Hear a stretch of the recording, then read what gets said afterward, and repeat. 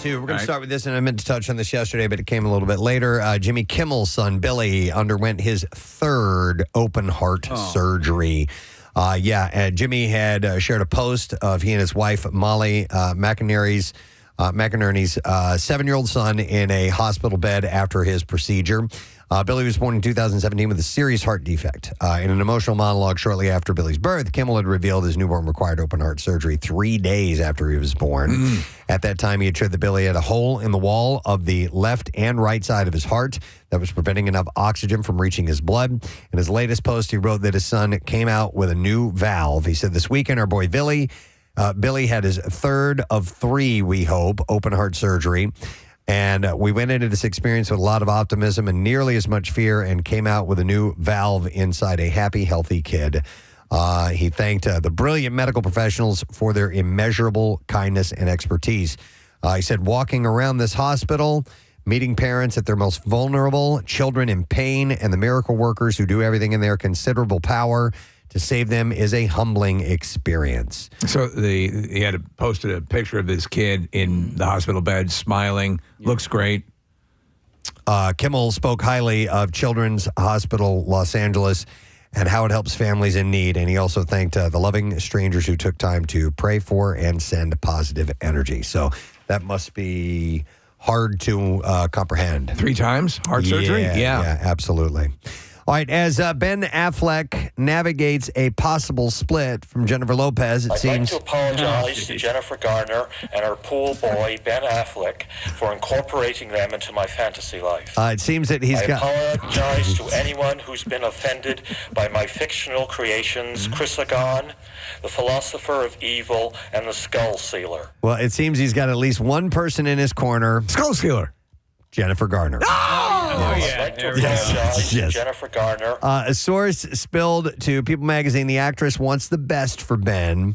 She wants this marriage to work with Jennifer Lopez. Absolutely. And wants him happy and healthy so that he can be the best dad possible for their 3 shared children. Tell me, am I the best dad possible? I will be. There have only been rumors of Ben and J-Lo facing issues in their marriage, but... the two have been spotted separately more and more lately, with Ben recently seen attending his daughter Violet's high school graduation without J-Lo, and that was the party. And Lopez and Affleck got back together, of course, 2021, married in 2022. Affleck and Garner, meanwhile, married in 2009, called it quits in 2015, and officially filed for divorce in 2017. Very tumultuous. Very tumultuous. So who is Jennifer Garner with now? Isn't she with some sort of millionaire inventor? Multimillionaire inventor? I think so. Invented an automatic... I've forgotten. I've mainly... fast food thing? Focused on Ben and Jen as of late. I know. Honestly, she saved his life. She got him into rehab, got him off the booze. Yeah. Back in 2020, Ben shared that it was important that his kids see their parents being supportive, even if they are divorced. I'd like to apologize. He says it's important for my kids to know that I respect and care about Jen, and she treats me the same way. So, yeah. Interesting. Yep, but she definitely wants him to make it work.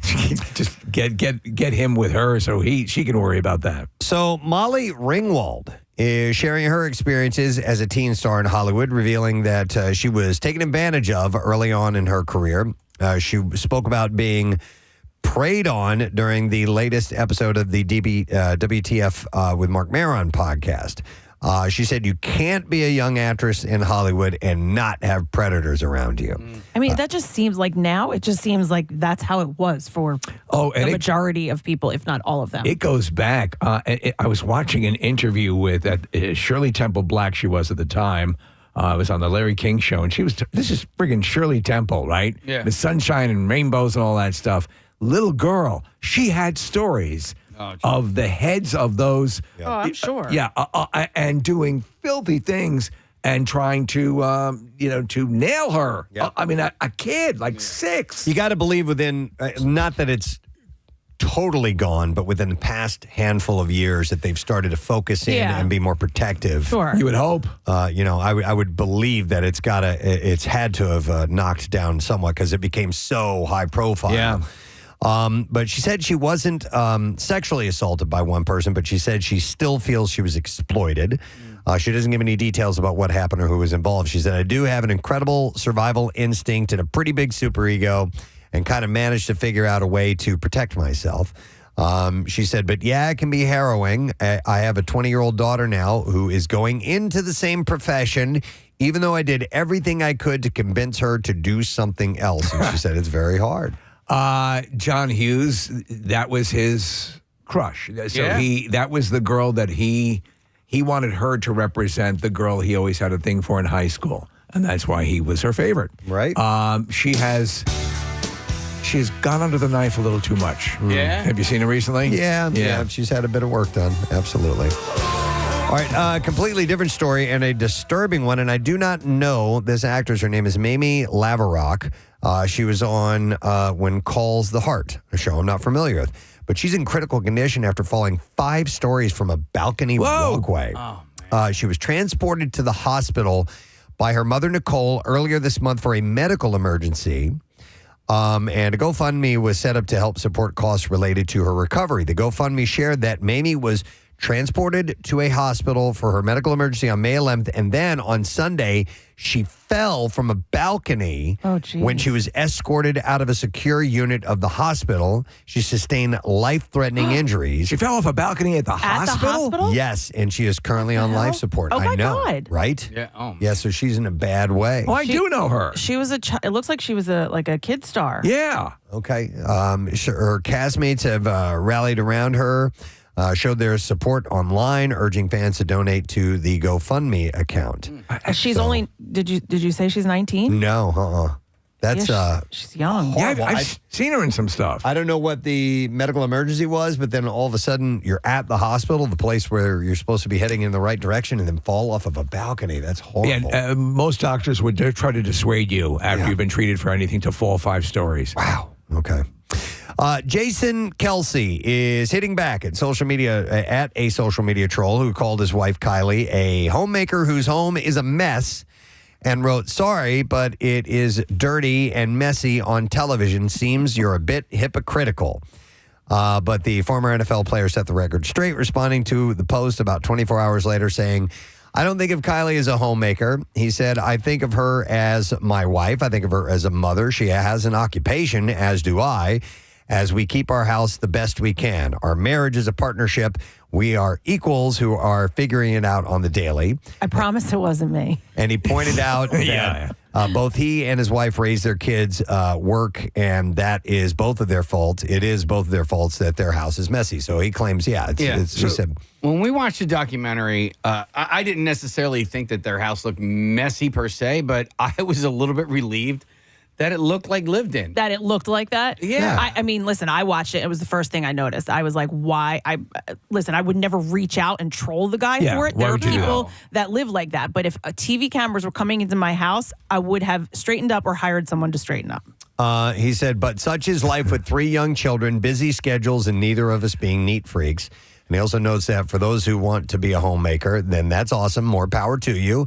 I want to be clear that I'm not downplaying that at all, but that is not our family dynamic. So. Right, the house is lived in. So, and they wanted to catch them in listen, I think it would look weird. Well, not your house if it was completely spotless all the goddamn time. Yeah. But I think for most people, every once in a while, you're going to catch it looking a little bit in disarray, right? It was a little. Yeah. It was more than disarray. Mine was. I didn't see it. But listen, there are people that was it a that live like pigsty? that. One of my best friends. That's how she lives. She is not neat. Her and her husband are exactly the same. We laugh. It's like why they're matched. And there's people like that. And when I watched that show, that's what I thought. I'm like, oh my gosh, they're just like them. Yeah, they're just like us. Some people's standards are a little bit different than on others, any given day of the week. What would we find in your house? Standards, stacks of stuff, things. Mail, I think of Kathy. Dead animals. I think of Kathy every now and then, like on our main island in the kitchen, which is the flow of the house. Everything goes in through the kitchen.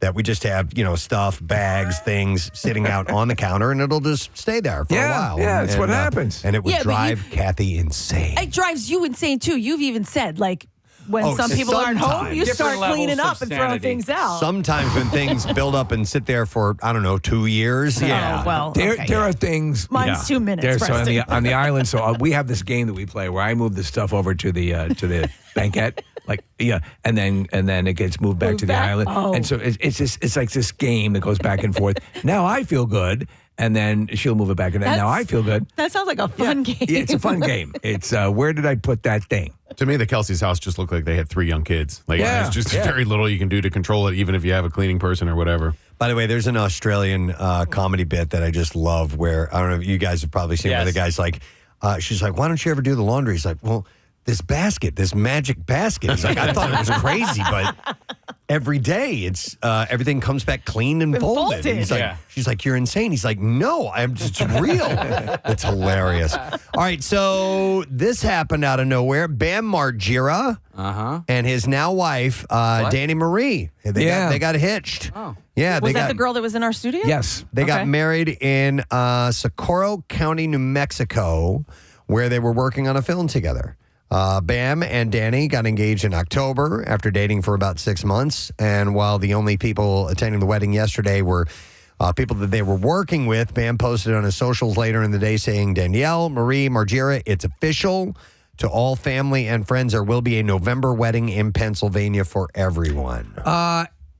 technically, is this his second wife or third? Third. I think right? he was Yeah. married to the Missy. mother of his child, right? Right. Yeah, well, he was married to Missy first. Right, They first. didn't have any children together, and then We went to second that one- wedding. Yeah, we were there. Yep. That's the one where who played? It was Iggy Pop. Iggy Pop. Yeah, the Stooges.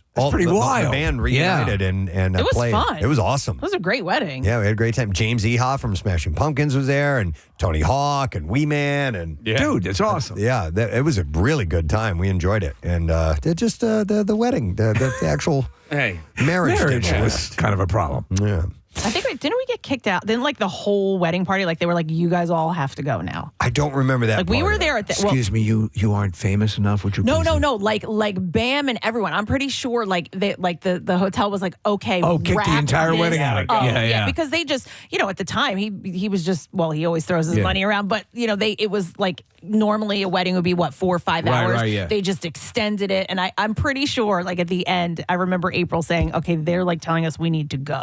Yeah, I wouldn't doubt it. I don't care how good the wedding is. There's a certain point at which they all just start to let's end this. Let's just wrap this. go. Let's wrap this reception up. Yep. So Mike Tyson had a medical emergency on an airplane over the weekend. He's doing great. We all know that. But many fans thought that this would impact his July 20th fight against Jake Paul. It's not. Jake confirmed it. In case you didn't see it, he tweeted, you love to make crap up before knowing the facts for clicks and likes. And then he wrote, nothing changed, #Paul Tyson. So with this little medical setback, it's not going to affect the fight. So the stadium that this is taking place at, I think, is 80,000 people. where is it to? I forget where case, but it's a large stadium. They're anticipating a complete sellout. It's going to be on. Yes, It's on Netflix. 80,000. that's what they're saying. Yes, Wow. 80,000. No, it's 100,000. 100,000 next year. Yeah, Oh, God. we Yeah. talked about it last month. It's where the Cowboys play. It's AT&T Stadium. Also AT&T, and it's Arlington. going to be on Netflix. Yeah. Wow. Do I have to pay extra for that? I would be curious about that. You would think It's that the night before the tour, Bend to the Shore. So Yeah. I'm not going to be up late. I mean, those fights don't start till midnight. right. I don't think I'll be awake. Okay. Damn. James Gunn seems to be hinting that a fan favorite villain is set to make a return in a future Justice League movie. When asked point blank if Deathstroke, who appeared briefly in Zack Snyder's Justice League, would ever return, James gave a sly wink online, literally. A fan had asked James to, quote, wink if he has plans for Deathstroke, and James replied with a simple winking emoji and nothing more. I'd like to see that. Deathstroke was last played by Joe Manganiello. And if he does reprise the role, that could be a surprise for fans because he previously shared that James told him to give up on playing the villain again, that it wasn't going to happen. I've dug Marvel over these last couple of decades or whatever, way more than DC, right? But I feel like DC has the two best superheroes in Superman and Batman. Right. Who do you think has the best villains? I mean, they're all kind of the same. You know what I mean? They're very similar in very many ways. I don't think you can beat Thanos, can you? I mean, like, as far as like arch villains go, and there's somebody building towards for several movies to get to me anyway. That's the ultimate villain. Even in Marvel, there are other villains that are. I don't know. Dr. Doom. Yeah, there's like Marvel villains a little bit. Yeah, better. I think a lot of them share a lot of the qualities that make a lot of the Marvel superheroes interesting, except they're complex. Yeah, I liked the X-Men. Yes, villains. I always thought they were pretty cool. Kathy, what's your take on all this? Oh, that. What you said. Yeah, clearly, whatever you said. He is just saying exactly what Kathy said earlier before the show started. You guys heard me. And he's passing I know. his own opinion. I wasn't going to say anything, but I'll let him have it. All right, thanks, Kathy. You're welcome. Yeah, I could hear Preston going, I'm trying to do show prep. Could you shut up about Marvel? Deathstroke is a major villain in the Teen Titans that they face on multiple occasions. A movie based on the superhero group is apparently currently in the works, but it isn't expected to start filming anytime soon. By the way, I purchased an Arkham game on Xbox 3 times because of friggin' Deathstroke. Oh, really? That boss battle was one of the... I mean, I broke 2 controllers, and we bought the game 3 times. Friggin' Deathstroke. Friggin' Deathstroke. All right, speaking of superhero stuff, Jeremy Renner continues to get his life back on track after his near-fatal snowplow accident. Part of that is getting back to work. He's already returned to Mayor of Kingstown, and now perhaps he has his eye on a bigger project. He said, I'd always jump into a Mission Impossible anytime and back into Brandt. It's great. And by Brandt, he means William Brandt, one of the main protagonists in Mission Impossible Ghost Protocol. But he hasn't appeared in the last 2 MI films. He says that his character was supposed to be in more of the films, but he stepped away to concentrate on being a dad. He said, I had to leave that. I was supposed to do more with them. And he said, I love those guys. I love Tom Cruise so much. We have so much fun. And I love that character a lot. And it requires a lot of time away. It's all in London. And I had to go be a dad. It just wasn't going to work out then. So we have a friend of ours who he lives in South Carolina. He works for Brooks. You guys know Dr. Toboggan. His real name is Dr. Chris. Toboggan, yeah. So he works for Brooks, the running company. Yeah. And I guess they did they're doing a documentary on his recovery from Jeremy Renner. Yeah. Okay. And I guess like Brooks maybe sent him a bunch of running sneakers and stuff like that because it's all about him like getting back into his legs underneath him and all that. I wasn't sure if you guys had seen any of those. Had not. Trailers. Do we have a sort of connection, a circuitous connection to Jeremy Renner through Dr. Toboggan? Probably not. It's worth a try. Yeah, it is. Yes, we know Dr. Toboggan. Who is this? Who is this? All right, we're ready for clips now, so let's roll them. On this season of Teen Mom Family Reunion, the couples left the kids behind and went to Colombia to focus on their relationships. And here, Zach Davis talks about getting away with his partner. For the most part, me and Shy, we get so tied up with working at home and dealing with the kids, and we forget that, we are a married couple and we need to focus on each other sometimes. So stepping outside of LA, being able to go international to a new spot, Colombia, and being able to work on our relationship and still have a little vacation and have fun. It was great. Thing sucks. Teen Mom Family Reunion airs tonight on MTV. That whole Teen Mom empire, like 9 different shows, the family reunions. I mean, it's insane. I never gave it a glimpse. Not even one time. Read the books. Because the whole, when that first came out, I'm like, really? Yeah. We are now glorifying teen pregnancy? Is that what we're doing here? That was the original conceit. Generally, it's a pretty bad idea. Right. Unless you're in a financially stable and loving relationship, you should probably hold off a little bit. They had 2 shows. There was Teen Mom and Crack Addicts for Life. Okay. And they went with Teen Mom. I would have watched Crack Addicts for Life. Here's our next clip. Fallen Idols examines the lives, careers, and relationship of Nick and Aaron Carter. And in this clip, Angel Carter talks about her twin brother taking his own life. Children's mental health is so important. And, we want to create a world where mental health is a vital part of every child's upbringing. Children need to have their innocence, and Aaron did not. He was working like an adult from a very young age, and he just wanted to be home. Yeah! Fallen Idols is streaming now on Max, by the way. And there you go. That is the last bit of entertainment news for you this morning. All right, so we have a lot going on today. Secret text word. If you have not entered yet, text word secret to 39333. Maury's Piers, we got a hookup for you. It is a pair of same-day ride and water park combo tickets. So get on that. We're going to go live on Fox Good Day this morning as well. And we have a couple in-studio guests, Mary Lou Henner and Richard Klein, who played Larry on Three's Company. They're stopping in the 9 o'clock hour because they do have a show at the Bucks County Playhouse. It's playing now through June 16th called Noises Off. We'll take a break and dive into all of it when we get back. Stay with us. Preston and Steve On 93.3 WMM.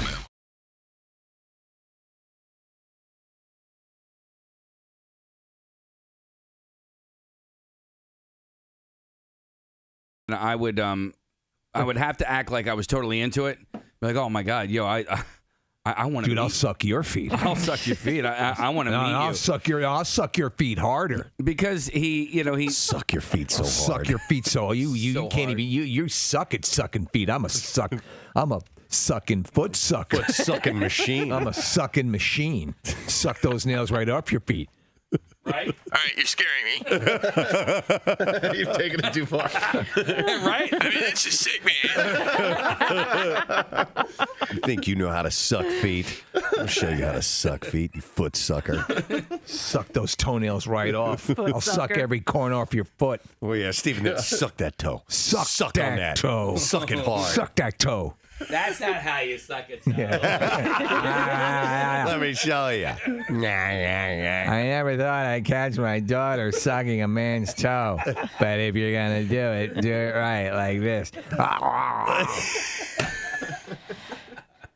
You foot sucker. You foot sucker.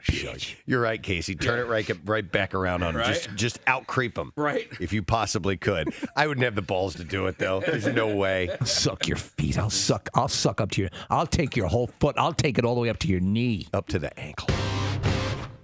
No, yeah, I'll catch up with you later about that. All right. Oh, hold up. What? Whoa. What are you doing? There's a Squirtle right there. A what? A Squirtle. A Pokemon? Is a Pokemon? Pokemon. Oh, yeah? Where is he? He's like. Where is he? Like right by your balls. Right by my. Right here? Yeah. Right there? Well, I got him? a little higher. A little higher? A higher. A little higher? A little bit. You Keep got going. him? I'll get him! Ow! Ow! Ow! Ow! Ow! Ow! Did I get it? You got him? Got All him. right. Yeah! Woo! It was Aaron Paul. Aaron Paul? Right. So he tweeted yesterday that he had done this thing on Siri, which suddenly took off. It became Yes, I want to hear this. Right. So if you ask Siri to divide 0 by 0, it has a very bizarre response. Okay. And we have the audio. All right, here we go.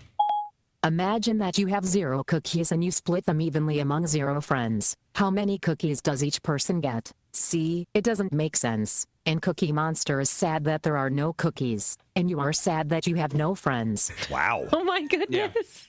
That's awesome. I love it. So I showed that to my kids yesterday. What are they doing? They got a big kick out of it. And then it works. It clearly works. So now my son does this thing where he asks Siri, "Hey, call me. Do the high, grandmom." Okay. And then. It's amazing. I don't know who you are, but you can tell me in Siri settings. Oh, I didn't do it right. That was good enough. Try it again. Try it again. Why don't you paraphrase what Siri will say? It'll say. Here, let me do it. Hey, Grandpa. Maybe try not yelling it so excitedly. How about I try this? One that we're familiar with and won't drive you crazy. I have my phone right here. Okay. All right. A common phone and that so I you might asked find in Siri, anyone's home. I asked Siri to say this. Yeah. All right. Hey, Siri, can you say, hey, everybody, it's good to have you on the Baba to ba to Baba Badu Gaga Bapadop. Who, me? And is that what happens? No, it will repeat it. But all right, so I guess my kids have this. Yeah, you whore. Yeah. That's what I thought. Okay. Yeah. By the way, Casey, why did you throw "Hey Grandma" in there? Because that's what my son was doing. Oh, Yeah. Have you ever asked it if it loves you? No, but I've. I haven't. Who, Siri? We're better as friends. It Really? responded. Yeah. Yeah. Hey Siri, do you love me? I'm still working on the grandma blah blah blah blah blah crap. All right. So anyhow, here we go. Here are a couple things. What is 0 divided by 0? You get an interesting answer. When is the world going to end? Tomorrow Is the one to ask. What does the fox say? Which is, the song. Beep beep beep beep beep. Yeah. Hi, Grandma. Grandma's here. I'll give you. It has the answers here. Yeah, go ahead. Read me a haiku. Or no, I'm sorry. That's not the answer. This is an interesting question. I asked you to do something for me. Well, I don't give a rat's ass. Read me a haiku, or I'll shut off your heating system.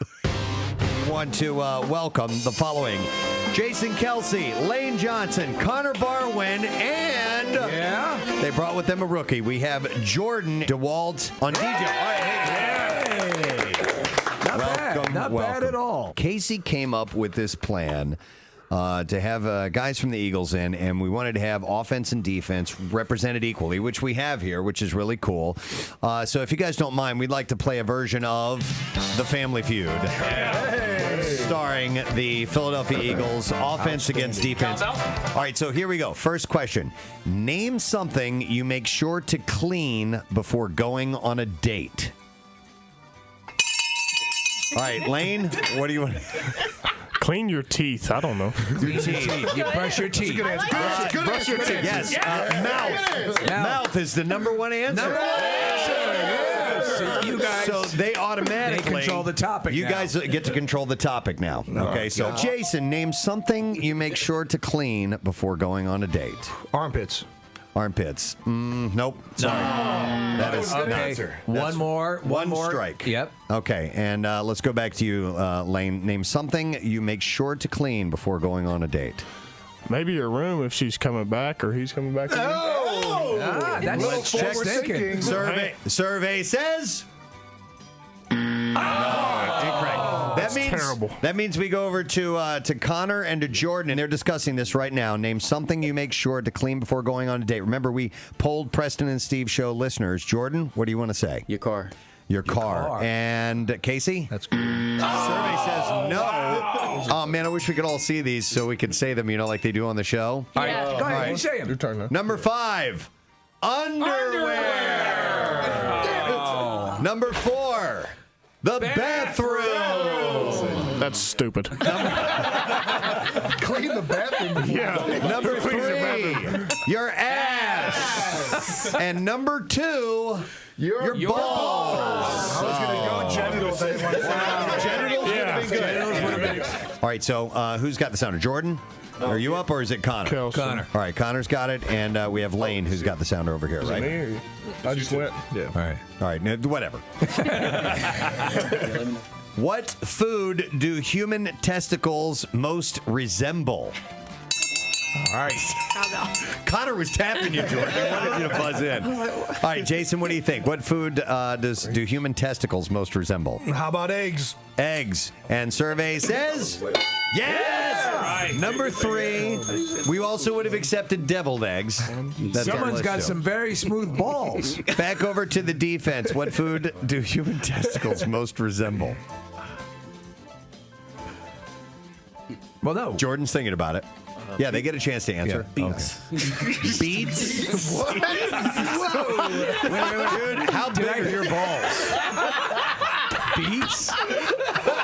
I mean, you are the And are they red? He might be right.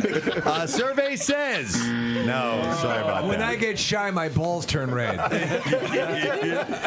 right, let's go back over to the offense and find out what are you guys thinking. Lane, this is your chance to answer. What food do human testicles most resemble? Plums. Plums. That is a good answer. Let's see what the survey says. No. Incorrect. I think plums is a perfect with plum. You know what? Correlation. That's technically. What? No. All right. No. All right. Then let's go back to. It's like that. Huh? To Jason. Yeah. Getting hosed. What food do human testicles most resemble? I'm guessing that was a fruit that we were. I'm gonna go grapes. grapes. And the survey says no. Incorrect. All right, back over to the defense. Guys, what do you think human testicles, or not human, human testicles. Hey, he's using his phone. My phone Google was no help. Think about the shape and size and what food might resemble that.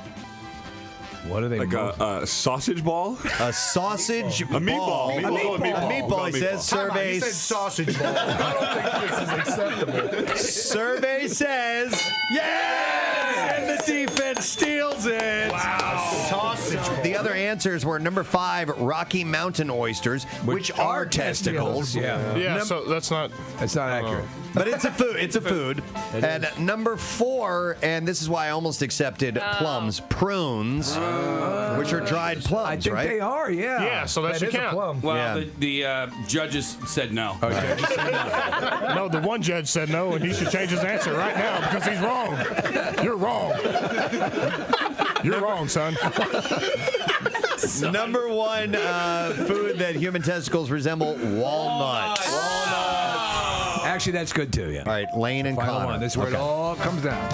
All right, here we go. Which Philadelphia Eagle is most likely to sleep with a teddy bear? Oh, okay. Lane jumped in right away. Who do you say? Say Jason Kelsey. Survey says no. This is according to the people that we surveyed. Let's go over to the defense. What do you guys think? Which Eagle is most likely to sleep with a teddy bear? Say John Dornbos. Dornbos. Survey says number 5 on the list. That is absolutely correct. All right. Who do you think are the people that we surveyed said? Well, I'm going to say Brandon Graham because his nickname is Teddy Bear sometimes. I don't know if people know that, but. All right, that's. Survey says no. Correct. 1 strike. We'll say Tim Tebow. Survey says Great answer. number 1 answer, Tim Tebow. Yes, that is correct. Great answer. Okay. There's still 3 up there. We'll say Sanchez. Survey says that's the number 2 answer. Correct, I just Connor. got to think about popular guys on the team. Oh, this is coming there. I'll say myself. All right. He says Connor Barwin, and survey said incorrect. Man. All right, Jason and Lane. What Eagle is most likely to sleep with a teddy bear? You can steal it here. I feel like we just got to pick the most popular. Most popular, yeah. Sam Bradford. Yeah. Bradford. Survey says no. And that means the defense wins. This is a highly contested result. We might have to escort him out. Over plums and prunes. The other answers were DeMarco Murray and Riley Cooper. Well, thanks for playing the game, guys. We appreciate it. Thanks for Jason, having us. Connor, Lane, and Jordan, who are here this morning. So Ian McKellen cannot be bought. He reveals in a new interview. Just placed a call to Chuck DeMarco. An interview with the Daily Mail. I can't be bought. He says that he rejected an offer to officiate Napster founder Sean Parker's wedding in character as Gandalf from Lord of the Rings. That's a little demeaning. For how much? $1.5 million. I'll put the suit on now. You're damn right you will. How can you pass that up? I mean, sure, it's below you, but it's $1.5 million. I'm afraid how about I'll get the suit now. Thank you, Kathy. Later on this morning, Mary Lou Henner and Richard Klein, who was on Three's Company, played Larry. Casey's super excited to meet him. Larry Dallas? You're meeting Larry Dallas? So am Plus, I. a ton of, well, you're huge. You have a was my job show. here because of Three's Company. I have a job, and also that was like my show with my dad. You know what I mean? Like that was what we sat down makes it special. and watched together. Yeah. So we're looking forward to having them around 9 o'clock. We'll get to that in a bit. In the meantime, it's time for my show, Totally Presbo. So Hi, Presbo. let's do it. Totally Presbo. Today, the 29th day of May, is National Flip-Flop Day. Are you a flip-flop fan? I have decided after this weekend Yes. that I'm never wearing any kind of sandals ever again. Get out! I hate them. I thought you were going to go the other way. I've tried What do you wear to the beach? so hard for years to enjoy wearing Any type of sandal. Screw flip-flops, period. Okay, I good. hate them. But even regular sandals, for years, I bought Birkenstocks. I bought other different kinds. And this past weekend, and I'll tell you why. Okay. I'll show you why. All right, I want to know. Let me take my shoe off. All right. And I'll show you why. Okay. What happened? So I have to hold my foot up, Kathy, for you to see it. But I'm walking back from one of our chairs broke. Okay, so I walk all the way out to our spot. You know, the beaches in Wildwood are gigantic. Right. And then the chair breaks. I'm like, I'll walk back to the house. I'll get another one. So I do that, and I walk back and forth, and I realized some sand had gotten underneath one of the straps of my sandals, and it just, you can see. Wait, let me see the scab? I hate that.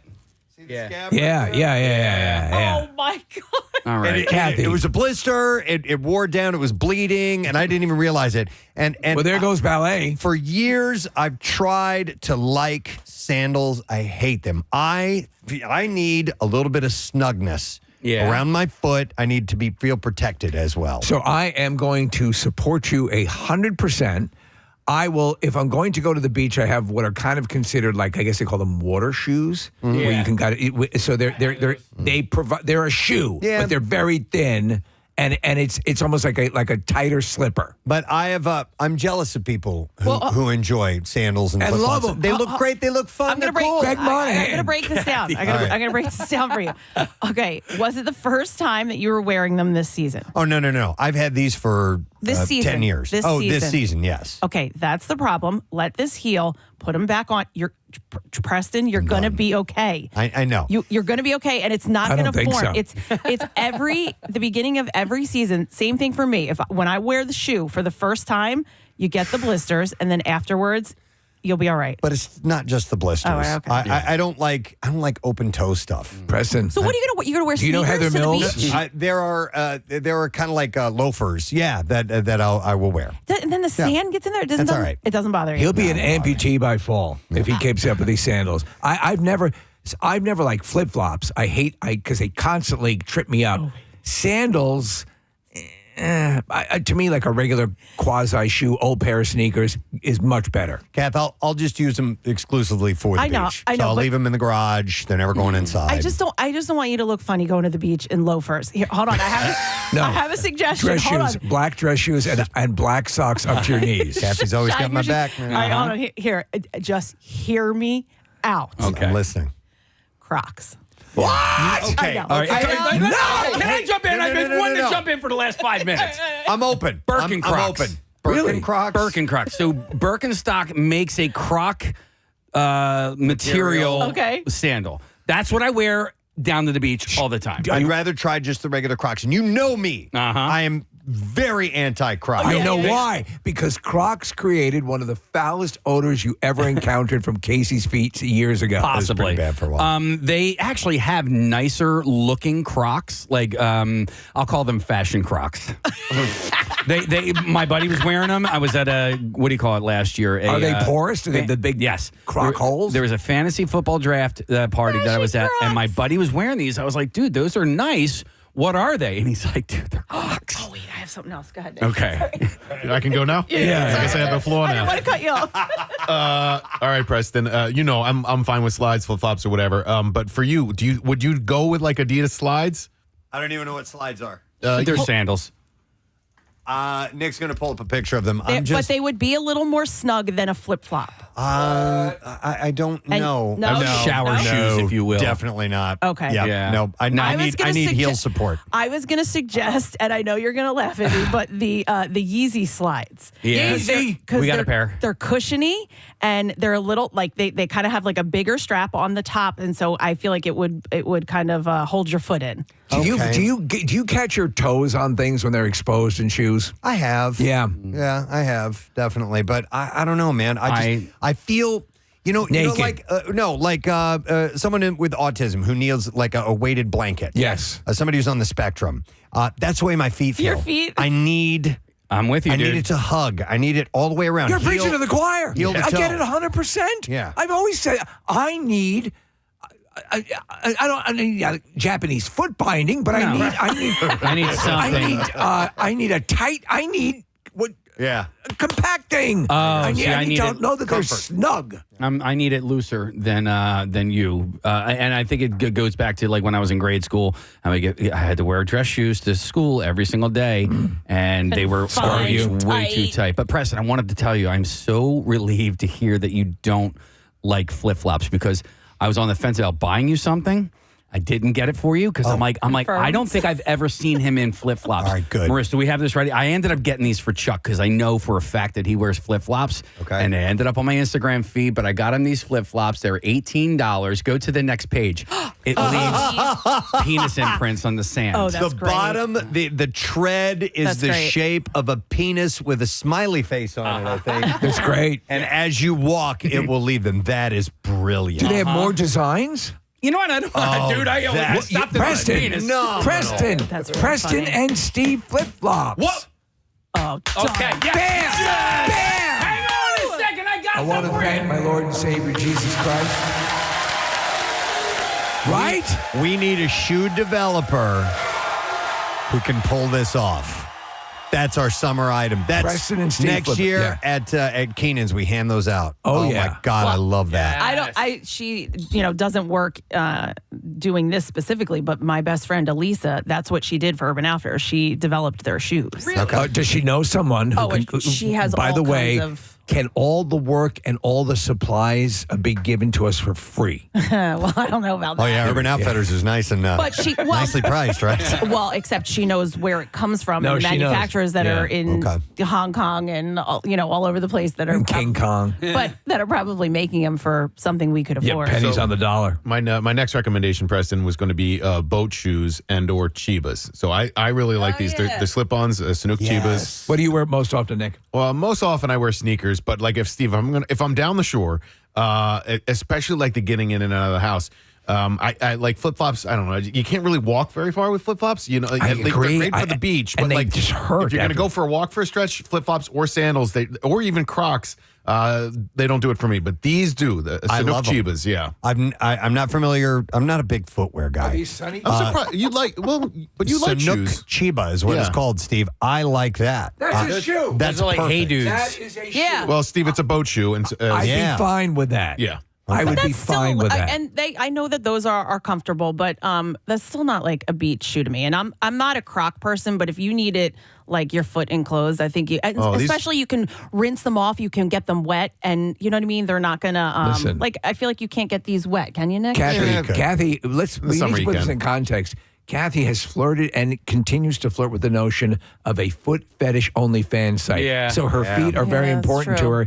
her. And the thing is that, and I agree with you, Preston, wholeheartedly about feeling that it's an actual shoe. So, Nick, what is the name of that? Sanuk Chivas. And I think that they are a Chivas. beach shoe, Kath, because I like wearing them down the shore because they're casual, because they're summer feeling, and I know, Casey, but like kind of they fit your qualities of a little bit of snugness on top of all of it. But you have to remember, Preston hates the disgusting smell. Something like this, if you have to, Do they stink? rinse it. Well, no, I think because they're a fabric, Steve. Oh, yeah. No, but the Crocs are all rubbery and they stink up a storm. Yeah, But you can wash them. But Kath, I'll be leaving them in the garage. I'll be wearing them out to the beach. Out to the beach, Yes. I'm not going to smell anything. That's you know what I exactly mean? right. So, I just think you need a beach shoe. You're a beach guy now. You got a beach house. You need a beach shoe. You know, beach Preston, shoe. Yeah, you can't go with. I don't not, like the but not loafer a, idea. But not a sandal. I mean, yeah, no, okay. that's what I'm saying. I think Crocs? that as much as I don't really love Crocs, I think that might be the way to go for you. just in I'll case try. we have a Sequoia video shoot today, I bought us matching Hawaiian shirts, Preston. I actually bought a did? Hawaiian shirt with me today. Yeah. Yeah. It's in the office right now. Let me go to, hang on a second here,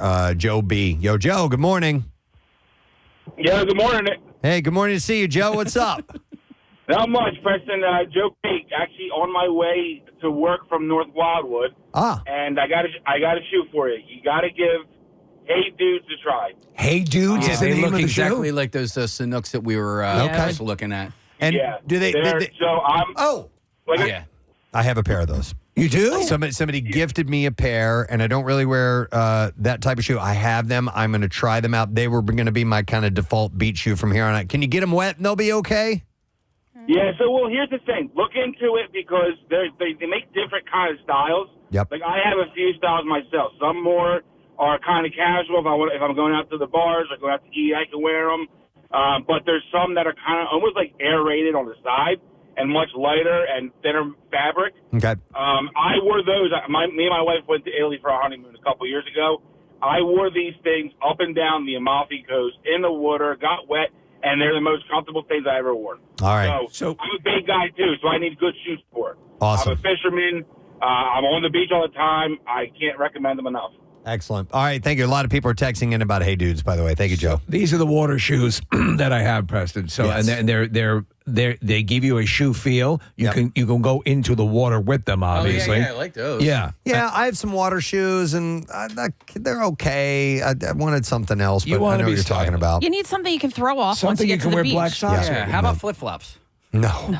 No, right? But you want to take your shoes off when you get to the beach, right? Yes, Yeah. absolutely. By the way, today, the reason we're talking about it is National Flip-Flop Day, and apparently Americans spend more than $2.5 billion, or they did when this study was done in 2017. And there's a company, one of the most popular flip-flop producers in the world called Havaianas. Yeah, and they sell more than 150 million pair of sandals every year. I actually, it's kind of like a fear of flip-flops. And that's why I don't wear them.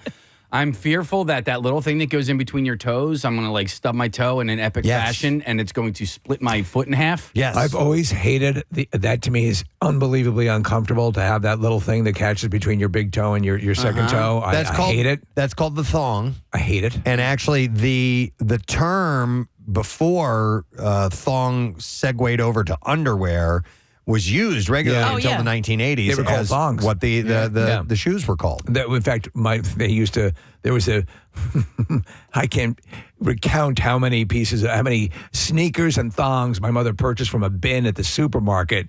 You look for your size. But yeah, thongs, that's what they listed them as. Can't you still get flip-flops every year at Old Navy for like $1 or whatever? Don't they do that dollar sale? They do like a dollar sale. However, Preston would hate them. They're not the great. They're a dollar. Right. For $1 you're not getting quality? They're not the best quality. Steve, when you get them for the year. Maybe they last the summer, and then that's it. You don't need them any longer. So Preston, here's the Yeezy slide. Does that mean you have to support Kanye? I need heel support, Kat. Yeah. I need something around the heel. You want something around the heel. Okay, yeah, so which is you're why out on the slide. Crocs have that little thing, that little spoiler. Yeah, we call it pops up sport in there. mode. In case you're running too fast. Put it in sport mode. In sport mode. That's what me and Seamus would do.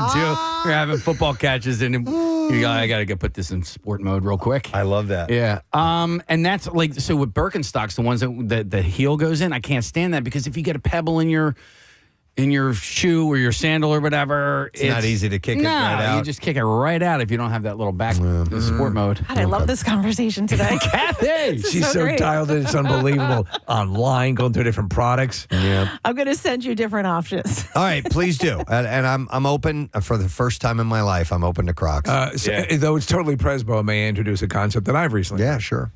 Are ankle socks now over? Oh, I don't saw know. that pop up on a couple of What? sites. Yeah, the that socks ankle socks are now considered where, like, I just started embracing them a few years ago because I like them. I'm wearing them right now. I'm wearing them right. Okay, so like where you can't really see them in the shoe. No, I don't wear those. You go a little higher. Yeah, that's what I do. The kids are they're all wearing. Oh yeah, no, Preston. What? They're higher now.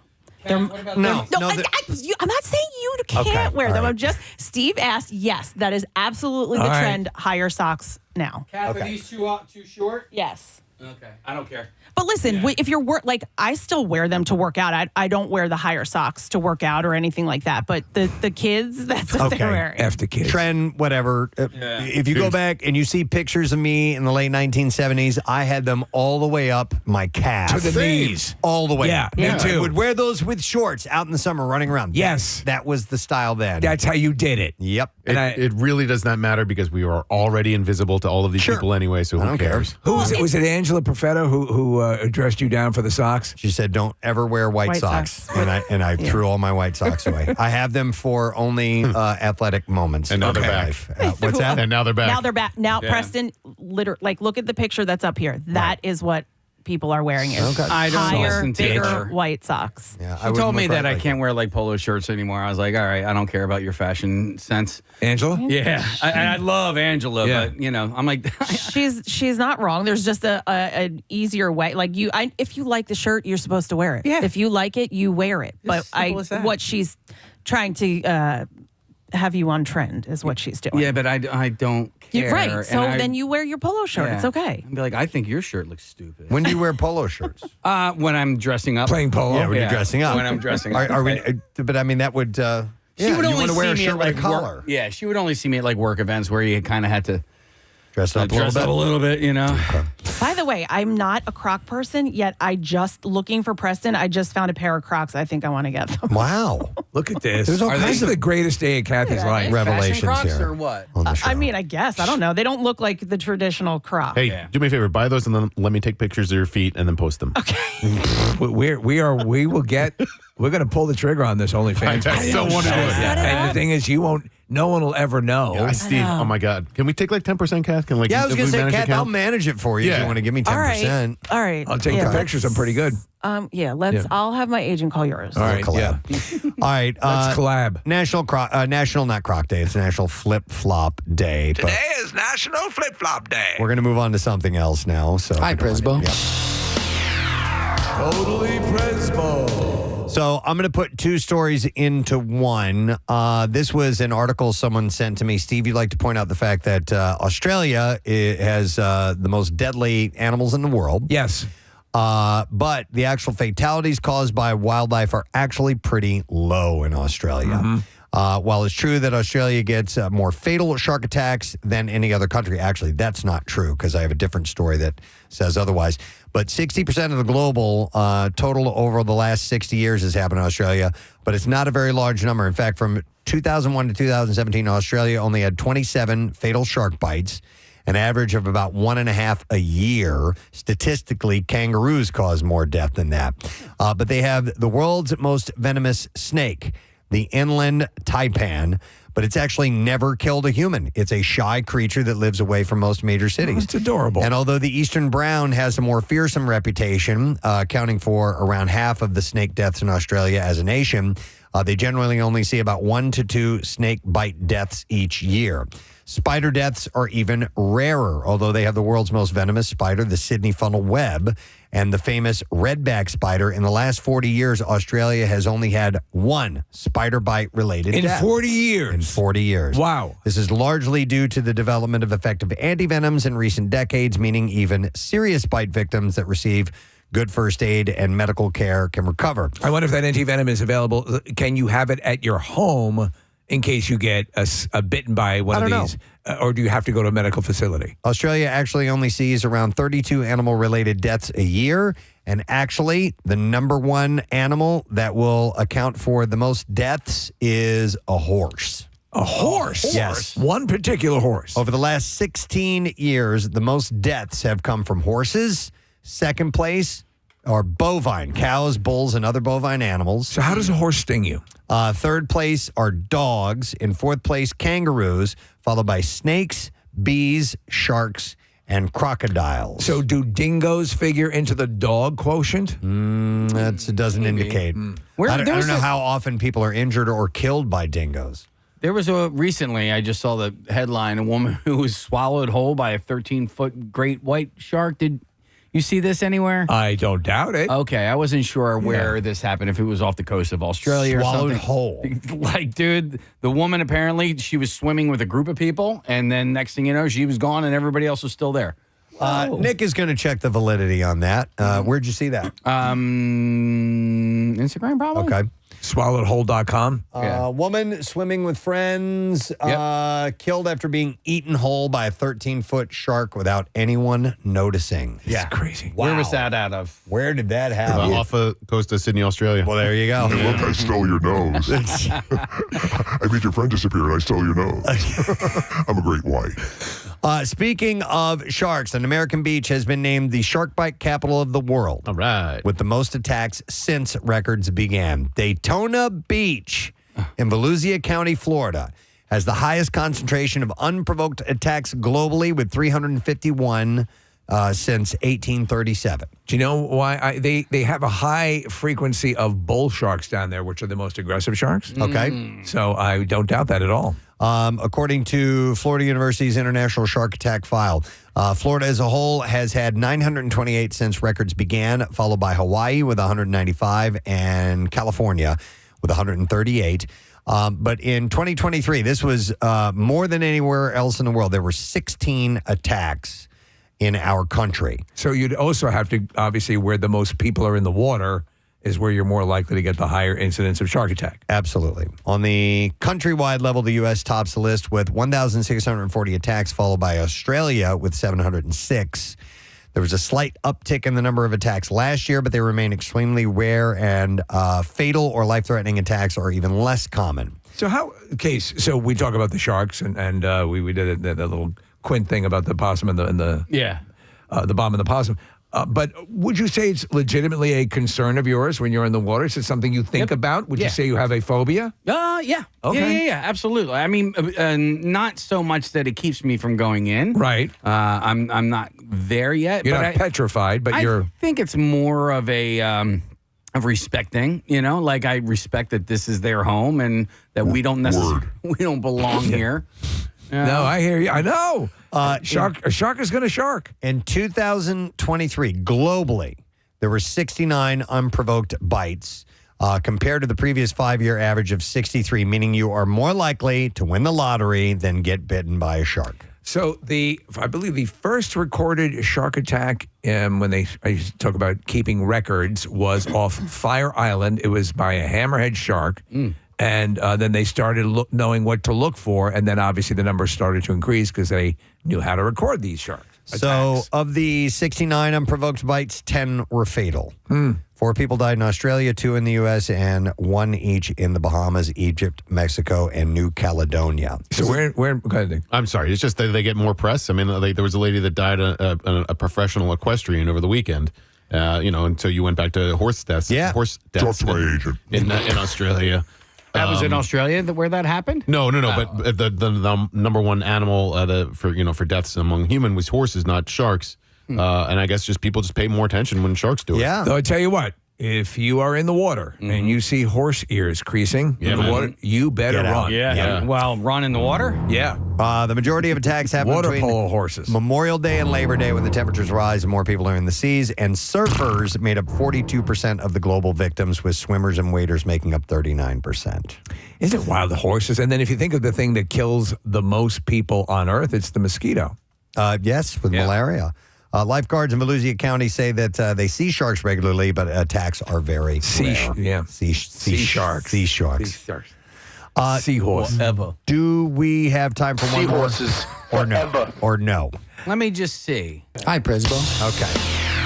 Totally Presbo. I have to do something that's kind of quick because we're going live on Fox Good Day in just a moment, and we'll squeeze this last one in. Okay. How about no? Let's see. We don't have to. How about this? No, I'll do. Excuse me. Collectors will pay a premium for unique coins or rare banknotes. So if you've got any $1 bills lying around, you may want to examine them closely before spending them, because they could be worth thousands of dollars. Ordinary dollar bills have their own individual serial numbers. However, in 2014, the Bureau of Engraving and Printing made a rare printing error that resulted in millions of $1 bills with duplicate serial numbers entering into circulation. Although these special pairs of $1 bills with matching serial numbers were initially printed in Washington, D.C. and Fort Worth, Texas, they could be anywhere in the world after a little more than 10 years in circulation. But it's important to note that the misprint doesn't make these dollar bills unusable, and they're probably not worth more than $1 on their own. However, if you manage to find a matching pair, you could earn thousands from collectors. A pair of $1 bills with duplicated serial numbers sold for $2,348 at an auction. Has anyone achieved this? Yeah, it sold at auction. Does it have to be in mint condition? It doesn't say in this case, but I would imagine the better condition, the more it's going to be worth. That amount of work yields you just $2,000? Yeah, they just found $2 bills that matched. And another pair sold for $7,200 at auction in 2020. And we're talking about a $1 bill, you know? So here's what you look for. First, you want to locate the series date, which is found near the picture of George Washington, and it must read Series 2013. Then make sure the bill has a B, Federal Reserve seal, above the serial number. And finally, check that the serial numbers ends with a star and falls between 1 and 250,000, or these numbers are a little bit boring. You'll have to look. If you're really interested, you can look this stuff up. There's a little more than 6 million of these misprinted dollar bills in circulation. Did you ever collect coins? I did. Yeah, and how elaborate did your collection get? Oh, not that great. It's too hard to do. What was the most valuable coin that you had in your collection? I was a kid, so I don't know. But my family used to save pennies, like in a gigantic jar. And every now and then we would go through them and we would pick out the wheat pennies. Do you remember the wheat pennies? Not familiar, no. Yeah. So instead of on the back, you don't have the Lincoln Memorial.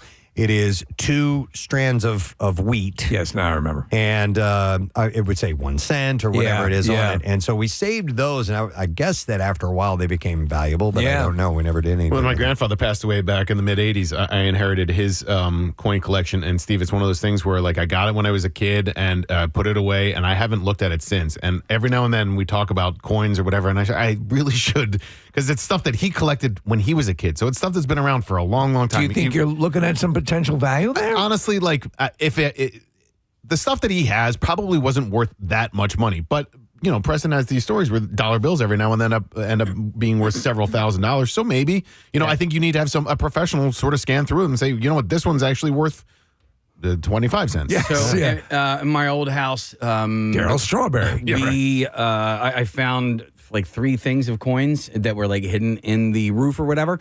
And Nick, same thing. These were all from way, way, way back when. And I spent a couple of nights just kind of going through everything. There were some things in there that were of value. I think it was in like a coin collecting book with the slots for the separate coins? No. They were in like mason jars. Oh, mason jars. Okay. Yeah. So I don't know if it was an adult or a child that was collecting them, but they hid them, you know. It was a couple $100 worth of coins in there. I had some things. I had like some old quarters from the 60s that were made that didn't have any mixture of the the metals you could see on the side that was all one color. Right. I got obsessed with those for a stretch. Yeah. You have to like. I mean, listen, this country had gone through a lot of stuff over the last 100 years or so, and so there were. My dear wife, our coins have come through a lot of stuff over the past few years. There was remember the big thing for a while, Case, was the state quarters. Yeah. Well, so my mom has a bunch of those, and specifically Delaware quarters, because, and look this up because she keeps saying this, and I just believe it because she says it, but the Delaware quarter, obviously it's worth 25 cents, but it's worth $1. Or they might be worth 50 cents right now. And so anytime I get a Delaware quarter, I always give it to her. We had some Miss Liberty silver dollars. We used to collect 50-cent pieces. You don't really see those anymore. It's such an elaborate thing, and the people who are into it are so into it. Yeah. It just seems like a hell of a lot of work. Look, those Sacagawea dollars. Those existed for a little while. I like those. Those gold. They were about the same size of a quarter. Yeah, Preston, are these the silver ones that you're talking about? Yeah. So they were Depression era. So it was 1929 to 1941, and when you looked at them on the side, they didn't have that copper banding around. Correct. And I collected those for a long time. And there was also what I was saying before. This country going through stuff. I guess maybe there was a nickel shortage during World War II, and so there are nickels that were printed during that time that were not like totally nickel. Totally nickel. But those are worse. Yeah. Okay. Yeah. Nice. All right. Well, keep an eye out for these dollars. If you want to do the research, you can find out about them online because the numbers are a little bit too much to get into here. But they are. There was a misprint in 2014. All right. That's it for Totally Presbo. So bye. Hi, Presbo. Bye Presbo. Where's Bye Presbo? It's somewhere else. Oh, we don't have it right now. No, I don't have it ready. Okay. For you right now. We'll just go like this. Hi, Presbo. There you go. We'll take a break, and we'll come back in a moment, and we will go live on Fox Good Day. So don't miss that. And don't forget, secret text word. We got tickets for the Maurice Pierce same-day ride and water park combo. Text now, secret 39333. We'll be back in a moment. Preston and Steve on 93.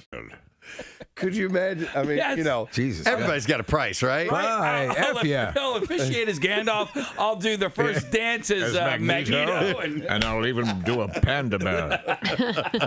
I'll do Kung Fu Panda if you want. I don't give a good goddamn. That's good money. Ian says I was offered $1.5 million to marry a very famous couple in California. Yeah, a couple. which I would perhaps have considered doing, but I had to go dressed as Gandalf. So I said, I am sorry, Gandalf doesn't do weddings. Well, why not do it and then donate that money to a charity? Listen. That's a great idea. No, keep the money. Okay, donate. And donate the wedding to charity. And no, because here's the deal. I mean, it's just the act of dressing up for you. That's the whole thing, as opposed to for an audience or for a review or something, or a piece of art. Right. That's where his beef is, I think. So is the fear that if he does it for Sean Fanning, he has to do it for anybody else that has $1.5 million? I don't know, maybe. He said, I don't go. It is an honor for Gandalf to officiate the wedding of the situation. Many years when we first saw you in your abdominal muscles on the Jersey Shore, we were all moved with your daily ritual of gym, tan, laundry. But as time progressed, you fell in love with Sophia. And now you two shall enter into the holiest of unions. May we have the one ring. I'm so glad Mike D is here, and Snooky, and even Puck showed up from an earlier TV show. Wow. Oh, God. That would be weird. Yeah, I could see where it'd be a little demeaning. If they make him drive, if the word was he had to literally show up in costume, or maybe they could set up a place behind the, in the alleyway. He would have had to have been me with my my socks on going on. God damn it! Why did I agree to this? I can't get this thing that hooks in the back. Yeah. It's like 90 degrees, and he's wearing this full robe. My balls are swimming. So we had a funeral to attend earlier this week, and my entire family cut the line. Your entire family cut the line at a funeral, at a viewing? Yeah, at a viewing, yeah. So let me just set it up for you. Let me tell you exactly what happened. You have a decent-sized family. Well, so it was, so hear me out. I know what happened. I'm Kathy Romano. No. Could I get a seat closer to the coffin, please? No.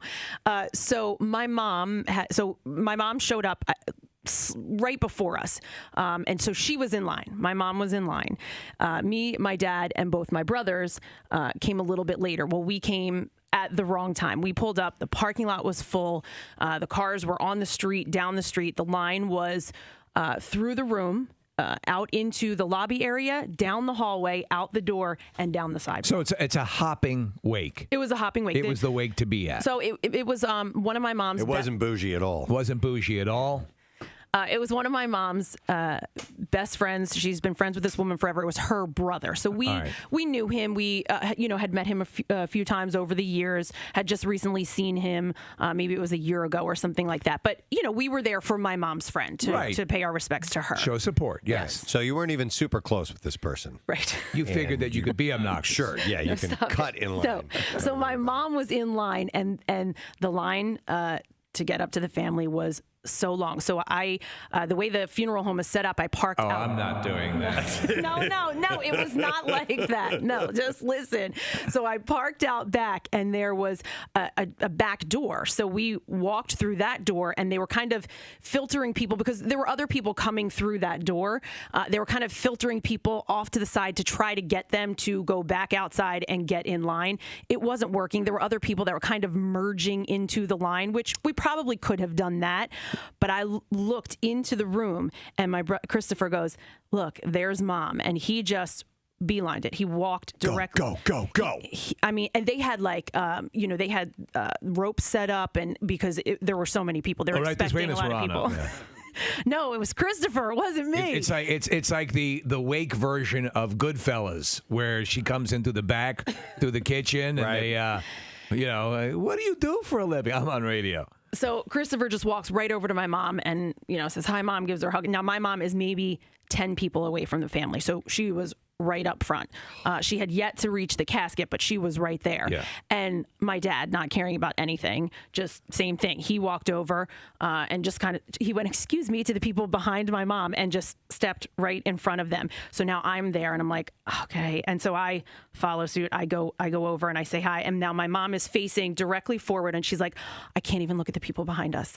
I just can't. She was like, she's mortified. Mortified. And I'm like, I'm going to go sit in the chairs. I'm not going to wait in line so that all three of us have now, butted in line. I'm going to go sit at the chairs. So I went over, I sat at the chairs. And then when they got up to the family, I just snuck over and I got in. I said hi to my mom's friend and all of the other family members. Now we're finished. We said hi to the family, paid our respects, and we're now exiting. And they have a line set up for the people exiting.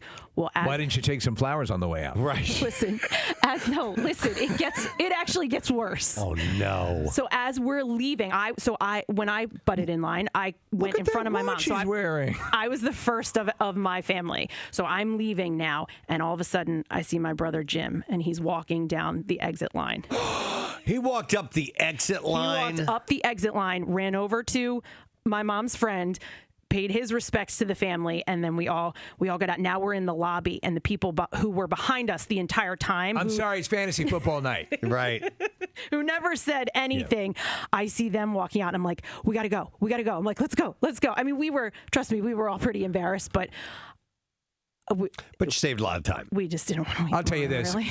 Khloe Kardashian has a thing for basketball players, of course, her soon-to-be ex-husband. I just love them. Lamar Odom starred for the Los Angeles Lakers, and now her ex-boyfriend James Harden and Rashad McCants were also NBA players, and it looks like Kardashian has hooked up with another. She was spotted vacation in Cabo San Lucas with... Yoo-hoo. With... You're a cutie. What's your name? Yoo-hoo. An avalanche starts.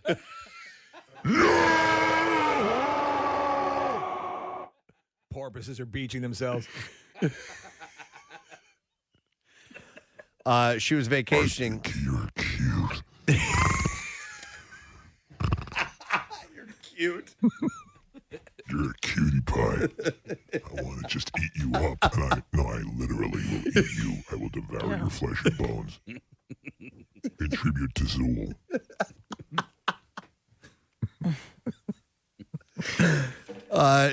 She was in Cabo with Tristan Thompson of the Cleveland Cavaliers. Yeah, I say this with all due respect. If you have had the checkered history with basketball players that she's had, as the family's had up to this point, right? Maybe deviate from that a little bit. But she needs big guys because she's a big girl. True. You know what I mean? Well, then get who's the guy from Game of Thrones? Oh, the Mountain. The Mountain. How about that dude? Yeah, that dude is big. He's big. 3-3 WMMR. Terms for the workplace. First of all, welcome. Welcome. And, Morning. It's called busy bragging. So who on your crew over there is constantly talking about how stressed they are, how busy they are? Oh, God, I'm just so busy all the time. We're in radio. We don't work. Maybe that's a TV thing. Who would you say? And setups and things?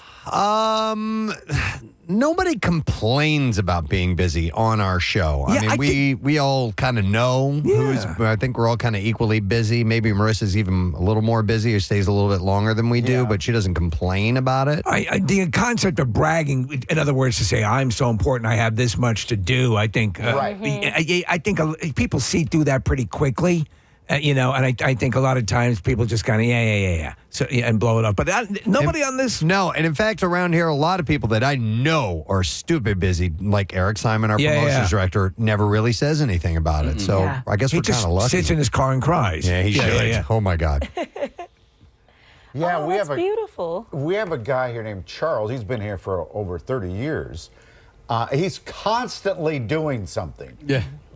because he basically runs the building, manages the building. Operations manager. I've never heard him complain once. There you go. All the years I've been here. But you know what? I do know the type. I have been around people who are just, I got to blah, blah, blah, this and that. And sometimes I understand that they are busy, but they're very open about it, and they want you to know that they're busy. Almost to make you feel like you're less productive. Kind of like How that. are you not as busy as I am, you freeloader? Mm-hmm.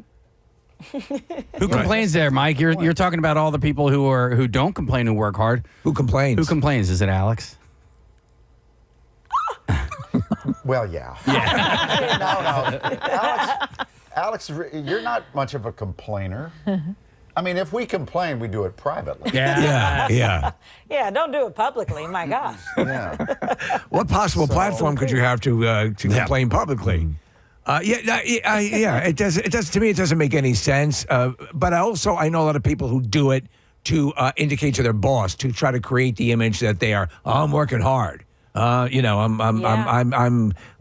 overwhelmed, and a lot of times I think that just rings as false. Yeah, Mike and Alex, let me ask you guys this, because if you complain if we complain about our jobs, it just does not look good. It's we have great jobs. We're lucky to be able to do what we do. I'm sure you guys feel the same way. So if and when we ever actually feel that way, we keep those feelings to ourselves, especially on air.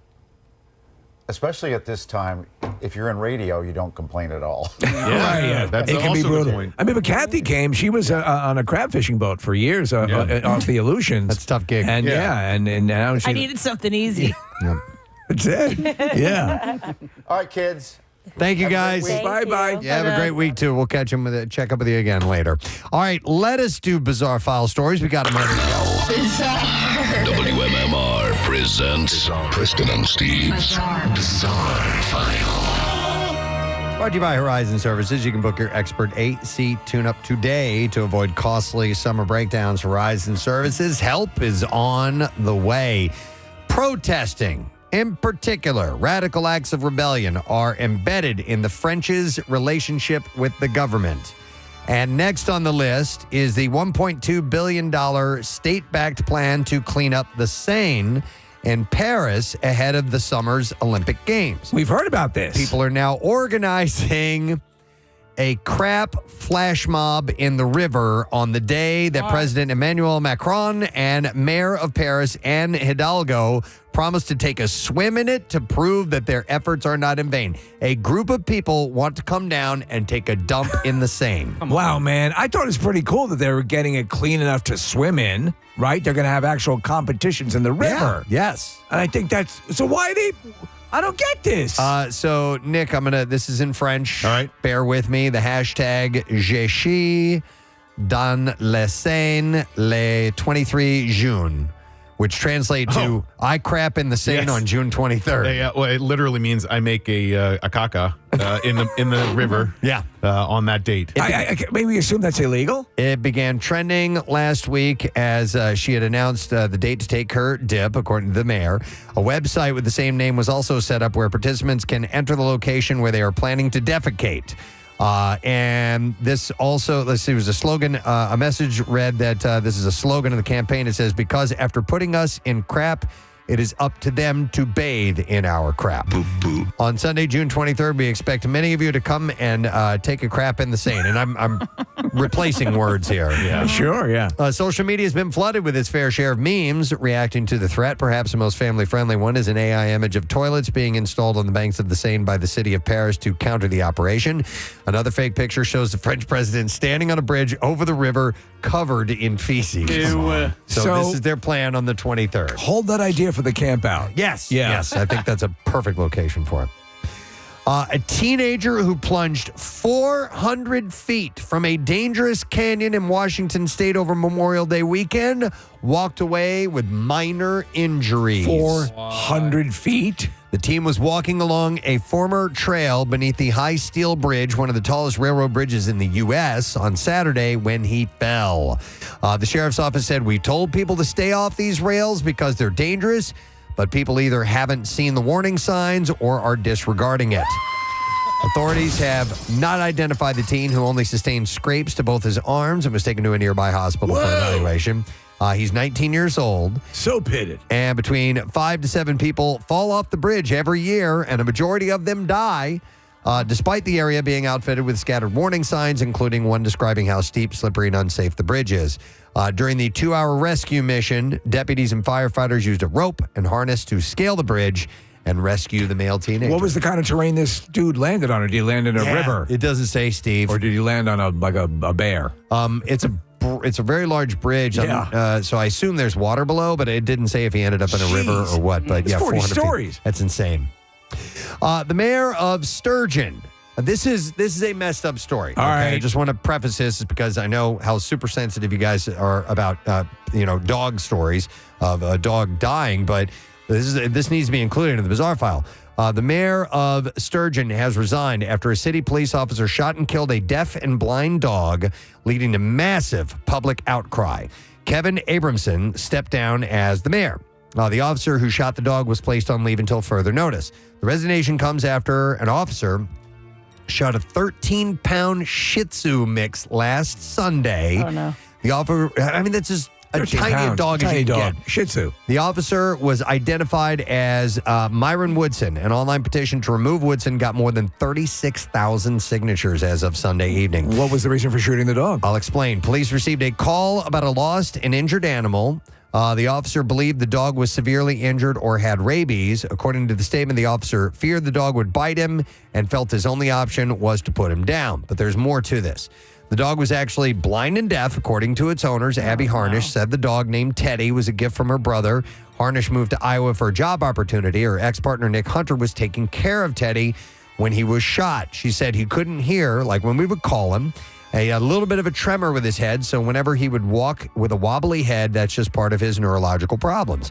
Hunter had confronted Woodson after he shot the dog. He shared a video of his interaction. In the video, the officer is heard saying, "I don't enjoy shooting dogs. I'm sorry this happened." The officer said the dog appeared sick. Hunter is heard asking, "So you're putting the dog out of its misery?" And then the officer replies, "What am I supposed to do? We don't have a freaking animal control." Hunter said, Wow. The officer just seemed to not have any remorse, and he seemed almost entitled. That is how he justified in his actions. He didn't really sympathize on how I felt. And in the video, the dog is seen signing, correct? No.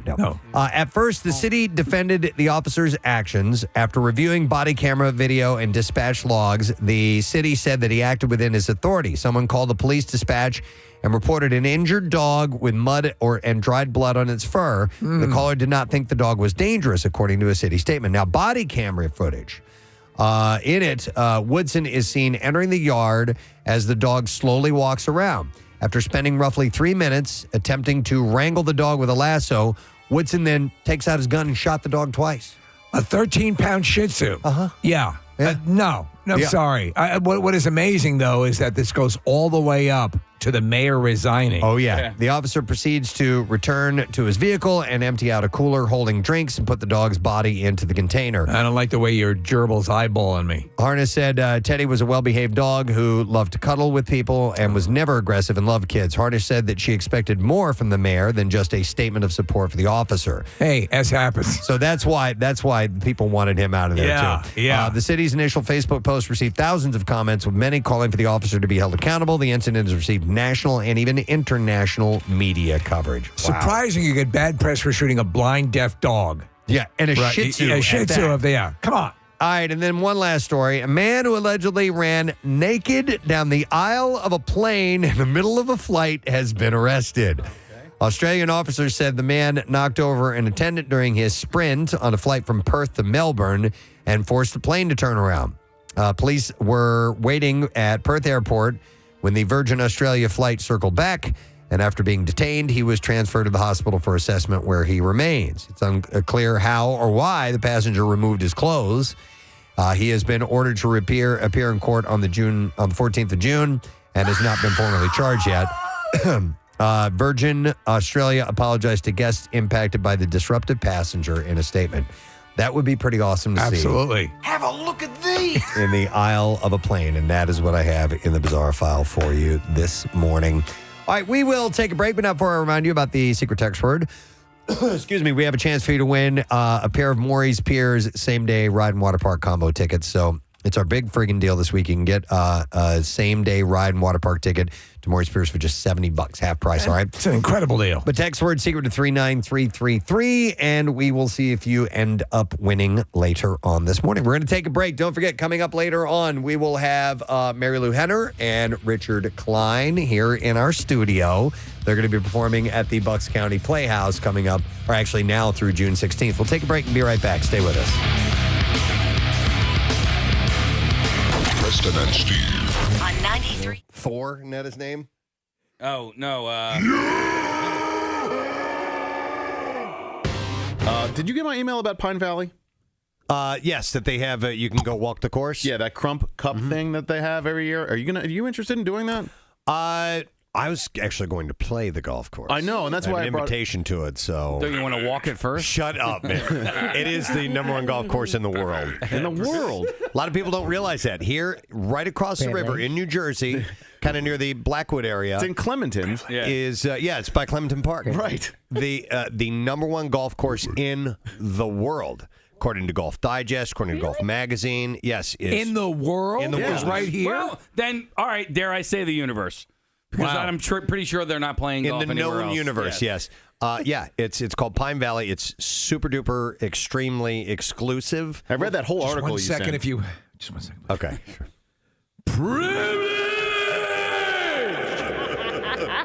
I've been invited by somebody who knows a member there. And don't you want to walk it first, maybe? We were supposed to play like a month ago. Oh! The day before. Oh, Steve, I got something. The day before I was supposed to play, I got a text from them that said that there was a work emergency and I couldn't go. And You were so excited. I'm not even making this up. I'm not saying this figuratively. I literally was having a dream about it the night before. I was that stoked to go. Steve, and it hasn't come together yet. So is this the privilege approaching? Privilege. Privilege, privilege. Privilege, privilege, privilege, privilege. Privilege, privilege. Privilege.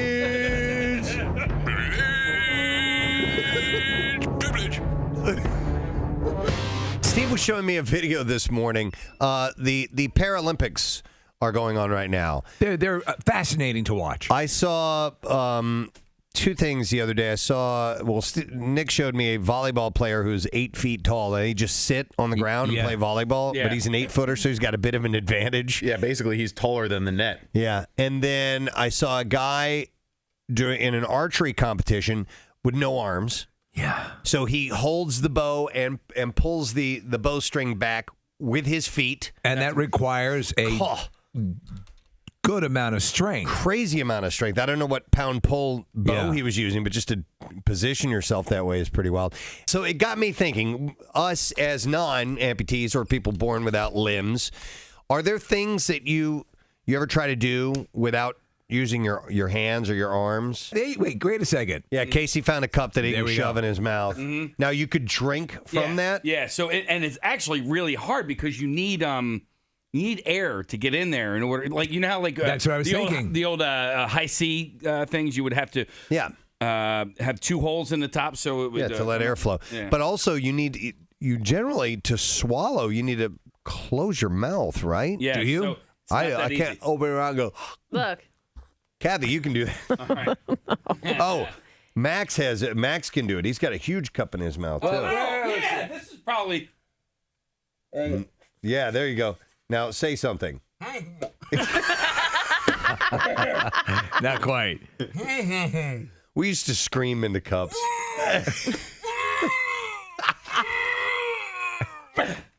Whack a little like A broadcaster died during a morning show. This is all well and good, but we have yet to see you actually drink from that cup. What is it? Okay, I got a little bit grossed out because the It's water. a urine color, isn't it? It is, but you know what? Piss? Was that apple juice? No, it's water, but no, it's whiskey. This whole time, guys, I've been drinking whiskey. No, it's water, but I had coffee in there first, so it's a discolored water. Okay. Let's see it. That's my story. I'm sticking to it. All right, so with no hands. All right, so Casey has placed Let's it get this on video. Yeah. on a tray in front of him. All right. And he is now leaning down. He is putting his mouth around it, not using hands at all. See, he's trying to. That's too big. See, he can't use his hands to put the cup in his mouth either. You know, go ahead and just. You have to do it without using your hands. But no, okay. Well, I could do it with this one. All right, use the different cup. Oh, He needs a little bit smaller cup. You're going to drink all of that, you think? I don't know. We'll find out. All right. It's been a long time, Preston. I'm kind of out of practice. Am I in the splash zone? All right, so he's now putting his mouth around it. He's trying to. I think he needs a little assistance from his hands. Do you need a little slow jazz? No, here we go. What? He's gonna wrap his mouth around it, and all right, here we go. I want to see this. It's around his mouth. He's throwing his head back. Oh my god! Oh my god! He's doing it. Gross. He did it. I'm impressed. Yeah. Good job. That is disgusting. It is, right? Yeah. You have to, Jen. You're just pouring it down your maw. You're not. There's no swallowing, right? No. I mean, you have to glug a little bit. Yeah. Your But, maw. but I guess I was maybe a little bit wrong in my initial assessment. I probably did have to use my hands in the beginning. So Casey has been. He's had a particular brand of yogurt. I eat Chobani yogurt. I get it. I have it every day. It's just part of. It's my breakfast. Your it's what I yogurt. have. So it makes you. Yeah, and I eat Chobani yogurt too. I do. But what's the other brand? Dannon makes a yogurt called Oikos, Oikos. That's it. Okay. Which I prefer. It's a little bit creamier. So I brought some Oikos yogurt in this morning. I asked hey, have you ever had a chance to try that Oikos yogurt yet? Because you've recommended it. Well, here's the first great part about this is that Casey asks as if he's never asked before. No. Which I think is what bothers Preston. He's asked me several times. You really have to understand the intentions behind my question because it was a brand new yogurt that I have not eaten yet. Yogurt. With a spoon that I have not used yet. So the question really was It's now or never. I was going to offer him some. He wants you to try this yogurt so bad. I asked him. I said, "Oh, have you ever had the chance to try that yogurt yet?" And then he responds. He's like, "No, you asked me that like a year ago." And No, he said you've been asking me for a year. That's what he said. So, Because it's been a number of times, and so finally, I sensed some irritation on your part. Total irritation. So then the irritation comes to me because I literally, including today, have asked him twice. So he's like, "You've been asking me for a year." No. I literally have asked him two times. You have, Casey. It's been. This was not the second time. It's been many times that you've at least. No, you haven't asked me to try it, but you've certainly said, "Man, I like this stuff. This is really. I used to have Chobani, but this is what I eat, and I like it better." All right, Preston. I'm like, okay, that's cool, good. Agree to disagree. Whatever. And then finally, I go, "Look, it's at Wawa. Chobani is at the Wawa I go to. That's why I get it." And I just explain it. I just let it all spill out like that. I'm like, "This is why I get it. I have my one stop in the morning. This is why I pick up. It's my ritual. It's what I have." The nerve had been laid bare. Yeah. Yeah. So, All right, With a little more attitude. and this is right lot more before attitude. we're going to. He was super douchey about it, right? Right, for a simple question. I was just asking about yogurt, and he was a total a-hole about See, it. this is I'm tired of it. This Right. is the husband and wife dynamic. And then Casey had to do a live spot, and Preston put his headphones on. And after you put your headphones on, Casey goes, "I can't say anything." I can't ask him any questions, and that's how I feel sometimes. But at this point, you'd think that you would catch on. He doesn't take well to these things after 4 times of asking. But do you feel he was sending you a sort of trying to suggest that you were not doing something that you were Maybe Yes. subliminally, you felt that I get that. He I suggested you were doing something wrong by not trying the yogurt. Yeah, maybe. Okay. I wants you can't to say like- I can't say definitively Do you that I feel that understand way, that, but Casey? maybe on a core sense, maybe that's it. And you've tried to get me to do something several times, and I haven't done it, and it's time for you to go. Okay, well, Now, I don't can need you to do that anymore. Can you see? Why is yogurt so goddamn important to you? Can you see that Casey is one who loves to share the joys that he experiences with everyone, and that for him it's important that he give you this gift of an extra creamy yogurt? He eats yogurt every day. Okay. He's almost every day. Casey, how does it make you feel that Preston was seemingly rebuffing your suggestion that he try the creamier yogurt. So for me, Steve, Yeah. it goes beyond the yogurt. All right. It's indicative of a usual. It could have been anything. Okay. It could have been a piece of music. It could have been yogurt. It could have been Music about yogurt. Another thing. A restaurant. It could have been anything. So he takes this tone with me a lot of times, and it's hurtful. It's hurtful. It's hurtful. It's hurtful. It's hurtful. It's hurtful. Listen, I've actually heard through the grapevine there's some issues going on here. That there's some issues going on here? Yeah. Okay. Yeah. Between you two. Oh, yeah. It's countrywide, you Between guys. me and Casey. Crazy. The yogurt? The yogurt. Well, yeah, because I received your letter, Casey. You got a letter. So, yeah, Casey actually sent me a letter. It's actually a fake letter from Casey, but it And he sounds writes, like "Dear Casey." Yes. It said, Robert, please allow me to... Dear Robert, if Greeks invented yogurt, then they also invented a broken heart. Well, you see, I recently noticed that Preston has been eating Chobani yogurt every morning for breakfast. But because I care deeply for Preston, I tried to turn him onto a much creamier, much healthier, better tasting Oikos yogurt. Well, my best intentions have sent our relationship into a spiral. And yes, we operate a mixing board together. But we're just going through the motions. Help us put our passion back in our relationship and into our mixing board. Wow. Yeah. So actually, that came from Steve. Thank you very much. But it sounded good. It sounded good. I was aware of everything that's going on here. So yes. So what's going on, guys? I mean, well, do you want to show you retired to the set? There is a Robert Irvine show set right in place here. Oh, you got to be kidding! No. All right. So Robert, you actually picked up on it. You know what the story is. There has been this tension because these guys are actually the best of friends. However, there are certain issues that were spelled out to you, and you do what you do best. And I've seen some of the clips of. So let's talk about what this. You do. Let's talk about this, Casey. You're a little in your face with this yogurt. Can we have that yogurt, by the way? Can you bring that? Yeah, bring out the yogurt if you can. Yeah. I want to try this yogurt. So you've been on a tray. Yes. I hope they're all the same flavor. So look. They are. So our boy Casey here has been turning his life around physically.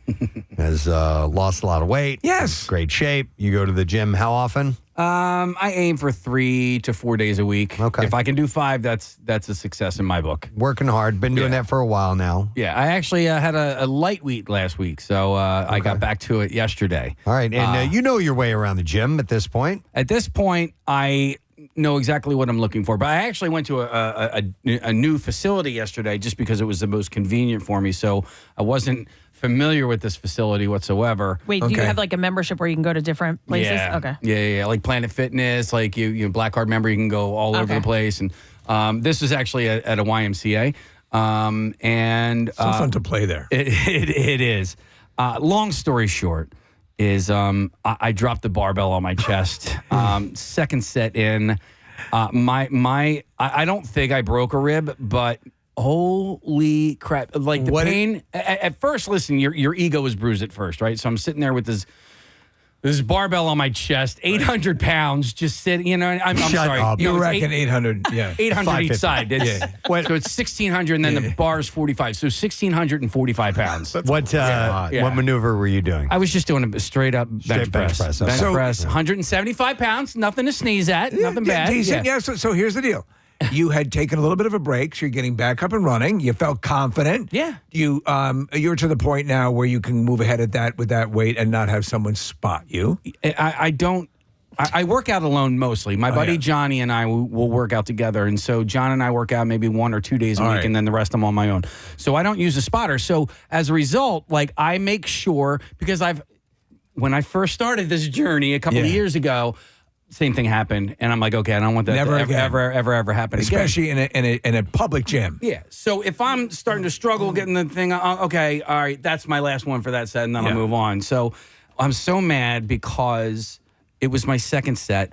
I'm not supposed to go to failure at this point. Right. You know what I mean? I'm supposed to get 15. You know, and I get the 14th. Right. I'm like, I struggled a little bit with that one. I'm like, I think I got this though. I got it. So it's all about breathing technique. Yeah. So I breathe in on the way down, and it was just wrong. Everything was wrong about it, and I just gave out, and the bar came crashing down on my chest, and then I had to roll it down to my stomach, and then these these three bros that are sitting there. What? No, I've had that. I've been working out for years. That is a nightmare scenario. I've been to it many times. It sucks. Did they help you? So no, Kath, they didn't. No, they were too late to it. So these You're like guys a tube of toothpaste when you do that. That's what you're doing. Well, you I think was squeezing poop out of my butthole. Yeah. You think it's a good idea to roll it down, except now it's on your stomach. But you know what? It was better than being on my rib cage, which is where it came down. And then so I'm not panicking because it's not even panic time yet. The only issue is that I'm not going to be able to get this bar off of my body. I'm never going to see my kids again. So I'm very, very calmly, I'm just waving my hand at these guys. Now, all three of these guys weren't wearing headphones. A lot of the times what you're dealing with are people that just can't hear you because they're listening to their earbuds. Yeah. But these guys weren't, so I probably could have said something, but they were all talking to each other. Guys! Could you help me over here? I'm good. I didn't want to bother these guys as I'm suffocating to death. I didn't want to bother these poor high school kids. I just need a little help. Do you know that roll is called the roll of shame? Is it? Yeah. Okay. Well, yeah. I've done the roll of shame. I've done the rock of shame. Oh, man. Which is the rock of shame is now by my. I'll let you complete your story where you have the weights and I left side. Oh, you got to rock the weights off where the you're bar? rocking them off and sliding like that game. What the game you used to play as a kid where you're like rocking back and forth. Oh, yeah. So I'm rocking, clank, one weight falls off, clank, one weight falls off. Because the last thing you want to do is have one side completely slide off. Wham! Yeah. See, at this point, you're kind of embarrassed. You're certainly hurting. Did you fear, though, that like there were any broken ribs or pulled muscles or anything serious? Believe it or not, I wasn't even that embarrassed. You know what I mean? Because it is. You were going to die there. It was all good. No, I mean, listen, it is what it is. Yeah. I went for it. I wasn't able to get it, and so I wasn't really even that embarrassed. But I'm waving these kids down with my right hand, and then somebody came from my left. I didn't even see them. It was like a superhero. Oh, I didn't even see you. Yeah, I think it was bad. Somebody came to my rescue. Can I help you? And pulls it off. How long were you there? Probably about 15 seconds. But it felt like 15 minutes. An hour. It felt like, and so Nick, to answer your other question, it didn't hurt right away. It wasn't until I tried my next set, where I'm lifting the bar off of the little rack thingy. And I'm like, oh, okay, all right, that's going to be a little bit tender. And then progressively, listen, I worked out for another hour after that. Wow. And it just progressively got harder and harder. And so I do chest and back on the same day. And there was these two chest or back exercises that I do that I'm like, I can't do these. We were talking because it last hurts night. in the front and the back, by the way. And you were laughing as I think I was joking around. And you said it was hurting because you know the ribs are very precarious, and you can't really at that point assess what kind of damage. How do you feel this morning? Sore. Sore? So it's deep breaths, laughs, and coughs and sneezes okay. are all what Besides that, you're fine. You hurt yourself. I hurt myself. Like, I'm going to be fine. I'm going to go to the gym today because I'm pretty sure the exercises that I'm going to do aren't going to affect my rib cage. I don't know. You know, if someone's listening right now, you know who's going to check in with you. Yeah. Dr. Mike. Yeah. Dr. Mike. Did the guy say anything? Like when the guy came over from your left to help you, did he say anything to you, or you just lifted it off and walked away? No, you know what? Actually, it was a girl came over. It was a young man, and actually, Kathy, it made me feel a little bit better because when he went to go help me, he had a hard time lifting the bar. So even that last one was so easy, is it? It was still like 80% me. Like if you can't sneeze or I mean you can, but if it hurts when you're doing those things, I wonder if you bruised your ribs or bruised your rib cage. Dude, I know for a fact that I once bruised my ribs. The exact same scenario. I tore my rotator. At the gym? At home. Okay. And this was I didn't have one of the collars on tight. I used to work out in the basement, and I'd be by myself, and I did what you were doing. I would take it. I couldn't take it to full failure because I didn't have someone spotting me. Yeah. So I'd take it to a certain point and then add a few on just to get past that.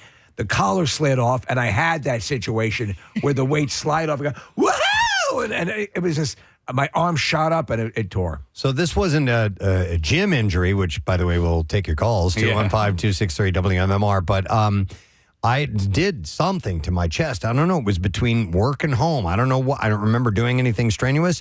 And I felt like a sharp pain in what felt like my chest or rib areas.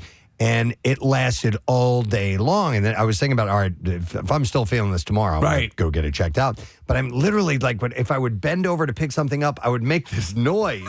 I'd be like, oh, dude. And you're like, oh, you feel so it was like that. I was like, and I couldn't, it was involuntary. I wasn't doing it because, like, you get me where you're like, it was like, yeah. It's horrible. I had to, and my son is almost 17 years old, and every hug turns into a wrestling match. And there were several times yesterday where I had to be like, dude, I can't today. I just, and then I had him help me out of the couch yesterday evening. Right. And he wasn't pulling. I was like, bro, he's like, you got to work on your core, man. I'm like, it's not my core, bro. I hurt myself. Your son's calling you a pussy. Oh, dude, he's the worst. He's the worst, man. You fire back with bro on him, too? Oh, dude, yes. When you're getting broed, you have to bro back. You know what I'm saying? All right, hang on a second. I'm going to go to Megan because she's got an interesting sounding story. Hi, Megan. Good morning. Hey, sorry to bother you at work. We'll take it. What's up, Megan? So I was deployed in the Army 10 years ago, and we had a soldier who did something very similar to what Casey's describing, and he ended up having to be evac home for a liver laceration. What? So, oh, my gosh. Yeah. So he lacerated his liver by dropping. So what was it? Did he roll it down? Is that what did it? I'm not 100% sure if he rolled it down. It hit that lower part of his floating rib, and it ended up lacerating his liver. So it's nothing to joke about. I mean, as much as it is funny that you drop the barbell, you're like, oh, I'm so weak. God, I got to keep going. Just keep track of yourself, man. Like, you don't. No, and lacerations are nothing to laugh about. No, you're right, Megan. But what happens is, we were talking last night about, like in January or February, all the videos come out. They're hilarious. There are people going to the gym who've not. Oh my God! Use the equipment. They have no idea how to use it. Hilarious. It is because I was telling Casey last night, and it's the truth. I saw one video where a guy was using the lat pull down thing. He was inverted like Spider-Man. Stop it. Hanging off of that. Yes. Like, come on, man. And I don't know what kind of. What was he trying to do? What kind of exercise is pictures that? of how it's on those machines. They have pictures on how you're supposed to sit. Wait, did he have his feet on something to He had his feet leverage? looped up over. So you have the lat pull down bar. Yeah. His feet are up over, and he's inverted, and he's just dangling there. And I guess maybe in his mind, he seemed to be trying to do crunches. Okay. But he was doing it looked like Spider-Man. It might have been the guy at my gym. He used to wear a Superman shirt, and he would literally be upside down doing crunches. This guy was very much in shape. So you know those that little rolly wheel thing that you use for abs, and you roll out flat, and then you come back. Every time I do that, I'm like, I feel like I'm going to bust an ab muscle. It's bad. Well, sure enough, I did. Yeah. What? I pulled an ab muscle using that. Okay. And it took maybe 5 days for it to completely heal. But there was a time where I couldn't, like you, Casey, couldn't laugh. And I'm like, only me pulls an ab muscle at the gym. I had one of those. And when I was doing my Krav, I was in my height of a physical, I was at physical peak. And I would use that thing from time to time. Well, fast forward a couple of years later, after I was done with it and I hadn't been working out as much, I need to get back and do that again.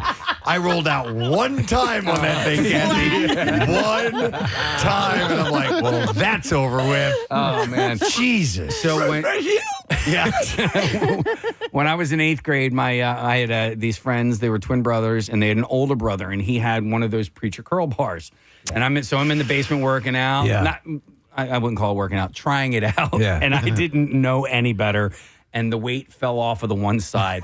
And I straight up just smacked myself right in the side of the head. Oh, with the bar? With the bar. Oh. I mean, I'm surprised I didn't, just knowing more now than I knew then, I'm surprised I didn't knock myself out completely cold. It's just, I can't help it. It's funny. I had one that was the classic old style weed, or maybe it was Charles Atlas that sold them. There are two handles. about 4 springs. Yeah. You pull them apart. So you pull them apart. It's big, and you can also do curls. So I had the idea was you'd put the one handle under your foot. Oh, yes. And you would do Oh, my isolated curls. God. So, Preston. I know what's happening. So I'm there, of course.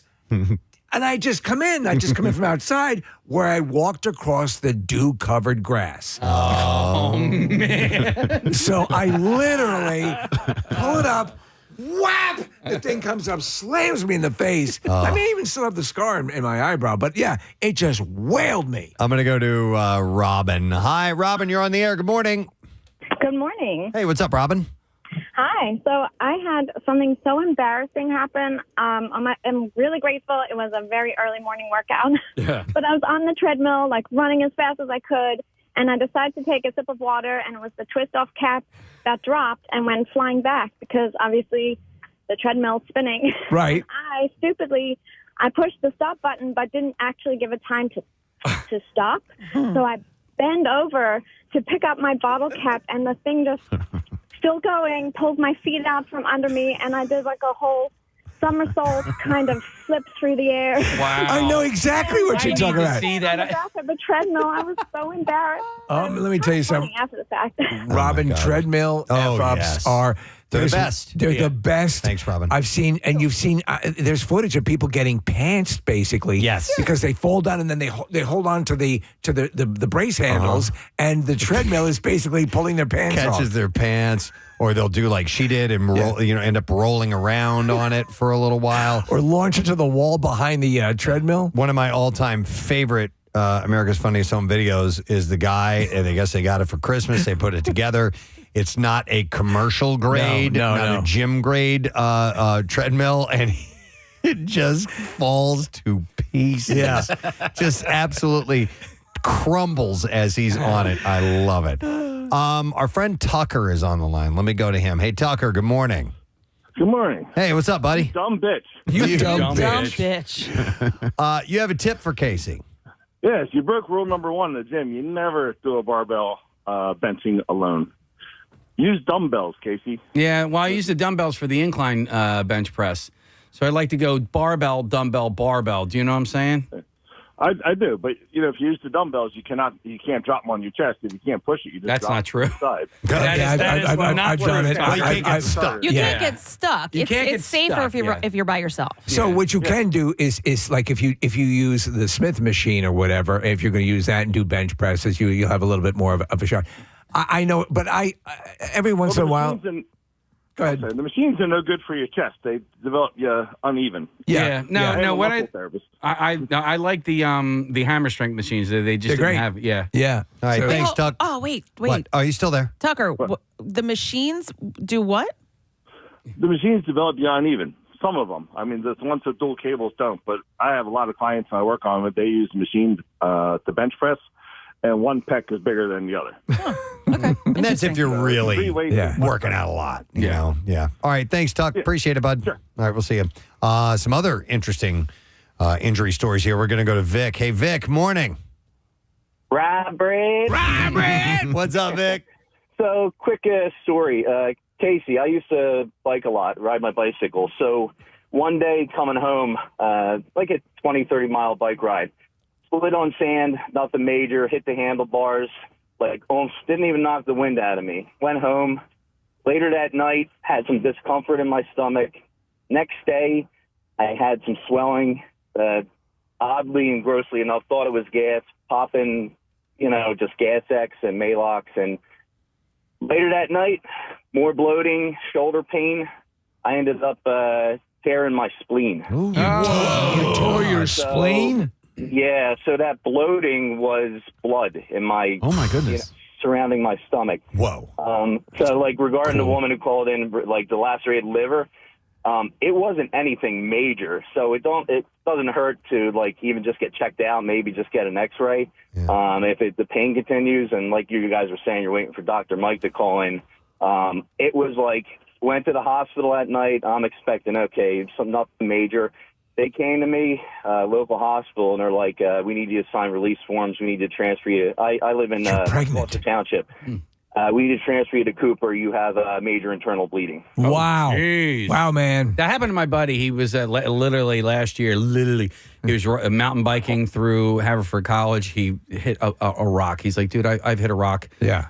Bigger and smaller than this a million times. He just hit it wrong. He went over the handlebars. He ended up lacerating his kidney. He broke his arm. He didn't know any of this. He had to carry his bike out for a mile out of the woods. And then he's getting ready to leave the hospital, and then he goes to take a piss. He basically peed ragu. And they were like, you can't go anywhere, buddy. Hey, Vic, question. What did you end up? Did you have to get surgery on your spleen? No, so the hospital I was at, local hospital, they didn't have anybody really, I guess, equipped to read the scans. By the time I made it to Cooper, the doctor had already looked at the scans, and he told me there's pretty much 5 stages of a laceration on your spleen. This is exactly what he said. Stage 1, you wouldn't even really know it. You would bleed, and it would clot up. Stage 2, you might get some discomfort and some internal bleeding. Stage 3, now you're needing probably on borderline of surgery. I was between 2 and 3. Okay. And I had already clotted up. Stage 4, okay, they have to open you up and they have to sew it shut. And stage 5, this is exactly what he said. Take a tomato and throw it on the floor. Wow. And that's your spleen, right? Oh, my God. So I ended up, I was clotting by then. 2 days of observation. They sent me home. And then within, I'd say probably about 3-4 weeks, all the blood gets reabsorbed in your body. Okay. That's messed up. That's messed up. Yeah. All right. Yep. Thanks, Vic. Thanks, guys. Have a good one. Glad you recovered, bud. Wow. We'll go to line 4, and that is Nick. Hi, Nick. Morning, bud. Hey, guys. Hey, Everybody at work. Oh, thanks, man. It's all good. What's up? So I'm at the gym. I actually work there as well. I'm doing my own workout. You know the cable pull-down machine? Yes. So I get a set of rope on there, pull the thing all the way up, and I'm going to do reverse crunches. Right. All I remember is doing my first set, and apparently the pin wasn't engaged. It comes flying down, knocks me out cold. I wake up to all these workers and staff sitting around fanning me down. I'm like, oh, man, did you guys pour water all over me? And they said, no, apparently I woke up in my own urine. You pissed yourself. Wow. So was that caught on gym footage, on security? Yes, unfortunately, and I regret watching it. Oh, dude, I got a nice set of clothes from the gym out of it. So. There are countless, and you'll know this. There's countless footage of people, and it's one of my favorites, Preston. Again, it's America's Funniest Home Videos. A guy is doing a deadlift. He's like, yeah, and then he just turns white and falls face And passes out. Yes. Yeah. All right, thanks, Nick. I appreciate it. I like that, and I like people breaking mirrors at the gym too. That's great.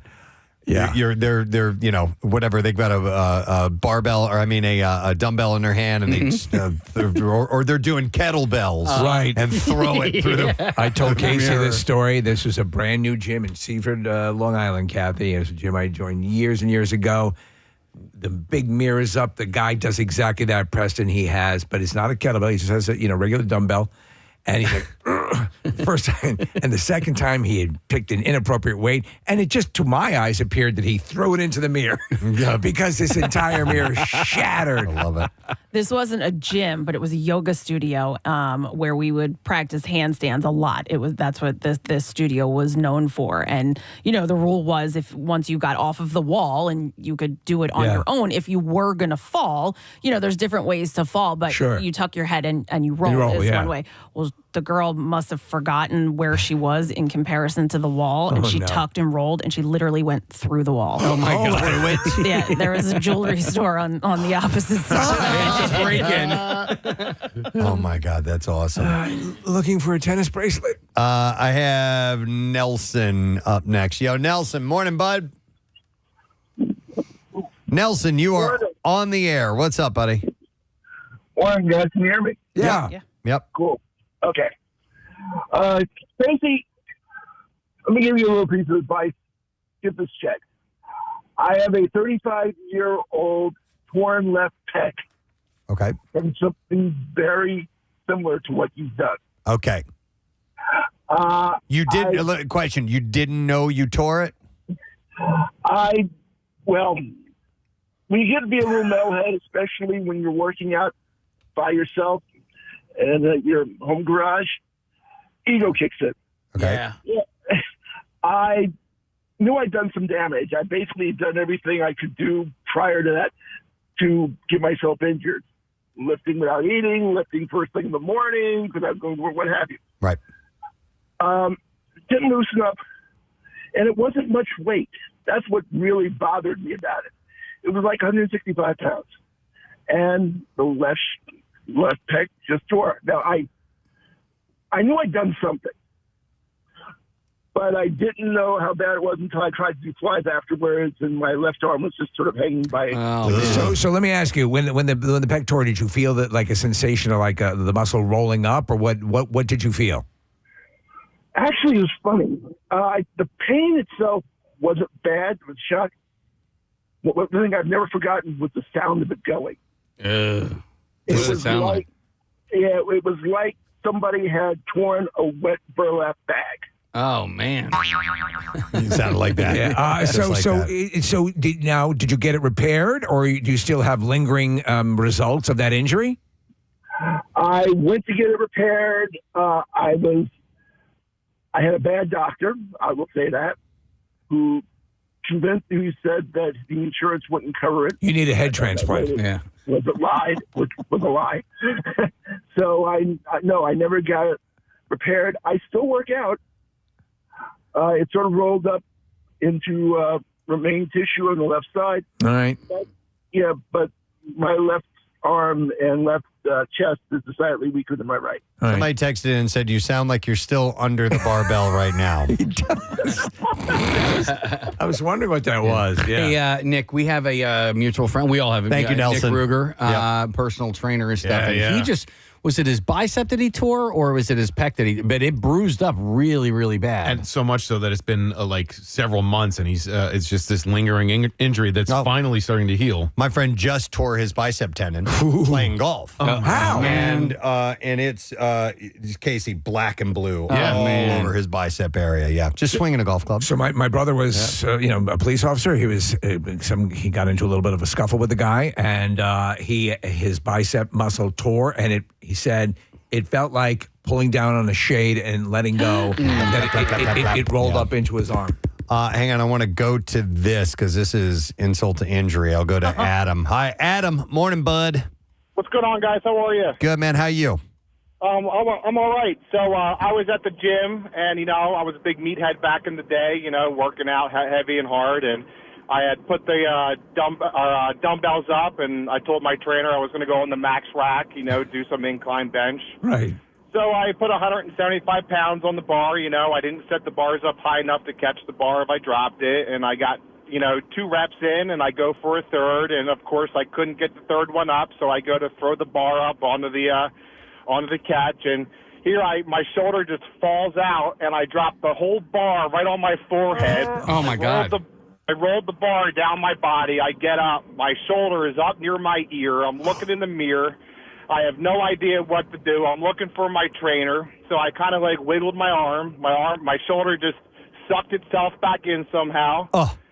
I go up to my trainer, and I'm like, yo, I think I just dislocated my shoulder. And he goes, well, is your face all right? I'm like, what do you mean is my face all right? He goes, dude, you got the whole bar imprinted down your face. Oh, my God. Why don't we take a 5-minute break?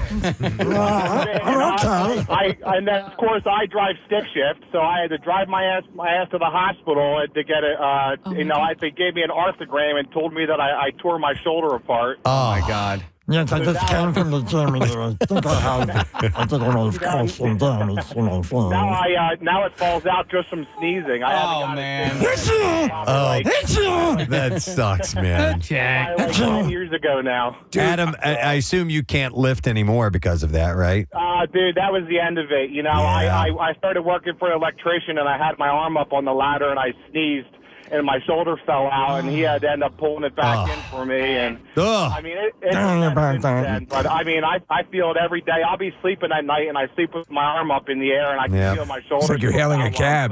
Thanks, Adam. Like Appreciate it. That's the worst. You shouldn't do that. So I have shoulder problems right now. Mine's a little tweaky. I got to get over to Trinity and have Denise work on a little bit for me. But that's why I quit using weights. Because you're going to exacerbate it. And you love one thing more than the other. And that's golf. And I will not sacrifice it. So I've got this wonderful gym equipment at home that I use and got plenty of work out of, but it has not, it's been covered in dust for years now because I just can't do it. And you know what? Steve come over and help you move it. Yeah, he's good at that. I'm very good at it. Not only do I work out by actually using the equipment, I'll lift the equipment for my workout. Because that's what I am, a moron. But Press, my hobby now is the gym, and so I don't want to miss going back to the gym. Can you combine and do coin collecting and the gym at the same time? I could try that.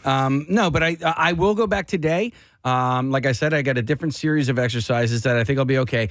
I don't think I can do I don't think I can do preacher curls because you lean your chest up against that. Mat take thing. it easy. Yeah. It's so hard because if you are a regular gym goer and it becomes part of your hobby, part of your existence, and you do injure yourself, and now you have to take time away from it, and you crave those endorphins. Yeah, you're addicted to it. It's hard to decompress and rest the way you should, and also deal with the fact that all this work I've done, and now it's going to be undone for a while. And I've battled through things over the last 3 years, and so you had that bully kick sand in your face at the beach. Well, yeah. You know, and I was just trying to get my girlfriend, the girl I was sweet on, I was trying to get her boombox back. That's all I was trying to do, Steve. No, so wait, where was I going with this? We're so classic. No, if you remember, I almost broke my neck at the Camp Out for Hunger a couple of years ago. Yes. And that sidelined me for a little bit, but I was like, all right, I got to figure out what I can do and still keep walking through these doors, and I was able to do that. I'm back, fellas. I'm ready for my workout, fellas. I had a bit of a neck injury at the Camp Out for Hunger, but now I'm good to go. Yeah, if you change your workout a bit, you can maybe keep doing that. One last call because our guests are here. Yay! Let me go to Ben. Hey, Ben. Good morning. Hey, guys. Good morning. Yeah, you guys rock. Thank you. Appreciate it. Is this a story about you or someone you know or you've heard or what? This is a story about a workout partner that I used to work out with. Okay. God rest his soul. He was like, this was just a couple of weeks ago, and someone was squatting behind him while he was sitting on one of the benches, and the person squatting behind him dropped the weights on his neck. Oh, no. Wow. Oh, my God. Paralyzed him. And he is paralyzed. It paralyzed him? Neck down. Wow. Oh, my God. So here, it's something to be aware of. And there's certain things like, if you've ever go to a gun range or anything and there's a hobby, and I think there might be a certain level of machismo that says, I know what I'm doing, or, it's like, Yeah. Just have people help you. Learn how to do it the proper way. That's a horrifying story if somebody got paralyzed because people hop on this stuff and they don't know what they're doing. Do we have time for another quick call? I guess that's a yes. We figured he'd be calling in at some point. We were talking about all this. You know him from Fox 29 and Penn Medicine, our personal doctor, all of us. Dr. Mike Sirigliano is on the line. Hey, Dr. Mike. Hey, I just wanted to chime in. One of the biggest things I've seen over 30 years of doing this is that as we age, some people struggle with the fact that they just can't do what they used to do. And so they end up injuring themselves and turning something very, very positive into something negative. Yeah. And so I guess the moral of the story here is, one, unless you're training for the Olympics, don't go there. Don't push the envelope. And as far as free weights go and things like that, you really always need to have someone spotting you to make sure that you don't injure yourself, or you use the kind of equipment that you're not into a situation where you could injure yourself, because we all have to work for a living, right? Yeah, but you're right. I mean, I've shifted to mostly my workouts are basically all machine based. But you're right. That notion of know your limitations, Mike, at a certain point, correct? And And I do. We chase memories of what we used to be able to do, but you can still get the positive aspects of exercise. Yeah, well, the problem with me is there was no used to be able to do. I mean, listen, I've gone to the gym off and on for a number of years, but never consistently where I was like, I got to get back to where I was, and Olympia 2022. In my defense, because I do work out alone a lot, like I try to keep things within what I know I can do. Right. So this was the second set. This is something that I put up, for the last 3 years. This is what I've done. It's always those kind of things where you get the injuries. What's the level of injury that you're seeing, Mike, from people who are getting these kind of workout injuries?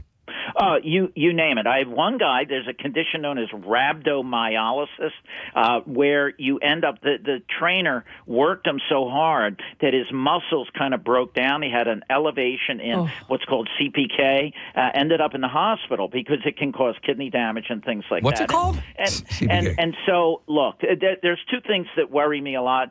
Dogs, because walking dogs leads to a lot of fractures in my practice.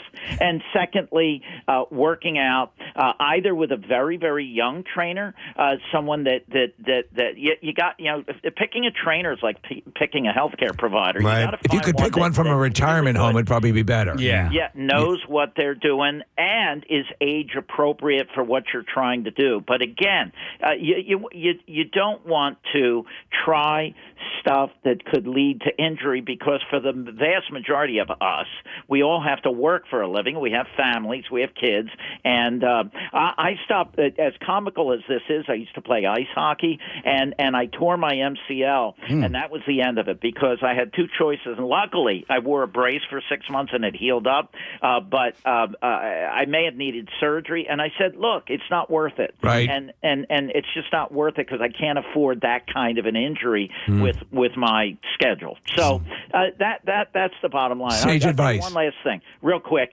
So I built a Marcy gym. It's like a Nautilus. You put it together, and it's like 1,000 parts. And it took me a year to do it, but I did it. Then I moved, and my wife said, "You're going to leave it there." No, I'm taking it with me. And it was 100 degrees out. I moved the whole gosh darn thing to the new house, and I'm ready to have a heat stroke. And my wife said, "You know what she said? Oh, that's the most exercise you've ever gotten out of that." Wow. Not wrong. Get your butt over here and help me move it. Yeah. I can help you anytime you want, Mike. I'm an expert at it. Yeah. Careful, and don't get hurt and turn something really good into something bad. All right. And remember, Casey, I'm here if you need me. I love you. Right. We love you, Dr. Mike. I love you. See you, Dr. Mike. Sage advice, as always. What else do you need to hear?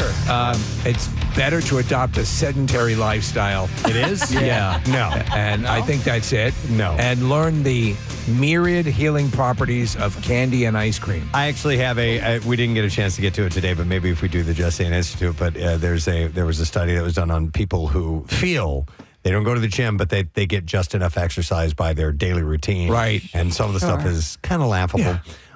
So, yes, actually, not living a sedentary life is probably better for you. Eating cereals like curling. It's, same motion and everything. Motion. So. All right, well, listen, we do need to take a break. Thank you, though, for your calls. We do appreciate it. I want to remind you, we have a secret text word today.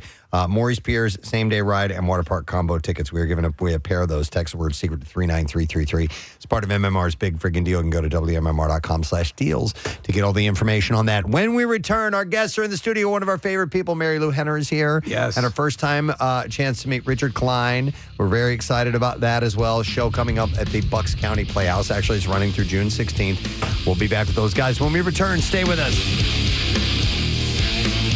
Preston and Steve on 90. Really upset. Look at me when I talk to you. All right. You're really upset that he's using Chobani, right? And you like the other one. So you wanted him to try yours. So here's what I want you to do. Look at each other. And I want you to tell him that you like Chobani or you love Chobani yoga more than you love him. Wow. I can't do that. Very good. Thank you. Now I want you to look at him and say you love your yoga more than you love him. I can't do that either. Wow. I think we just had a breakthrough, guys. I want you to feed him your yoga. It's all about breaking. We're breaking now. Here comes Okay. Now, what do you taste there? I taste love. Great. Now you take your yogurt and do the same thing to Preston. All right, here comes the train.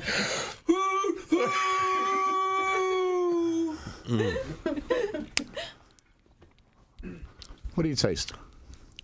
It is a little creamier. I will give you that case. Breakthrough number 2. Because I don't have any bitterness involved anymore. Well, but here's the that's thing. clouding my taste buds. See, okay, so the last time you were going to not like it as much regardless. I kind of tore through that little container, 5 and 3.3 ounces. Okay. Very quickly, but now that I've tasted it, it's pretty good. Thank you. I appreciate that. This is called compromise. When I'm in a relationship for 18, 20 years, whatever the number is, compromise. You have to listen to each other. But when people get on your nerves, like him, yes. When they get on your nerve, you have to have more patience. It's like being in marriage. Look at him. He's upset visibly now. Compromise and patience. Wow. I don't think that I am saying, hey, you need to experience this. You really need to do this. You really and after a couple times I try it and I get a cue from him that he's not interested, then I will back off of that. Right. Casey keeps going and going and going, and it's just what you do. You know, I mean, sure. Well, you got to learn to let that go. If he doesn't go with yoga after the yogurt 10 thing. weeks. See, I mean, you got to give it up. But the yogurt thing. Or whatever. It doesn't have to be yogurt. So I thought he was over exaggerating. You're like a little chihuahua. How in his face I was about the yogurt. Okay. He said I've been asking him for like a year, and I felt like maybe I only asked him a couple of times. And I thought the most hurtful part was I had actually was going to let him try some of the yogurt because I knew, and it was just like The Departed.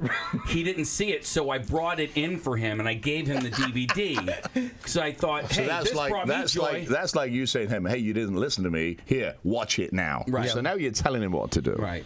And he feels confronted. Now you've like all right. Now alienated. I'm seeing it. Now I'm seeing it from your perspective. May I jump in here, Robert? Yeah, because I think also in a case they both love each other and they have things that excite them and they want the other to experience that, but they can't communicate on how to get. They feel that they are less because the other hasn't embraced something that excites them. So is that correct? All right, and here's the other part of it all. We have the peanut gallery. Okay, so Preston said what he said, and then my feelings got hurt, and maybe I said something so he couldn't hear because his headphones were on. But what did he say? I didn't hear. I can't say anything. Well, I can't say anything. And blah, then blah, blah. I made sure you knew that. And then yes, you did. Yeah. So then, right, legging on from Kathy over there. Yeah. This thing that just would have went away, right? I would have had hurt feelings for about 30 seconds, and it would have went away, got brought up on the air, and became a bit without either of us really approving it or intending it or anything. So you have to respect each other's piece. If you have something you want to say, and you're in a peanut gallery situation, then write it down. So, and then there's another write part it of down. This. That's a good way to do it. There's another part of this that, so after the show was over, our relationship was a little fractured. It really was. There were some hurt feelings. I knew I hurt his feelings, and he knew he hurt mine. He apologized, and we were about to talk it out. And then Matt Rovine, with his giant bushy eyebrows, came in and ruined everything. And then you never said anything because I didn't want to drum it back up. I was kind of hurt by that. I know. So did Rovine say something about the yogurt? No, he had a feral animal caught in one of his eyebrows, and he was looking for help.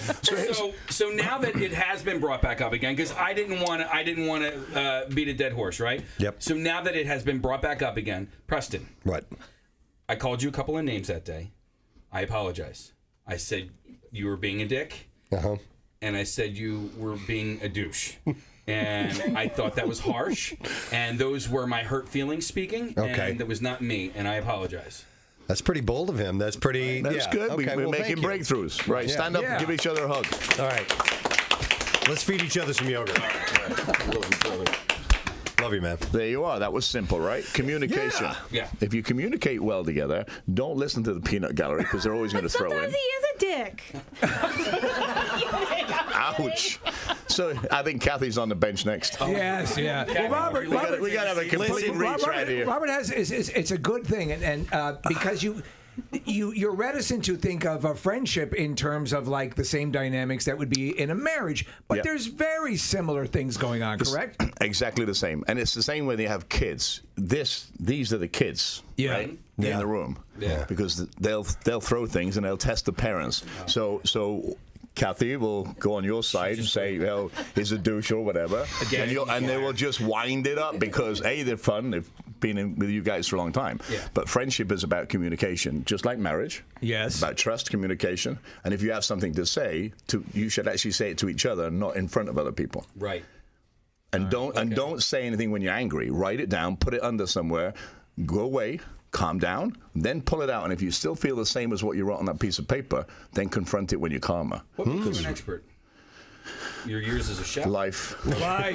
Did you feel a certain weirdness, Preston, after that? Well, yeah, I brought it on myself because I thought more about what he said, and then I started to, I clammed up. I also have been kind of coming down on myself a little bit about being aware of how I interact with other people and the things that I say, and I want to be more cautious about it. I don't think I'm an outright jerk to people, but sometimes I'll say something and forget that it's just my opinion and that, it's not necessarily the right opinion. Yeah. So I need to kind of watch it, except for bitches like Kathy. Oh, my God. I think I agree with you on that. Everyone has an opinion, and don't change the way you are. That's what makes you you are. I mean, if there's something that can bring us all together. Yes. Right. It's our hatred for Kathy. Right. I just can't believe this is happening. And this is like really, you guys are See, being Kathy, serious. what you didn't realize, it's all about you, not these guys. We've both tried Chobani. We've both tried the Oikos. And I just brought another one. Actually, they didn't. Marissa did. I just bought one just to try. Yeah, I just thought you can try something different. Are you saying that this is perhaps a yogurt they can both love together? Yes. And I want them to interlock arms when you do this. There you go. Like this. It's beautiful. And so the healing begins. What do you think about that? No. Yeah, look, we agree. The enemy of my enemy. I noticed a few things. I did. Down a dark alley, across a field. Look over there. He does. He's Preston Elliott, the noticer. Noticing so you don't have to. And yes, this is probably a lot like the junk drawer. Yep. But just a different introduction. Cuddling a kitten. Cuddling a kitten? Yes. Makes you feel better, but it could be dangerous to your health. Doctors from Centers for Disease Control and Prevention in the U.S. conducted a large-scale survey of the cat-borne bacterial disease cat scratch fever. Oh. Yes. Which is legit. The doctors have warned that hands should always be washed after touching cats and to avoid kissing felines where possible. Sorry. Make out with them all the time. In fact, I brush my teeth with their tails. The disease is spread when you are scratched by an infected cat, hence cat scratch fever, or when you don't wash your hands and touch your mouth after stroking an infected cat. You have to be careful of anything like that, And well, we're talking about people kissing their chickens. Kissing your goddamn chicken. And getting salmonella, I'll kiss a kitten before I kiss a chicken, and yes, that's on my bumper sticker. I kiss chickens and I vote. I will not be overlooked. Need to have those made. Cat owners should also be careful about their animals' interaction with stray cats where possible. However, the disease is relatively rare, where the survey finding that annual incidence was... Survey says! Come on, man. Give him a break. I'm just, I'm just a kitten-loving man. One of those days. All right, so anyhow, they found that an annual incidence was 4.5 outpatient diagnosed... Chicken kisser!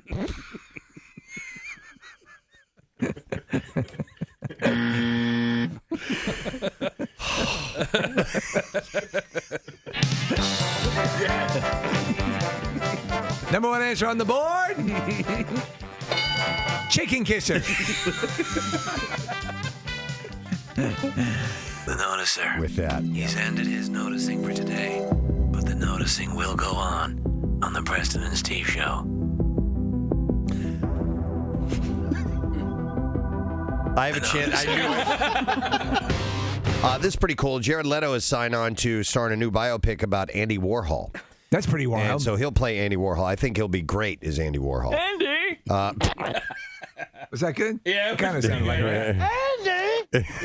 Terrence Winter will pen the script based on the 1989 book Warhol, the biography. Do you find him at all interesting? Yeah. Of that time and what he represents, I do as well. And just what an oddball, strange guy he was, and the fact that he created such a sensation with his artwork. So he also created the game Spud. Oh, a lot of people don't know that. No way. Yeah, Andy Warhol. Andy Warhol. Out of boredom, like yeah, a lot of people don't know that. Okay. Wait, how do you play Spud again? I was thinking of Chink. Excuse me? Racist. Oh, there's a game. Yeah, called okay. Chink. I'm sorry, Casey. You're late for your Klan rally. You've never heard of the game? I have. Okay. Yeah. Wait, I what's have. Spud? Spud, we always used to use a flat ball, like a ball. Yeah. That wasn't fully. Yeah, we did too. What right? the hell was the point of that? It was invented by Andy Warhol. His wrists were weak. When you had a ball that you couldn't play foursquare with or something like that, and you had to find something else to do with it, and so you played Spud. Man, I loved that game. Spud was a lot of fun. I forgot how you did it. You throw it up. You picked a Everyone category. runs, right? Yeah, but you had to have a category. Right, and then you spell out as you move towards the person you're going to throw the ball at, right? Well, yeah, but there was like an it person, right? Yeah, right. Who had Somebody's the ball. always it. Wait a And second. you picked a category. Say the category was colors, and everybody behind you had their color. So I would say I was the person. I would throw it up. That's it. And then I'd have yell, to run and catch it. I'd yell red, and if Steve was red, everybody else would take off. Steve would have to go get the ball. And then it turns into kind of dodgeball after that, right? Yeah, because you have to get closer to the person that you want to hit. Yeah. Yeah. That's Something along those- actually a fun game. I'll have to look up Because the, what happens on the throwing process is everyone runs in different directions, but if your name is called as you're running, you realize it's you or your color. Yeah, and you got to go back and get and it. then you've got to run back. I feel like I've missed out on my childhood. It was awesome. I've never played this game. And I never knew Andy Warhol invented it. Yeah. Well, he was a color guy, right? He was very much about Totally, It doesn't yeah. have to be colors, though. It can be anything. Okay. Yeah, it can be all kinds of categories. Campbell's soup. So anyhow, I don't know why that made me laugh so hard. But He's just kind of the last person you'd figure would invent Spud. oh my God, I've got to quit snorting, man. I am doing that way too often. You snorted on the golf course yesterday. I can't help it. It's after a long wheezy laugh, and then I have to inhale, and somehow or another my nose gets involved. I can't help it. Casey brought these into the studio. I have 3 ink pens. They're Bic, just your standard, office ink pen, cheapies. One might find in any drawer. Yeah, and these have been mutilated. What happened? Clearly, someone has been chewing on these pens. Well, wait a second. They're kept in this studio, correct? No. He got these from the what's the number studio next door? 4F. 4F. Yeah. In Studio 4F, which is the main MMR studio. And these pens are absolutely mutilated by how badly they've been chewed on. So who do you figure is the greatest perpetrator, or the most I know likely exactly who it is. perpetrator? You know who it is? Yes, that pen looks extremely familiar to me. Oh. Who is it? It's Matt Cord. That's what I Matt Cord. He used to do that with. I used to him and I used to get. I would basically make fun of him because he would do that to all the pens at the Sixers games. He would use a red and a blue pen, and he would Chew the F out of He them? would chew the F out of the top of it. And Matt's got some major teeth. I always used to be like, ew, that's so gross. We have a point of contention up on the phones here, Preston. Uh-oh. There may be okay, all be a false accusation. Hang on a second. Yeah, Pancake's on the line. Pierre's producer. Hey, Pancake. Hey guys, how you doing? Good. So you have a theory on the chewed pens? Yeah, so I think that it's Jackie. See, Jackie blames Matt Cord. Well, because Matt Cord uses different pens. Matt Cord has That's true. special. He has Matt special Cord has pens. special He DJ does. pens. He does. Now, Pancake's right. He has the blue and the red pen that he uses for everything. All right. Well, Pancake, I don't know. You still thinking it's Jackie?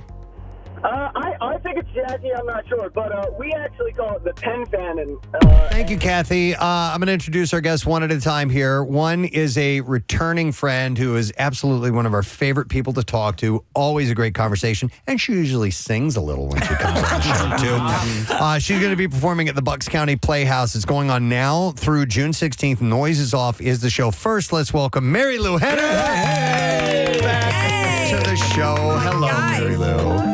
Nice to see you once again. Where's the music, Casey? Right here. Turn it down. Thank you. Wonderful to see you again. It's always great to see you guys. I mean, if I'm coming to Bucks County, you know I'm going to be here. No, and we appreciate it, yeah. And you're doing your best to defy age, by the way. I don't know what the hell you're doing. This is true. But I feel like a fossil now. And beside her, someone who we've wanted to speak to for years. Been a fan forever. We're very excited, and we played Mary Lou's song, so we got to play this here. He's been on so many different TV shows and films throughout the years, but one of the standout roles is Larry Dallas from Three's Company. Please welcome Mr. Richard Klein to our show. Hello, Philadelphia. Nice to see you, Richard. Thanks for coming by today. What about those Phillies? How about? You had a couple losses. And I say this as a Met fan. Shoot me now. Well, there's a lot of season left. We'll see. Do you live in New York? I live in New Jersey. Yeah. And so were you born in Jersey? No, I was born in Queens, New York. Okay, so we're a New Yorker as well. Yeah, so me and Don Rickles. Seriously. Were you really? Were you neighbors? No. No. We just both have an acid tongue. No, Okay. I never met Don. Actually. Okay, never met Don. Oh, I'm surprised. Noise is Off. I've always been a fan. Loved the movie. Was very aware of which you were in, Mary Lou. And John Ritter, a connection to you, was in the film as well. Never got to see the stage play, but I love a farce. And that's what it is. And Preston and Casey are fans of the play that didn't. It's called the play that went wrong. Yeah. I've seen it goes wrong. Yeah. 3 times. Wow. And it is a blast. And so Steve, and I wasn't familiar with Noise is Off. And Steve had pointed it out to me, and sure enough, I went and watched a little clip of the film, and I'm like, this looks like the set from the play that went wrong. Yeah, because you have to have the 6 doors and the people running in and out and the near misses and stuff. And I always thought this is something that you want to see live. Yes. Because to see it pulled off, the film tricks can cover a lot. But to see all of this pandemonium taking place, and it's very physical on stage, and this has to be one of the largest casts and productions for the Playhouse, correct? Well, it's 9 people because it's 4 women and 5 men. Right. So it's pretty, I mean, it feels big because there's so much going on. You're always bumping into somebody. Right. But it's great. But you're right. I mean, in the film was great, and I loved working on it, and the stellar cast and everything. Michael Caine, Carol Burnett, John Ritter, Christopher Reeve, on and on and on. But there's something about having a locked off shot in a camera. Right. It's not the same as having, or a camera telling you where to look as it is watching from your seat going like, oh no, there goes that door, there goes that person. No, it's very cool. Richard, you come from a long history of stage and have done a lot of this. Is this something you've done before? Have you done Noise is Off before? No, I haven't. But I've been a big fan for years. It's considered one of the greatest farces ever written. Right. It builds in its hilarity to the tune of a Swiss watch. It's unbelievable. It's precision. Let me ask you, in the precision of it, Richard, as things are, and you're talking about doors opening up and so on and so forth. We were talking just before in the break before about gym injuries and things of that nature. Does this lend itself to the potential injury on stage? Well, yes, it does. Yeah. I mean, there's a lot of stairs, and there's a tremendous amount of physical comedy. Fortunately, I'm playing the older person, so my stair time is limited. Thank the Lord. I'm up and down. During one of the tech rehearsals, I had a Fitbit. 62 flights. Oh up my and down, God. up and down, in a tight skirt and high heels. Yeah. Just saying. Yeah. Yes, Wow. It was crazy. Yeah. But I think it's 14 times per show. Oh my God! Wow, That's so much fun though. Any near misses or actual? Oh well, falls? actually, it's funny. When we were rehearsing, we did everything on one level because we didn't have the 2 levels, the 2 floors, and so I did get clocked in the face with a door at one point. But it was a nice side hit, so it didn't. Well, you do it for your craft. Yeah, why not? Can I mention John Ritter, and obviously Richard? You had a long history, and Mary Lou on the film as well. I'm sure you encountered him. Actually, Kathy got the job on the show here because we were auditioning her, and it was on the day John Ritter died, and It was the last day that we were auditioning Kathy, and we were kind of on the fence about. I'm sorry, Kath, but Kathy was just kind of being business as usual as she was trying out for the role in the show, and then John died, and Kathy's personality opened up. She's like, "Oh my God, I loved that man. And just, we saw a side of her we hadn't seen before. We all loved John Ritter. I but, loved the show, Three's Company, and it was something that my dad and I watched together. So it was, it was just like that. Family. It was family. And like, I almost felt like a part of my family left when he left. I remember driving into work, like called my mom and my dad at, whatever time it was, 5 a.m. And I was like, John Ritter passed. So when I went in, that was kind of, they were like, okay, she does have a personality. But John would, speaking of falling downstairs at midnight, my God, his physical comedy. Ridiculous. How did he had to have gotten hurt a few times, Richard? On set. He managed to avoid injury. Wow. Because he was very much aware of what he was doing. And he was an incredible craftsman and a supreme comedian. I'm very fortunate and blessed to have been on the same set for 8 years. Man. You worked on all versions of Three's Company. You made it onto all versions of that series and its iterations, correct? Yes. Actually, they offered me the spinoff of Three's a Crowd. Right. But I had booked a series with Shelley Fabre for CBS, and so it was like, do I want to be a co-star in my own series, or do I want? And so I chose that. But then they did ask me back for a guest spot on Three's a Crowd. It's pretty wild because I was doing some research, and we're very excited that you were going to be on the show. And I saw you. You were in a video, and you were talking about you're a Vietnam vet, and you were talking about this gentleman who apparently was a very, well, I guess one of the shortest soldiers who ever served, Captain Flaherty. Does that come to mind? Because I'm watching this, I'm like, what is this about? Does that ring a bell? No, it doesn't. Okay. And I'm like, Steve, I'm so sorry. Yeah. I'm watching I know this. I'm old, Steve, but I have a really good memory. Yeah. I'm watching this video. I'm like, what is this about? And I'm trying to figure out what, The shortest soldier in the history of the Vietnam War. I don't know. Yes. Captain Flaherty. I wrote it down. I may have been the only soldier. I was a lieutenant. And okay. On R&R. You get to choose the 5 different venues, and one of them was Australia. And I went to Australia, and I may have been the only GI to ever go into a stage play during his R&R. Really? I did. I saw Catch Me If You Can in Sydney. Yeah. And that's I thought you meant you were in it. Yeah, I thought you were No, acted in it. No, I went, like other soldiers would go out and go, oh, where's the nearest strip joint? I went to a play and sat in the audience with a bunch of Aussies. Yeah. But when you got back, you got right to work. You were doing commercials and stuff immediately? Oh yeah. No, I did a ton of commercials in New York before I moved to Los Angeles. Did you know you were funny? Did you? I mean, because you had I obviously gravitate towards it. Without getting too psychologically deep here, I didn't really grow until college, so I was on the smallish side. So I used my humor to mercilessly attempt to charm women, girls, and so I was the class clown. Actually, I have a degree. I have a diploma in class clownery. Yeah. An official degree. Yeah, I mean that's Do I always know I was funny? Pretty much every morning when I'm shaving, I go, you are hilarious.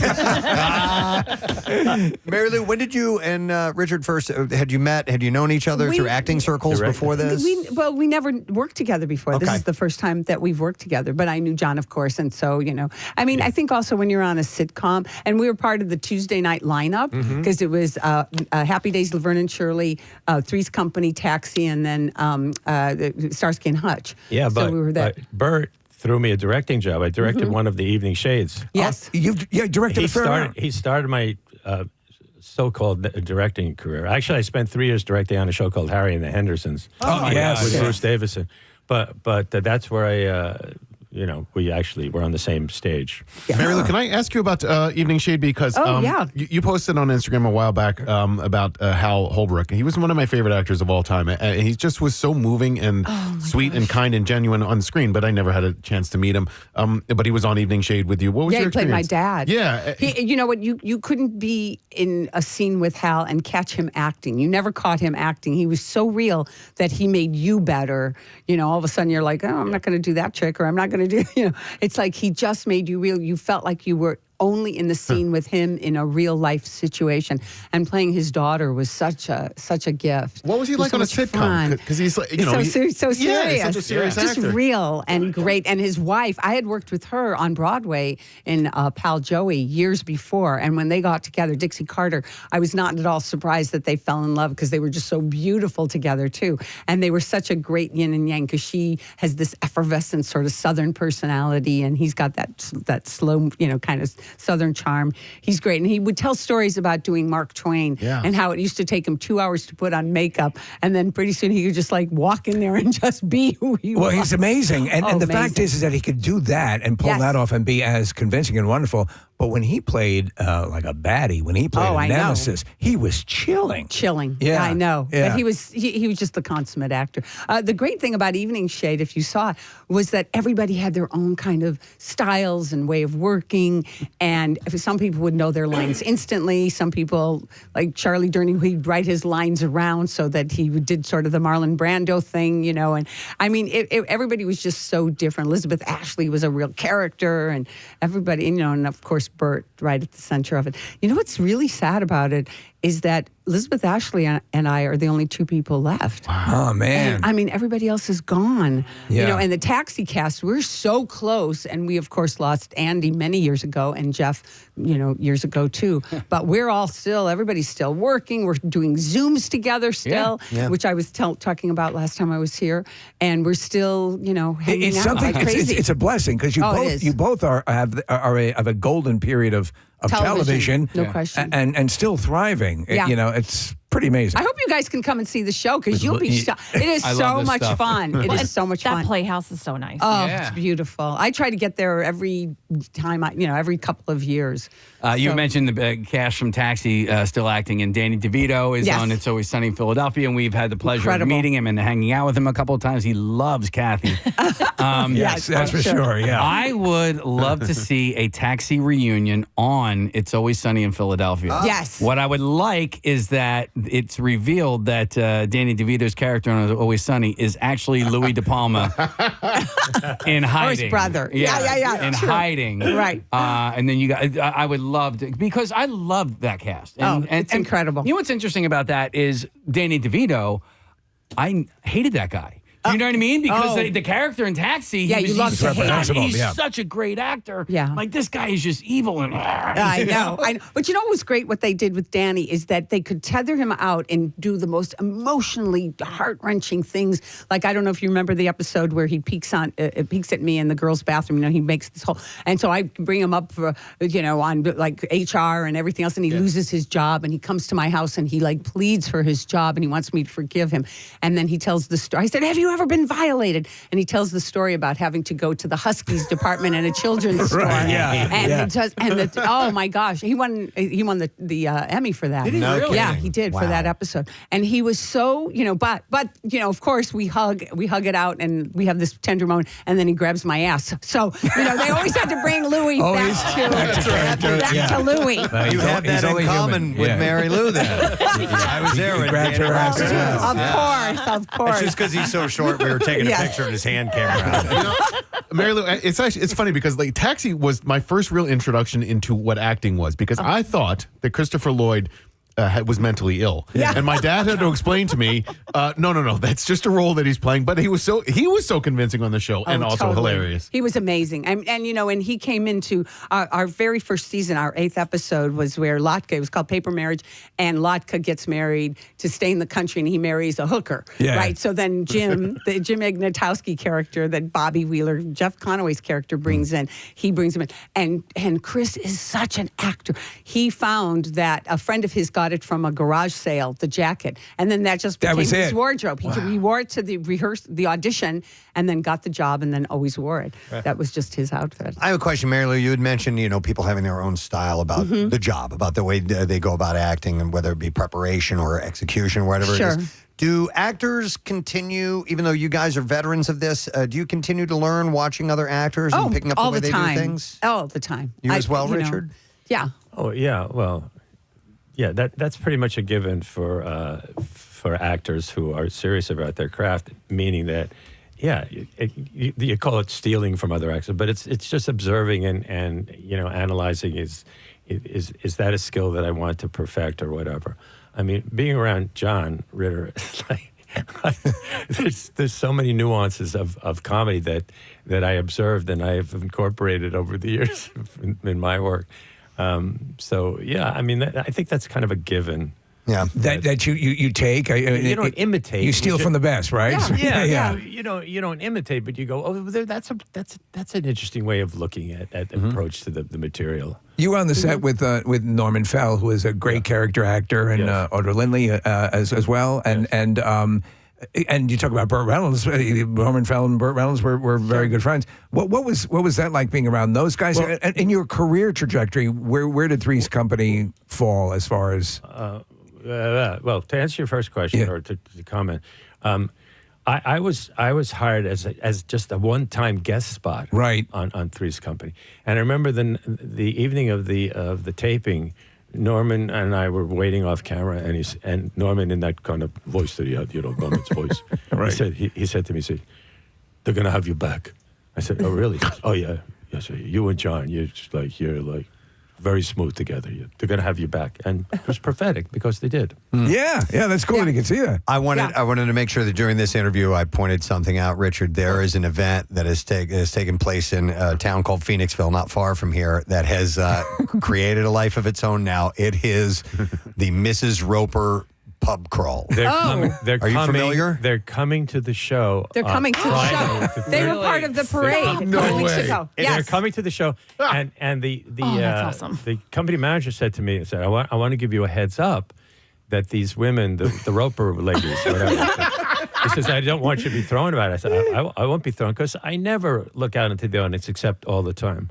Now you're going to see 100 of them. All the time. That should be a blast. But there's there is about, I think last year they might have had 3,000 people. What? Dressed. Yeah. Oh, we're not kidding. As the character. My! How did that start? Do you even know? It was somebody's idea out of Phoenixville. We should see if you can find a. Look, there's a bunch of pictures of it. See if you can find a picture of the crowd from Phoenixville, Marissa, because I remember seeing that photo and going, "This is," and even just hearing about the event, we're like, we got to be a part of that. I believe it's in several cities now. Okay. Really? Yeah. Wow. There's a legacy there that's pretty amazing, and a look. And what if that becomes the new thing? Lord. Yeah. Here's a picture. It's like they look like grown-up Annies. Yeah. You know how Annie became like such an icon? That's what they look like. So that's downtown Phoenixville. That's the main street that goes down. They close down the street. Unbelievable. Yeah. That's going to be a fun show. And by the way, thank you to Pluto TV because I'm like completely and totally locked on Three's Company, like on Pluto TV. I got to tell you something, Casey. It's like it's insane because when we're doing the show, you never think oh, maybe there'll be a couple years of reruns or whatever. It's like 45 freaking years. I mean, 47 years.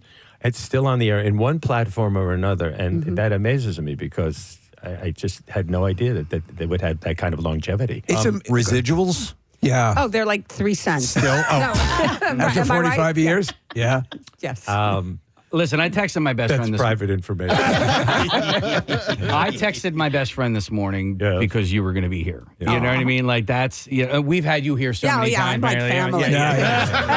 My friend Jen actually has hanging in her house. It's the print that is in the apartment, Jack. The it might be like the butterfly. Yeah. She literally has it hanging in her apartment. Like, I'm sure you know the impact that Three's Company. It's insane. Yeah. It's really insane. I mean, I got a call a few years ago from my agent. He said he got a call from some guy who wants to purchase that kimono you wore with the with the tigers. Oh my and he's God. offering $25,000. And so I said, well, did you have it? No. I said, look, give me 10 minutes to make a phone call. And they couldn't find it. Oh, that's too bad. Yeah. You talked about John Ritter. What was the dynamic with the other cast and crew? Like, Suzanne Summers, Joyce DeWitt. It was a happy set. And the greatest thing was that over the years, I've run into several actors that were guest stars on the show. And they said, we had so much fun on your set. You guys were so accommodating, so present. And it's good to know that, there wasn't our egos, whatever they were, didn't get in the way of being, friendly. And that's nice to hear too. That's what a we fan hope. base, Right, it is. Now, let's not forget, though, at the time, Richard, that it was considered a controversial show. Sure. You had two women and a man living together. You also had the fact that the Jack Tripper character was pretending to be gay at that time. What was feedback from the gay community like in that day and age? I was at a restaurant in Times Square, Charlie O's. Remember Charlie O's?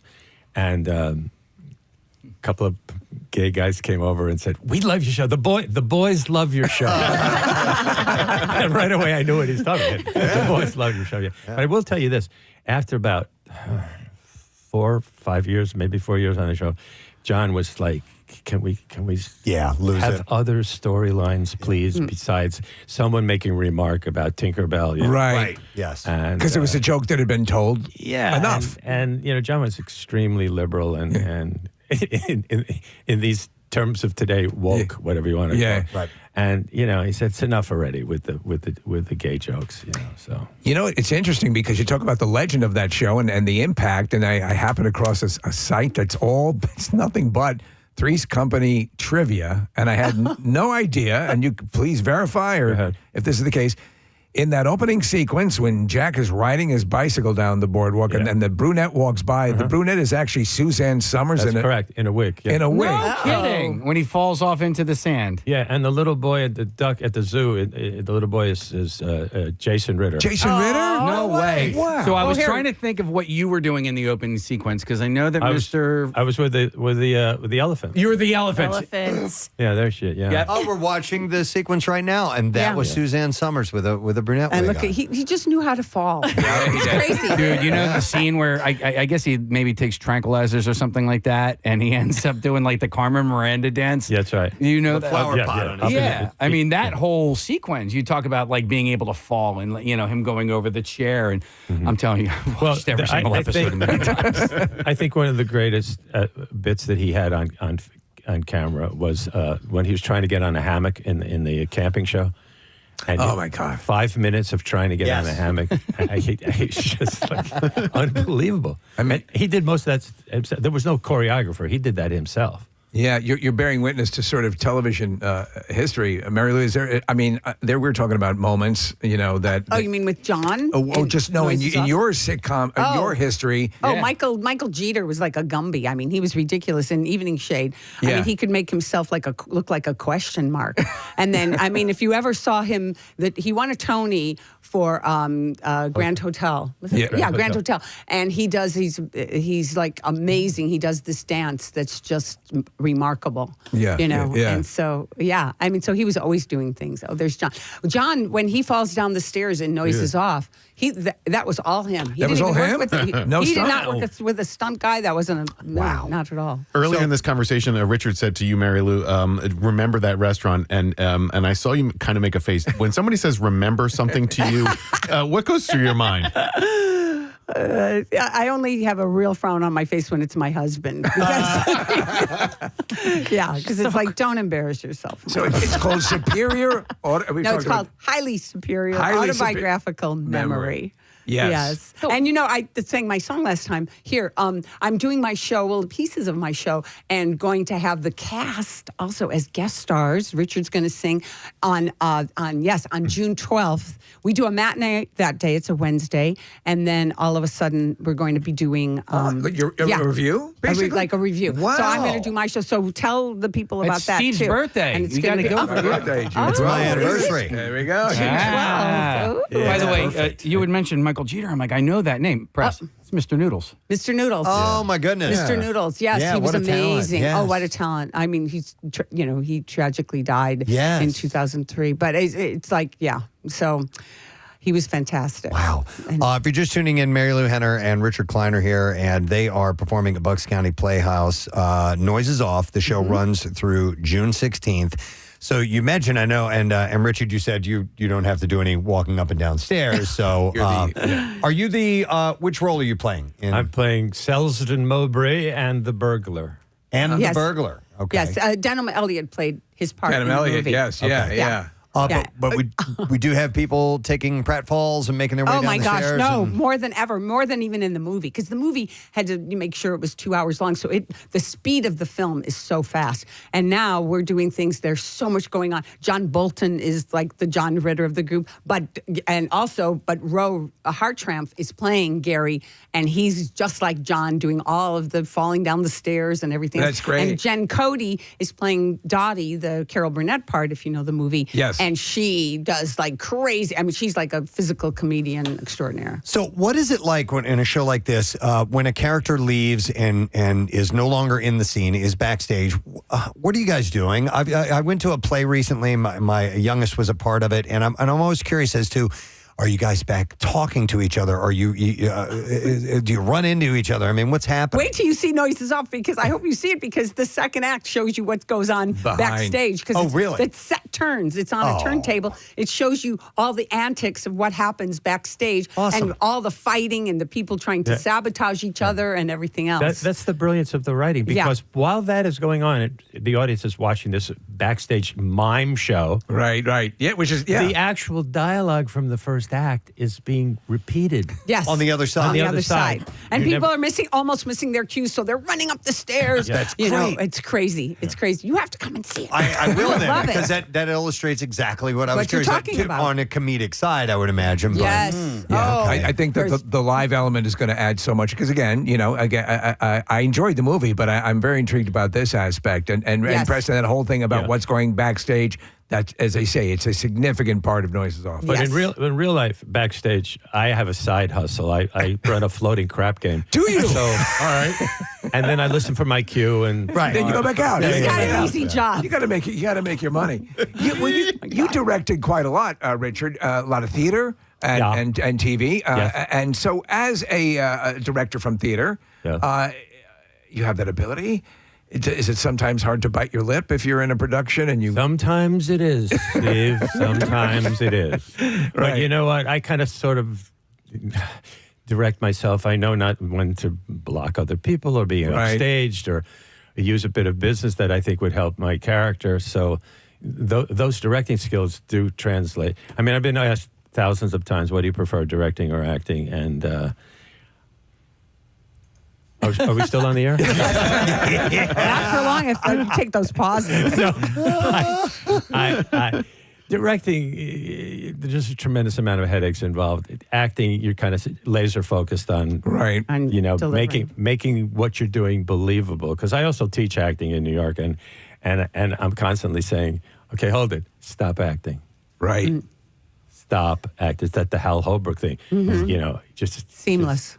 Be yourself. Wear the clothes of the character, metaphorically, but be yourself. Yeah. So my daughter she's graduating high school on Saturday, and she is going to pursue acting in college. And these are the conversations that she and I have about this stuff all the time. Like, we went and saw a production of Music Man at University of Michigan, and so that's the best musical theater program in the country. And I'm watching this guy who plays the grandfather, and I said to her after the show, I go, listen, as talented as that guy is, he won't play that part again for another 40 years. Yes. Right? So so when you graduate, you're going to be playing these parts that are like, a woman playing a man or a girl playing a woman or whatever. I'm like, this doesn't exist. So when you graduate college, like, you're going to be cast in you know what I mean? And what you can actually what's age appropriate. Can I just do a little shout out to my son, Nick Lieberman, who is a director, and he directed the movie Theater Camp, which your daughter would love. He wrote, directed, and really edited. I think did a we lot of watched it. Theater It's Camp. so good with Ben Platt and Molly Gordon. No, we and absolutely Noah watched Galvin. it. It's so fabulous. And he won a huge award at Sundance. They called him an It's your acting son? director. My son, who's wanted to be a director since he was 6 years old, but also did all the school plays. And I kept saying to him, Nicky, do it the George Clooney way. Become a director, an actor first, and then a director. But he just always wanted to be a director. Any desire on your part for as long a career and as storied as a career to delve into directing yourself? Oh no, I like to be the mouthy actress who goes, I don't think that this is the way you should do it, or I'm going to do it that way. Whatever. More like a writer producer. I've done writing and producing, and now because I have two sons, I have to do the other one. The other one, Joey, is working for NBC for the Olympics. He did TikTok videos 2 years ago, and they sent him a cease and desist letter saying, you can't use our logo, you can't use. He's going to kill me for telling you this story. Don't put this part on. We won't put this part on. But then all of a sudden they need good videos, so they get the cease and desist guy. So now he's working for NBC. So he basically climbed his way into a job. He created a vacuum and then he filled it. Wow. You know? Wow. So he'll be going to Paris for this? Or? No, he's like one of the point people here in Stamford. So he's like living in Stamford for those weeks. That's exciting. Richard, what about your family? Do you have kids? I have a daughter, Colby. Yeah, she's in L.A. Has she looked into the industry? She sings and she writes songs and she's on Spotify, but she has her own pet sitting business in Beverly Hills and Santa Monica. From what I understand, that is a especially in that area, can be a very lucrative business. Oh, she's doing very well. Yeah, with the celebrities who have their pampered pets. Santa Monica, isn't that where Three's Company was set? Santa Monica, yeah. That's what I thought. She was in the movie Problem Child with John Ritter. Okay. She played Lucy, whose party was destroyed by the Problem Child. Oh, really? Michael Oliver, yeah. Yeah. I was reading a story about that kid and his mother, and apparently it's one of the really sort of horrific stage mom stories. The kid who was the problem child in those movies was apparently had like a Hitlerian type mother. Oh my gosh! So many stories are coming out, you know, from Jeanette McCurdy's to I'm reading it right now. Yeah, and that blows me. I've been reading actors' bios lately, and I read. There's my daughter. Oh, so cute. I recently read Henry Winkler's autobiography, his memoirs. It was fantastic, and he mentions John because they were together, John Ritter, and just obviously he went on and on about what an amazing individual he was, and also a lot of things you don't know about network Happy television Days. and how the whole thing works. And it is a fascinating industry and can be pretty freaky, pretty scary. Yeah, you have to know who you are. You know what I'm saying? I think if you come from a family where you're like the breadwinner for your family and you're a young child, I've seen a lot of those relationships and those kids get really messed up. It'll collapse. Yeah. You know, what you guys represent, though, and, you talk about that, knowing where you come from and being rooted and so on and so forth. There's this perception that you as fans, Kathy was alluding to this earlier. We love knowing that you love those experiences from those various shows that you've been a part of in the projects, and that, and there have been many cases where there have been celebrities who just they want nothing to do stop with bringing it. that up. Like stop bringing that up, and you can almost hear the sound of fans like going, oh, I know. Yeah. So, is that something that you both you can answer, had to make a conscious effort to do, or has it been effortless with Taxi? It's been pretty effortless. Yeah. I mean, I was always like, in my family, I'm the middle child of 6, so I was always kind of like the swizzle stick, and that's what Tony Danza always called me, the swizzle stick that stirred the drink. And being the only girl, I was always the one to say, hey, we're throwing a party. We threw a party every week, so I was the one to collect the money and interface with the caterer or the DJ or whatever. So you need somebody to like kind of keep that sort of thing together. Right. But then once the motor is running, then everybody, I was just saying that we all text each other. Danny was in the Oscars, and I was texting on our text chain every day. The Taxi group is texting one another. That's great. There's a text chain. That's great. Yeah. Richard, was there ever a point in time where that you enough with Three's Company, or has it always been like a friend who's been with you on your career path? More recently, a friend on the career path. After John passed away, I could not watch. I could just not watch the show, and then out of sheer pain. Yeah. And just most recently, because of all these platforms that have been airing the show, I occasionally tune it. And I look at myself. I can't believe I actually went that far. No fine line on that. You had one of the stellar hair helmets, Yes, by the you way. did. Yes, you did. It was as solid a head of hair as I've ever seen. Well, yeah, they technically they curled it first with a curling iron, and then they brushed it out. That's I mean, great. that I didn't walk around, Hollywood with that freaking haircut. No, that did not happen. That wasn't your personal style that you had 24/7? No, and it's amazing I didn't get pneumonia for the amount of buttons that were undone in my shirt. Oh my That's goodness, great. I love it. Well, don't miss this show. It's been running since May 17th and goes through June 16th at Bucks County Playhouse. It's called Noises Off. Chaotic fun. I love the idea of turning the whole thing around. It's funny. It's really funny, and it is a classic farce. And I think I can see it during my birthday week. Oh, I hope so. I hope so. Yes. Yeah, I definitely want to come see Let it. us know so we can all get a hug out. Okay. Yes. It's to get tickets, BCP, which is for Bucks County Playhouse, bcptheater.org, and don't miss your chance to see Noises Off with Richard Klein and Mary Lou Henner. 4 matinees at 1:30, 4 evenings at 7:30. Oh, excellent. So 1:30 and 7:30. Many options to see. Perfect. Yes. Love it. Thank you guys for Thank being you, here. guys. As Great to meet always. you, Richard. Appreciate it. All right. We're going to take a quick break, and we will return in just a moment. Stay with us. Thank you.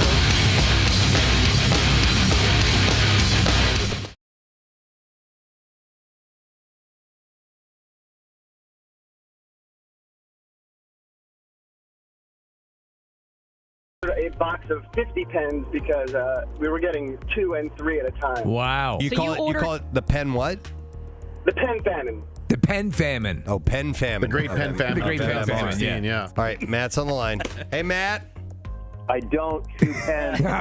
You don't chew pens ever? No, I treat I use Papermate, Flair, blue and red. I treat them like gold. You put that cap in your mouth. Do not say you don't. Well, But I never chew it. I don't. The chewer's Jackie. Come on. All right. All right, so Matt's vehemently, no, definitely not. He says Okay. Jackie is the Thank chewer. you, Matt. Okay, all right. So it's not Pierre and it's not Matt Cord. Should we bring in an expert to note the teeth markings and do a DNA test? That's exactly what I was thinking. Because you have a set number of people who are using that air studio. You can get DNA swabs. Yep. And then get samples from all of the jocks, and you could nail this down in no time. Do you want me to go to Jackie Bam Bam's secret hiding spot and see how many pens he has there? And see if there's any chewed up ones. Hang on. Oh. Can I come with you? I want to see where it is. Can you divulge that I'm to going her? with him. Case? Look at how thrilled they are to do this. I know. All right, hold on a second. This is what it's come to.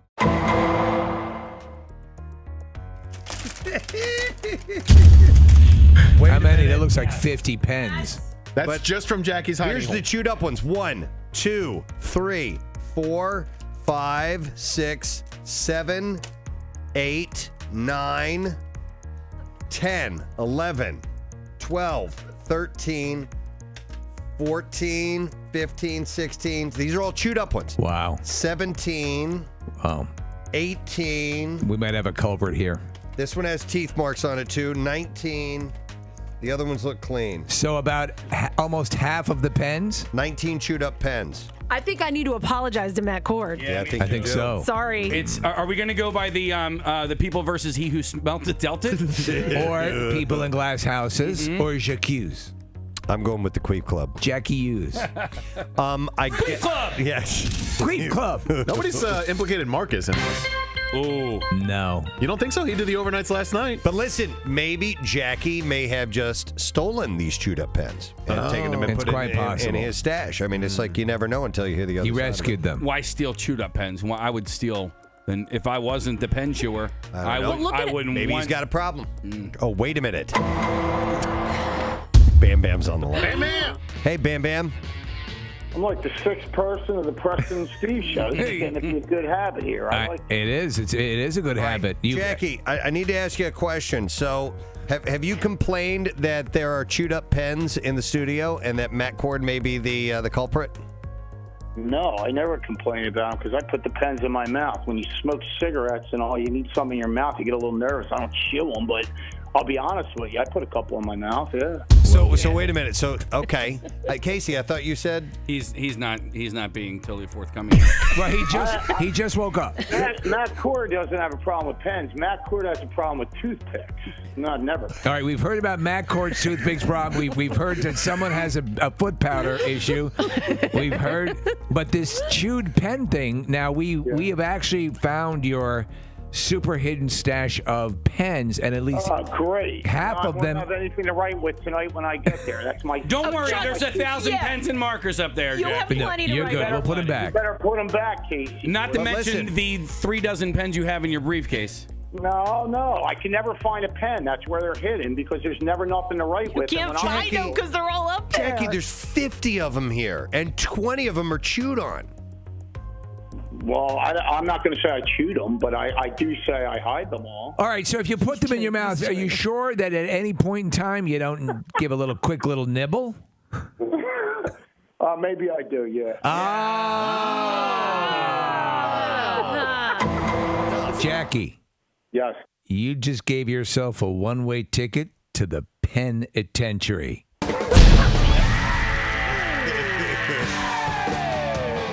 By the way, somebody texted in and said, Cord was just a red herring. It was Bam Bam in 4F with the big pen. Yes. What about all the panties with skid marks in Kathy's garbage can? Those are mine. Oh, they're yours? Yeah. All right. We have All right, anyhow. Well, she immediately fessed up. But I think we solved something. We did. I know. I'm pretty happy that good. we got to the bottom of that. Yeah. Very rare that we actually do. So Teamwork. That was Well, cool. we have to talk to HR now. See what they're going to do. Bert Kreischer is still here, the machine, the conqueror himself, who will be at Helium Comedy Club today, tonight, and then through the weekend. Until the autopsy. Until the autopsy takes place. He's got his bottle of Fireball. There's no surprise ending for this one night. Been enjoying this morning. Just blackout. Our other guest we love having here anytime he can. There's a very cool party coming up. Some of us have been to it before, and it's for a great cause. For a great cause. Santa Claus. You can do it. Oh, One of those things. God. It's M. Night Shyamalan. Good to see you this morning. Thank you, guys. Good to see you, man. Good to see you, too. All right. So, Bert, I know, was just a huge fan, and he wanted to stick around. It's so cool meeting you. Like, you've given me so much enjoyment. Do you ever think that? Like, how you've, okay, we were sharing this, and I didn't want to talk about this on air because it may come out. Tell the story that you were telling us. It's absolutely fine. I saw Sixth Sense at a black movie theater. Yeah. Oh, wow. Yeah. And it was the coolest experience because it really brought me together with black dudes. Like, as soon as he goes back and he sees the blood, I realized it with every black dude. And I hear the guy behind me like, oh, dude's dead. Dude's dead. And then I stand up like, dude's dead. Dude's dead. And we start hitting each other. We're all standing up in the movie theater. It was so, and then we sat in the lobby for an hour later breaking down the movie being like, yeah, thermostat drops. Yeah. Oh, that makes sense. Oh, the mom, she was talking to herself. She was talking to herself. She was talking to herself.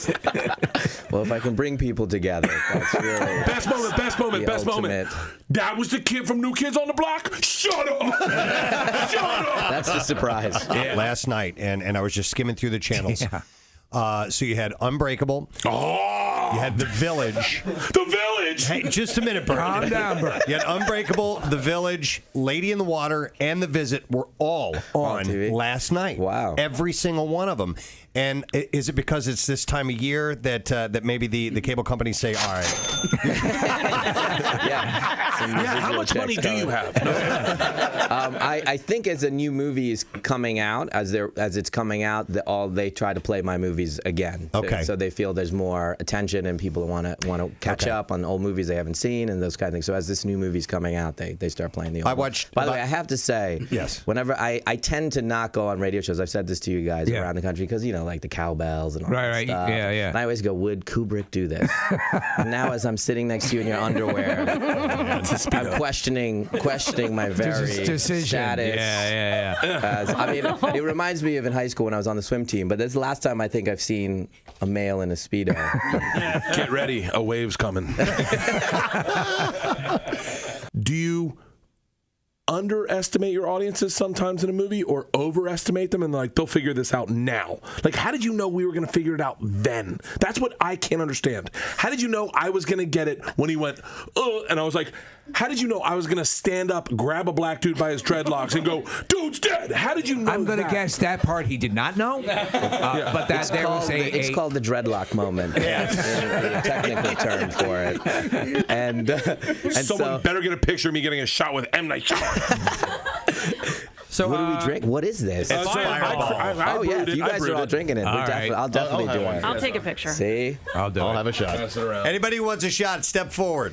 Now, unless we do this right now, we aren't able to do a shot before 9 a.m. because it's 8:58 a.m. And we got to do this. That we did shots before 9 a.m. You ready? Yeah. So, cheers, everybody. Bert Kreischer, raise it up. Cheers. Cheers. Hey, it is a pleasure meeting you, man. Thank you so much for what you do. Here you go. Toast. Guys, cheers. Prost. Cheers.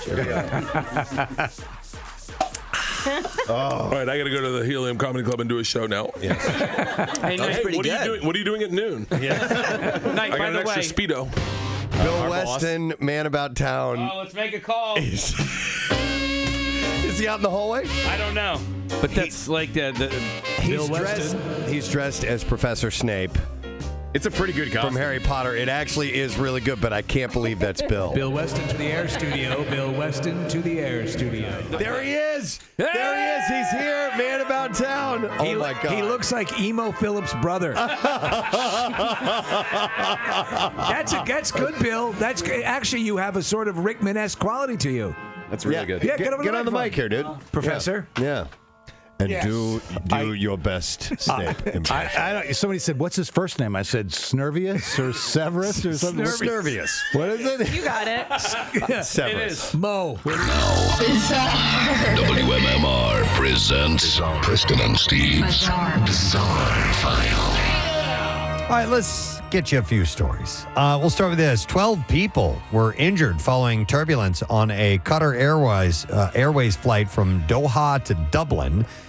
6 passenger and 6 crew members had been injured during the incident as the airplane flew over Turkey on Sunday. Emergency services, including ambulances, sped to meet the plane after it landed. Airport officials said the flight landed safely as scheduled shortly before 1 p.m. and was met by emergency services. In a statement, Qatar Airways said that a small number of passengers and crews sustained minor injuries in the flight and are receiving medical attention. The incident comes a week after a 73-year-old British man died. Yes. And scores were injured when a Singapore Airlines flight hit severe turbulence. Jeffrey Ralph Kitchen died from a suspected heart attack. And other passengers described people being launched into the ceiling and overhead lockers. The plane left London but was forced to make an emergency landing in Bangkok after being hit by turbulence at 37,000 feet 10 hours after departure. Did you see the pictures of the interior? It did. It's just destroyed. One of the passengers said the plane suffered a dramatic drop, which resulted in people not wearing seatbelts being launched immediately into the ceiling. Images posted on social media showed damage to the ceiling of the cabin, food, cutlery, and other debris strewn on the floor in the aftermath of the incident. That, folks, is why you have to wear your seatbelt all the time when you're on a plane. Here's a follow-up story. The Alaska Supreme Court has upheld the state's decision to suspend the dental license of a man who became internationally famous after extracting a tooth while riding a hoverboard. Remember this story. And that's not all he was doing. Former dentist Seth Lookhart has been convicted of numerous crimes, including Medicaid fraud and standard of care violations, and almost killed 2 patients. Did he commit Medicaid fraud on a hoverboard? I don't know about that, but he was sentenced to 20 years in prison with 8 suspended. He sought to retain his dental license after it was revoked by the Board of Dental Examiners. When the revocation was upheld by a lower court, Lookhart appeared to the Supreme Court, which ruled on Friday. He's also appealing the criminal convictions that resulted in his prison sentence. That remains pending. He doesn't seem to understand what guilty means. The Supreme Court said the state dental board did not violate state law or abuse its discretion when it revoked his license after a fraudulent scheme of staggering proportions to jeopardize the health and safety of his patients. The subsequent trial, prosecutors had demonstrated that Lookhart improperly used IV sedation, which was reimbursed by Medicaid at higher rates than local anesthesia, and extracted teeth more often than was necessary. After he was convicted in criminal court, the State Division of Corporations, Business, and Professional Licensing sought to strip him of his license. So, could you imagine if you had a lot of teeth extracted? Oh, my God. Multiple tooth extractions because this guy needed to make some money? Exactly, and that's what he was doing. Well, the infamous Henry Earl, dubbed the world's most arrested man after getting busted over 1,500 times, has passed away at 74. Earl's rap sheet spanned nearly 50 years while logging a staggering 6,000 days in jail on charges like public intoxication. First arrested at 20 for carrying a concealed weapon in 1970, Earl's lengthy record threatened to deplete U.S. timber reserves until his final bust in 2017, just months before entering a nursing facility in Kentucky. I wonder what that rap sheet does look like. Yeah, with no known surviving family, the local legend was laid to rest last week in a nearby cemetery. But yeah, 1,500 arrests. So nothing more than... It doesn't seem like he committed any major crimes. Yeah, 1,500 He was like Otis, murders. the town Yeah, drunk. right, yeah. Checks himself in.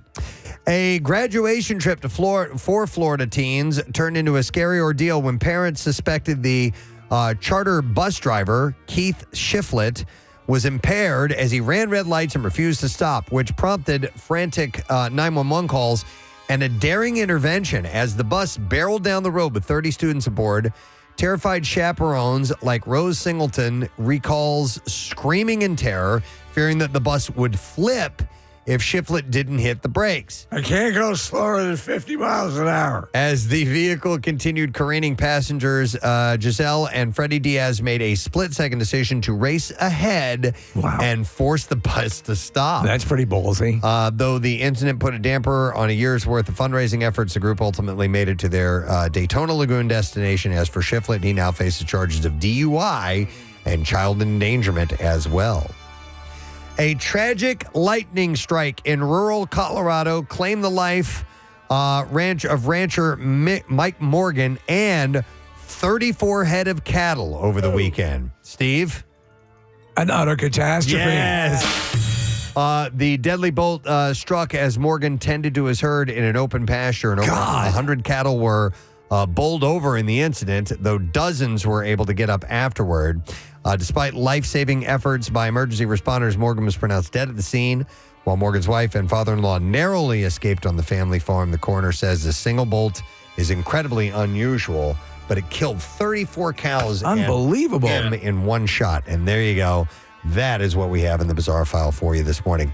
All right, we're going to give away our secret text word prize. And Kathy, we need a number caller, please. I'll go with caller number 12. All right, caller 12 at 215-263 WMMR. You got a shot at it. You need to know the secret text word. We'll come back in a moment, see if we can give that away.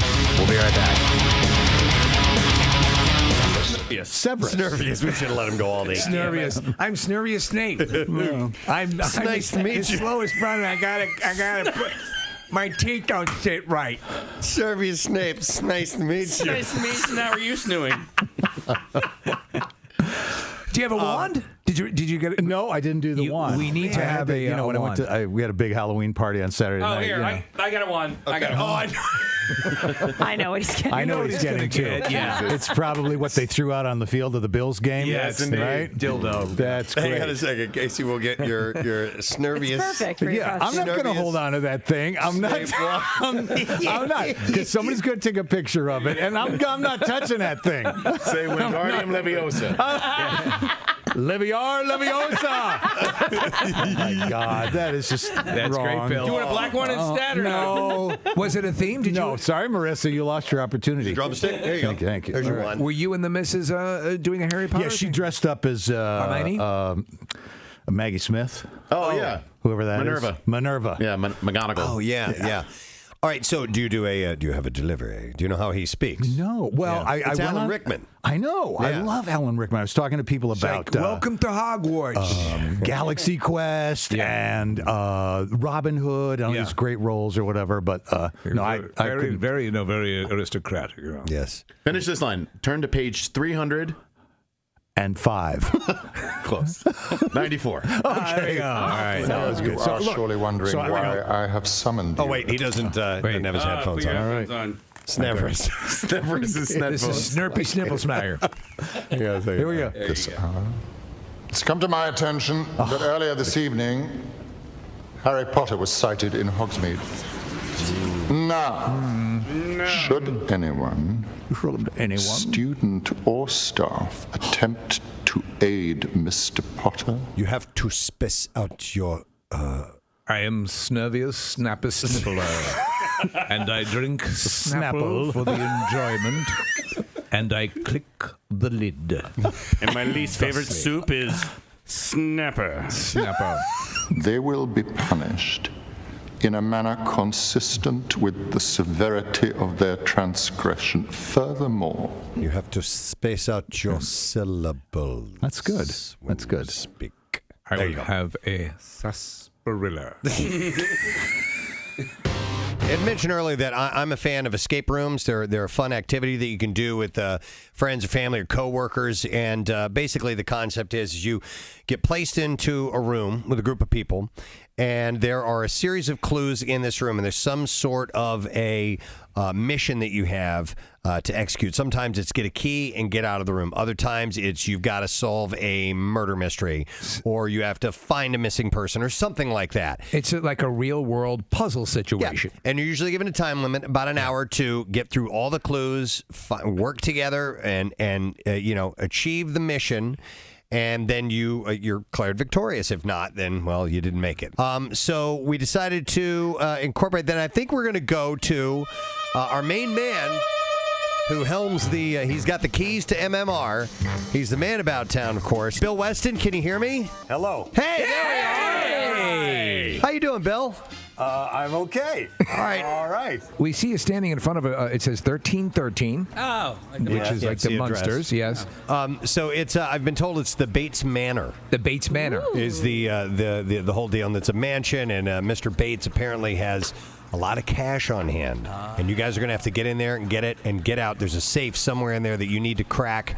Get in, get the loot, and get out before the cops get there, which I assume is within an hour right after it starts. He's the patriarch. He is Master Bates, right? Yeah, he is Master Bates. No, nice. So Bill, we were going to set you up with Jackson and Matt Cord. Are they handy? Are they there nearby? I have not seen them. Oh, you're kidding me. I don't know. It's rather strange for a disc jockey to be late. Yeah, that's true. Well, you know what? Maybe we can help you out. Let's see. Is there anybody else we might be able to substitute for? Because we got to get this underway. Last minute replacements? Maybe is that even doable? I don't know. I also hear that there's going to be other members, like a couple other people besides Jackson and Matt. A newspaper reporter is going to come along with us because we act as a team. Okay. And you got to have at least 4 people to kind of figure out all the clues and try to advance into further rooms. And well, you know what, Bill? I think we sent Nick down there because we wanted Nick to make sure everything ran smoothly, and Nick should be on location. Nick, could you see if there's anybody else that we could scare up because we do need to get this underway? We can't be waiting fully. I mean, when they get there, they get there. Yeah, if Jackson you've got, or Matt. I think Nick can hear us. Nick, if you can bring, if there's anybody like cast members or whatever, if you can bring them on out. Sorry, I'm now down the hallway. Hey, Bill, here's this is Pitchuation. Oh, God. Here, come on in, Pitch. Enter Pitchuation. Yeah, he's here with us. And this guy. Who else we have? We got a really tall guy. Jackie Bam Bam. Jackie Bam Bam. Yeah. Oh, my God. And who else? And last but not least, come on around the corner, young man. It's Gary Lauer. Oh, my God. He's locked in a room with Gary Lauer? This is going to be the most cacophonous sounding radio bit with Nick's booming voice and pitch like glass shattering. Nothing but loud people in here. Well, it works out, Bill, because just by happenstance, the people we believe you'd most want to be locked up with are there around you right now. Oh, and Bill, if you haven't figured it out, Jackson and Matt were never going to be down there being a part of this. We had this set up. I thought there might be some type of prank going on here because Jackson never gets up for anything. So we were wondering who Bill, and it's all about teamwork for this, and we thought, well, who might it be difficult for Bill to corral and get? So as much as we love Jackie and he's the most amazing overnight guy ever, he is a bit scattered. He's a little, all over the place. I got microphones on me and my pants are falling down. He told me to wear pockets. I didn't wear underwear, but there you go. Any underwear? Of course you didn't. And Pitch, no, he never wears underwear. Pitch, can you hear me all right? Yeah, this is great. I can hear everybody back in the studio. Hey! Everybody. Hey, how's Billy doing? I know Bill Weston's having the time of his life. Oh, my God. They say this is like a really great team building exercise. I'm really wondering what the outcome is going to be. Last but not least, all of these people. Let's see how the mayor of Juniata Park is doing. Gary, can you hear me? This is going to be a blast. Oh, yeah? Kindergarten for adult males. I think we're going to have a wonderful time, children. I think you painted the best picture simply by saying kindergarten. Yeah, and by the way, Gary, we've elected you team captain. Oh, it's going down. It's going down. I believe you have 1 hour from the time this starts. So, is there anybody there to officially begin this whole thing, Bill? Is Randy nearby? Randy gave me a bit of an orientation, and like things like numbers on the wall and like there's locks, and I guess we got to find a key to get into the lock of the mailbox. Maybe that tells us how to get into the main door of the next room. And so, I guess go ahead. We're ready to get started. We're looking at the collection here, Bill, on the monitor. It looks like the worst bachelor party ever. All right, it's starting. Clock is running. Go ahead in. Go. Let's do this. Let's do stuff. Let's do it. Let's do stuff. Yeah. All right. Okay. So there's a lock on the mailbox. There's also a lock over here on this. Oh my gosh! The first thing is a puzzle. Oh. This birdhouse. All right. There's a flashlight hanging on the wall. Okay, It doesn't work. They can't hear us right now, so we're going to listen in, and I'll kind of describe what they're doing. They're searching around the front door. What the heck is this? It looks like one of those mirrors that they stick under a car to see if you got a bomb under there. There's probably something. Use that to look up above, and maybe there's something. Bill's got the right idea. I don't think Jackie Bam Bam understands what's going on. That's the thing. I think he thinks this is a kid's birthday party. Yeah, I talked to Jackie this morning, and I'm like, "Look, have you been briefed on what's going to happen?" And he just kind of sent me back. I don't know. It's kind of I was just told we got to get out of a room or something. So he doesn't really understand the whole concept of it all. And Gary looks like he's just like he's picking things up and looking at them, but even if it was a clue, he's putting it back. All right, let's listen in. Hang on. There's Pituation laughing. Oh, Jackie found something. Thank you. I found a key. Ah, Nice going, Jack. Key? Under the mat. Under the mat. All right. Good catch, Peg. Oh, You're welcome. How about the is it small? It's probably this one. Yeah. Okay, they're about to open up the mailbox out front. Let's see. We got it. Okay. All right, Jackie got it open. He found the key and he's getting it open. Unlock the mailbox. All right. First, we have a letter inside the mailbox. 2 baits. Let me try that key in this other lock. What if Jackie's like a Manchurian candidate? Like he's been programmed, like he's Jason Bourne and doesn't know it. He has no idea. Yeah. It's as requested. We've set your alarm code for a 4-digit number. Should you somehow forget the code, simply look around before entering the house. Please let us know if we can be of further assistance. It'll probably be the number on the front. Pointing to the 1313 house number on the side of the house. Where's it coming from? Bill wants to know whose phone is ringing. Your phone off? It's Gary. Gary's got a phone. He's yelling at Gary. I told Gary goes out with a landline. But is there a keypad? That's an intercom. That's an intercom. It's once you go inside, there'll be a keypad. No, there's a woman there. Is she part of the? Is she I think she's journalist? the newspaper reporter. There's another key in here. There's another key inside the I'll trade mailbox. you that key for this kid. All right, so even just getting in takes this long, Preston. There's a legitimate newspaper reporter there? Yeah. I didn't know that was going to happen. Either that or it's Jackie's girlfriend. Wait, look, Gary took the second key and he's trying to unlock the front door. Trying the front door. They got to remember the code when they get in. Gary just opened the door. Okay. Time, Bill. Next room, we spent 3 minutes. Okay. That's pretty good. And Bill Leslie did none of it. No, Bill. Nice to meet you. Dolores Read is- that. You got He glasses. has to Bill? corral What was the them. alarm code? 1313. Where's No, where's so the 1313. And Yes. there's an alarm going off. Yep. Hang on. 1313. Did it take it? It took it. Yeah, they did it. Sometimes, Steve, they'll also, if they'll use Preston and Steve show, 14 minutes after 10 o'clock on a Wednesday morning. Beautiful day until this evening, dinner time-ish. We do have some rain, scattered showers making their way into the area. Might even be a thunderstorm or two because there's a cold front coming in. Today's high about 79, so it's going to be beautiful up until then. But then tomorrow and Friday, Saturday, Sunday looks really, really good. Temperatures anywhere from 76 to 85 degrees. And not really seeing any rain in the forecast as of now. So it could be a wonderful weekend. So we were looking for a caller to possibly win our secret text word prize. And it was number 12. So caller number 12 is Betsy. We will go to her now. Hi, Betsy. Good morning. Hi. Hi, Betsy. Do you know the secret text word? I do. What is it? Is it fun? Yes. It is fun. And Betsy, you're certainly going to have some because, hold on the line, we'll get your information. We'll set you up with a pair of Maurice Piers same-day ride and water park combo tickets. You can check out the big friggin' deal and get a same-day ride and water park ticket to Maurice Piers for just $70 and enjoy unlimited rides on 3 piers and both water parks for a whole day. You can get the exclusive offer while supplies last, WMMR.com/deals.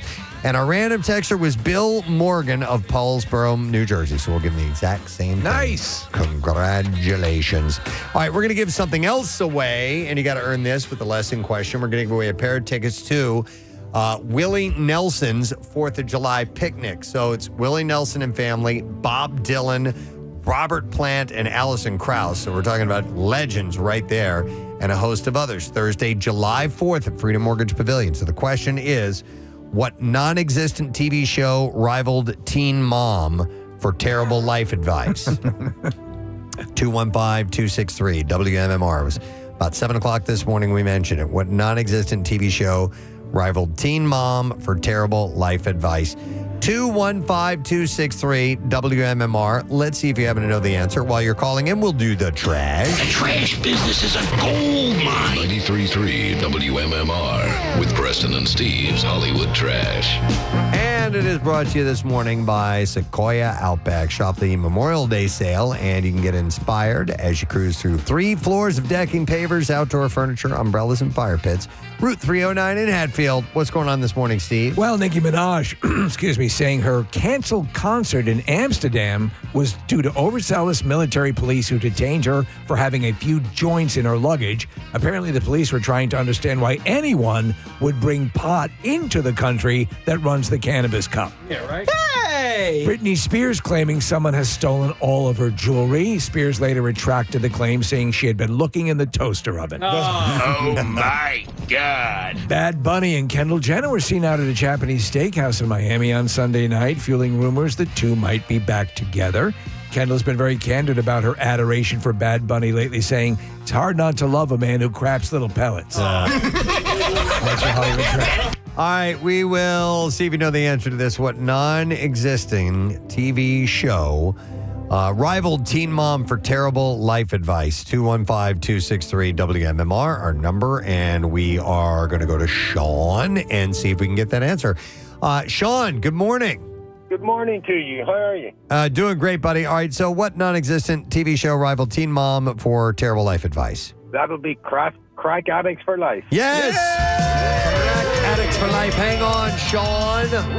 You got yourself tickets to go as MMR rocks Willie Nelson's 4th of July picnic. Like I said, Willie Nelson and family, Bob Dylan, Robert Plant and Alison Krauss, Maren Morris, Mavis Staples, and Celise. And this is Thursday, July 4th at Freedom Mortgage Pavilion.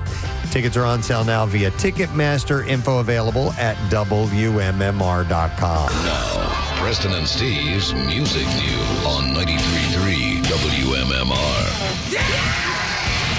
Blah, blah, blah. All right, it's brought to you this morning by Mini Melts of America. Breaking ice cream news. You can get Mini Melts ice cream delivered right to your door. And you do it on the Wawa app. And you're just a few clicks away from enjoying your favorite Mini Melts flavor. Download the Wawa app today. Well, this was unexpected and fun. A lifelong dream became a reality for Ed Sheeran when the singer joined The Offspring on stage at Bottle Rock, Napa Valley, ripping through A Million Miles Away from the album that first sparked Sheeran's musical passion as a 9-year-old. In a video capturing the surreal moment, a giddy Sheeran revealed the band's Conspiracy of One as the first album he ever owned, proudly showing off his Offspring tattoo, by the way. Isn't that pretty wild? Yep, featuring a flaming skull just under his right armpit before rehearsing the collab. The trading verses with frontman Dexter Holland, The Shape of You hitmaker donned an Offspring tee and lived out his rock fantasy. Sheeran gushed about the wild ride in an Instagram post calling the experience living out a childhood dream. I thought that was so cool and unexpected. Yeah, absolutely. Obviously, The Offspring is going to be in town for the MMRBQ. We'll have to ask Dexter and anybody else who wants to talk about it, about this whole thing taking place. So we can basically assume that Ed Sheeran will join him here as well, right? I think we can only assume. Yeah, that I mean, it's the obvious. Yeah. I only have one other story. In a reunion over 3 decades in the making, the original quartet of Jane's Addiction, Perry Farrell, Dave Navarro, Stephen Perkins, and the long-absent Eric Avery have announced a co-headlining 2024 tour alongside 80s alt-rock peers Love and Rockets, marking the first time that the iconic lineup has hit the road together since 2010. The 25-date North American trek, kicking off August 9th in Las Vegas and wrapping up September 29th in St. Louis, follows the recent live debut of new music from Jane's first album with Avery since 1990's Ritual de la Habitual. Pre-sale tickets are on sale now, and general on sale begins tomorrow at 10 a.m. local time. This is Love and Rockets, So Alive, by the way. They will be playing the Hard Rock in Atlantic City on September 7th.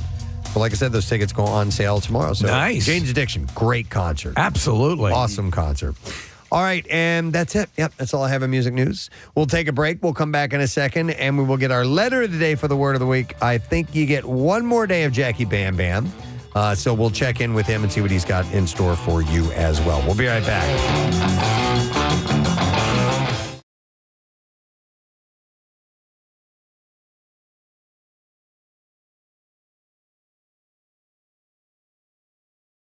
So forth to send you if you're headed in the wrong direction for an extended amount of time. Yeah. Sometimes they will send clues over to you. Will they do it over your phone as well, or will they? Not the ones I've done. Okay. Sometimes there's a monitor that's mounted in the room. You'll hear a little prompt, and you can go over and look at the monitor, and it'll say, have you tried this? And it'll give you a vague direction on which to go. Oh, here's There's a video. This is a painting that's speaking. Oh, that's cool. Make haste. It's a video. You must work quickly to find your way out. Make your way to the safe and take the fortune hidden inside. That is cool. Hey, Bill Weston, can you hear me? Yeah, I can hear you. It seems like you guys, we've been watching the entire time. The teamwork is going, it's pretty damn good so Figure far. out which one it is out of all these murders. Hey, Gary, can you shut up? Shut up. Say that again, Preston. I said the teamwork seems to be in place so far. And you just totally undermined his observation by telling Gary to shut up. Well, no, everybody's working. It's good. We got a team here, and we're doing stuff. Are you guys impressed by just how this room looks so amazing? Well, Phil, why are you talking? Steve is absolutely right. Randy was telling me that this is not just cheap site. Were you? Whose phone keeps going off? Pad making this noise? It's Gary Lauer. It might be that pad. They are stuck apparently at a point. They're attempting to play a game of chess, it looks like, and it's not going well. Maybe they need some help. Bill, are you there? I'm here, yes. All right, Bill, are you guys stuck on a clue? Yeah. We're kind of stuck. Part of the thing is like we had to find this chess book, and we configured the chessboard exactly in the diagram of the thing. But it just looks like a regular chessboard and pieces on top. It doesn't look like there's some hidden lever or something that's going to be exposed. So we're kind of stuck on it. Does it look like a number or anything like that? Are the chess pieces in a number? Oh. Is there anything else that goes in conjunction with the chessboard besides just that book that's there? Do we have to? Maybe we play the next move. That's what I was thinking. Yes. But who knows whose turn it is? That's the thing. So the black moved over here. He took the rook. Set the board up exactly like it's in the book. Okay, Randy sounds a little impatient. Randy does sound impatient. What are you guys, morons?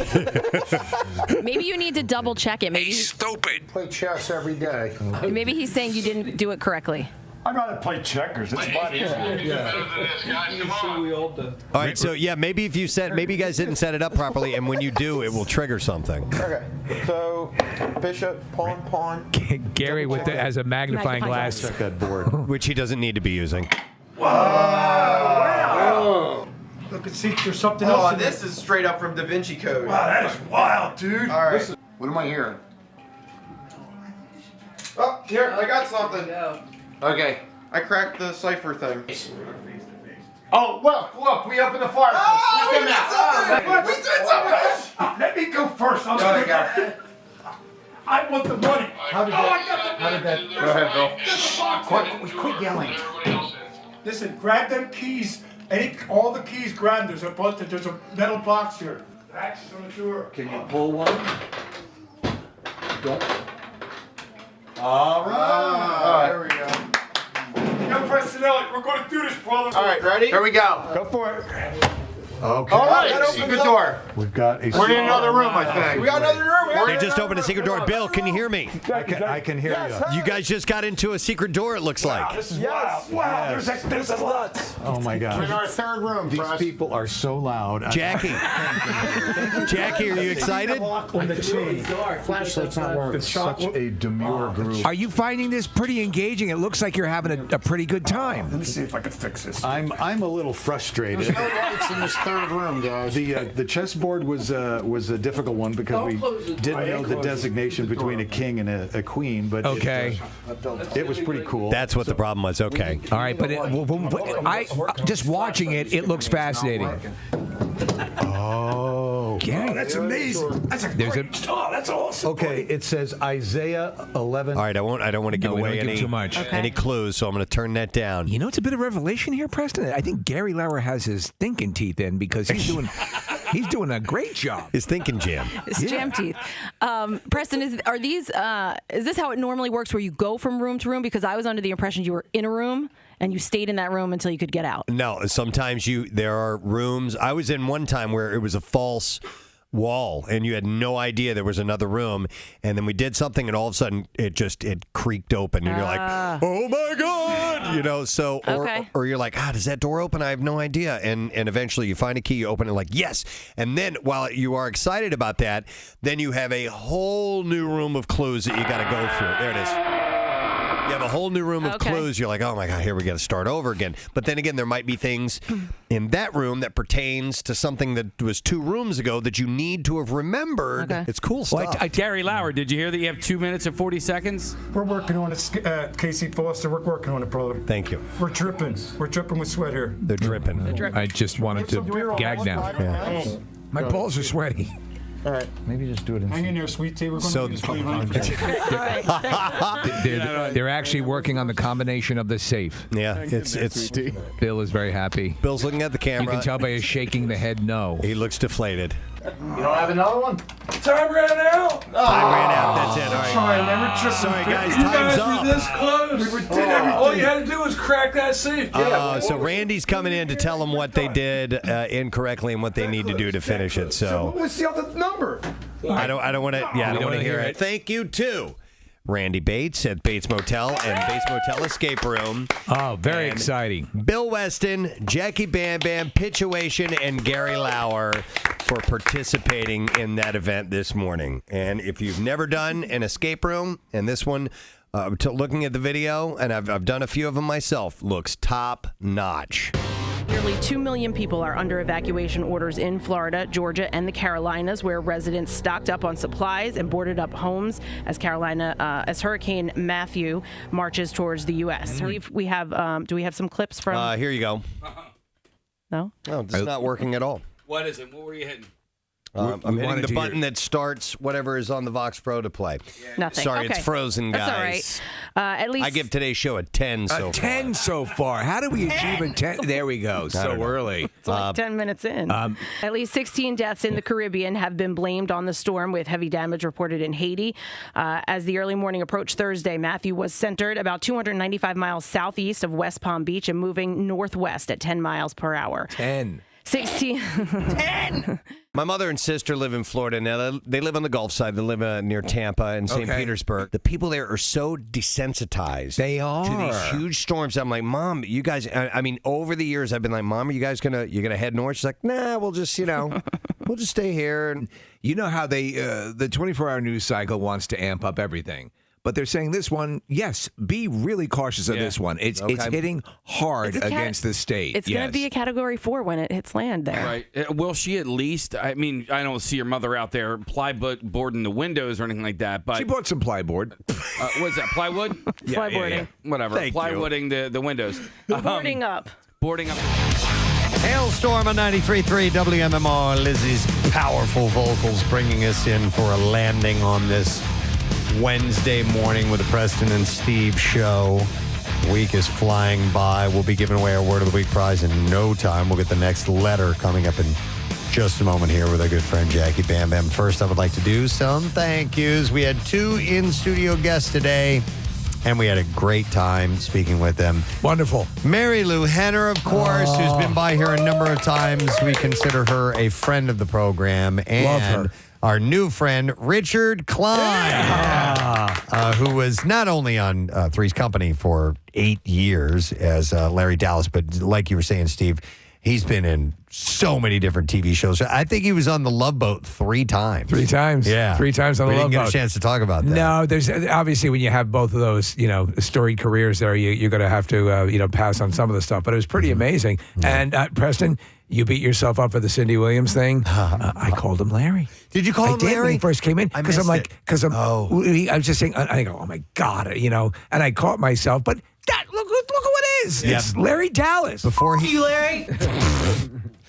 he came in, I was going, Richard. Because when we had Cindy Williams by, I called her Shirley, her character Shirley Feeney from Laverne and Shirley. I was like, oh, no. But it happens. And no, they were great. And the show looks like it's a blast. It's a farce. It's a comedy. It's called Noises Off. It's a live show at the Bucks County Playhouse. It's going on now through June 16th, so get your tickets at bcptheater.org. I'm really going to try because a lot of times the best laid plans and you never quite get out there, but it's gorgeous out there. And Kathy, you pointed out, it's a beautiful theater. It really is. And so I was talking to them off air about, just everything that's there, the restaurants and stuff like that. Like it's a night, you can make a night of it, go to dinner, go to a show. And every time I go to a stage show, I'm like, why don't I do this more often? Yeah. They're so great to see people on stage live doing that stuff. It's so impressive. Well, and cool. they did some work to that Playhouse. So it was always nice, but they've updated it a bit. They gussied it up a bit. Yeah. Nice. Jackie Bam Bam, how you doing, man? Come and knock at my door. Come and knock on my door. That was so much fun. I was smiling the whole way. Cool. I love when you talk to people from Three's Company or Happy Days. You brought Henry Winkler and Laverne and Shirley. And I never knew the intro.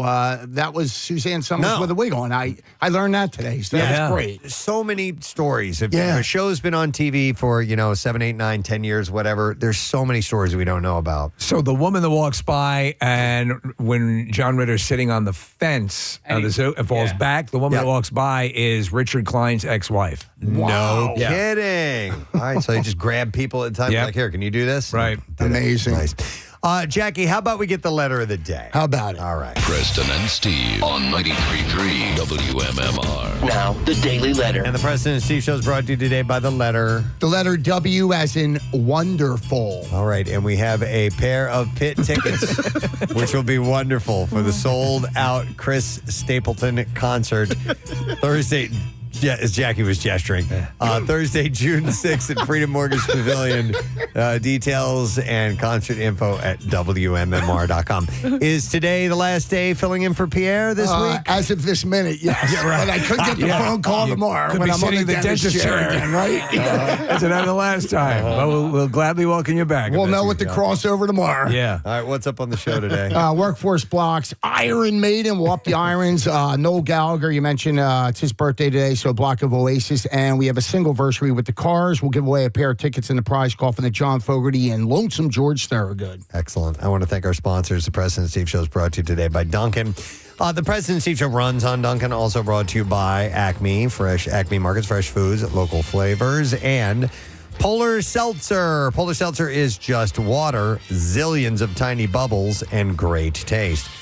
Tomorrow on the program, we're working on it, all right? All right. Get off my back for crying out loud. We'll see you tomorrow. That's it. We're done. Ray John. Bye-bye.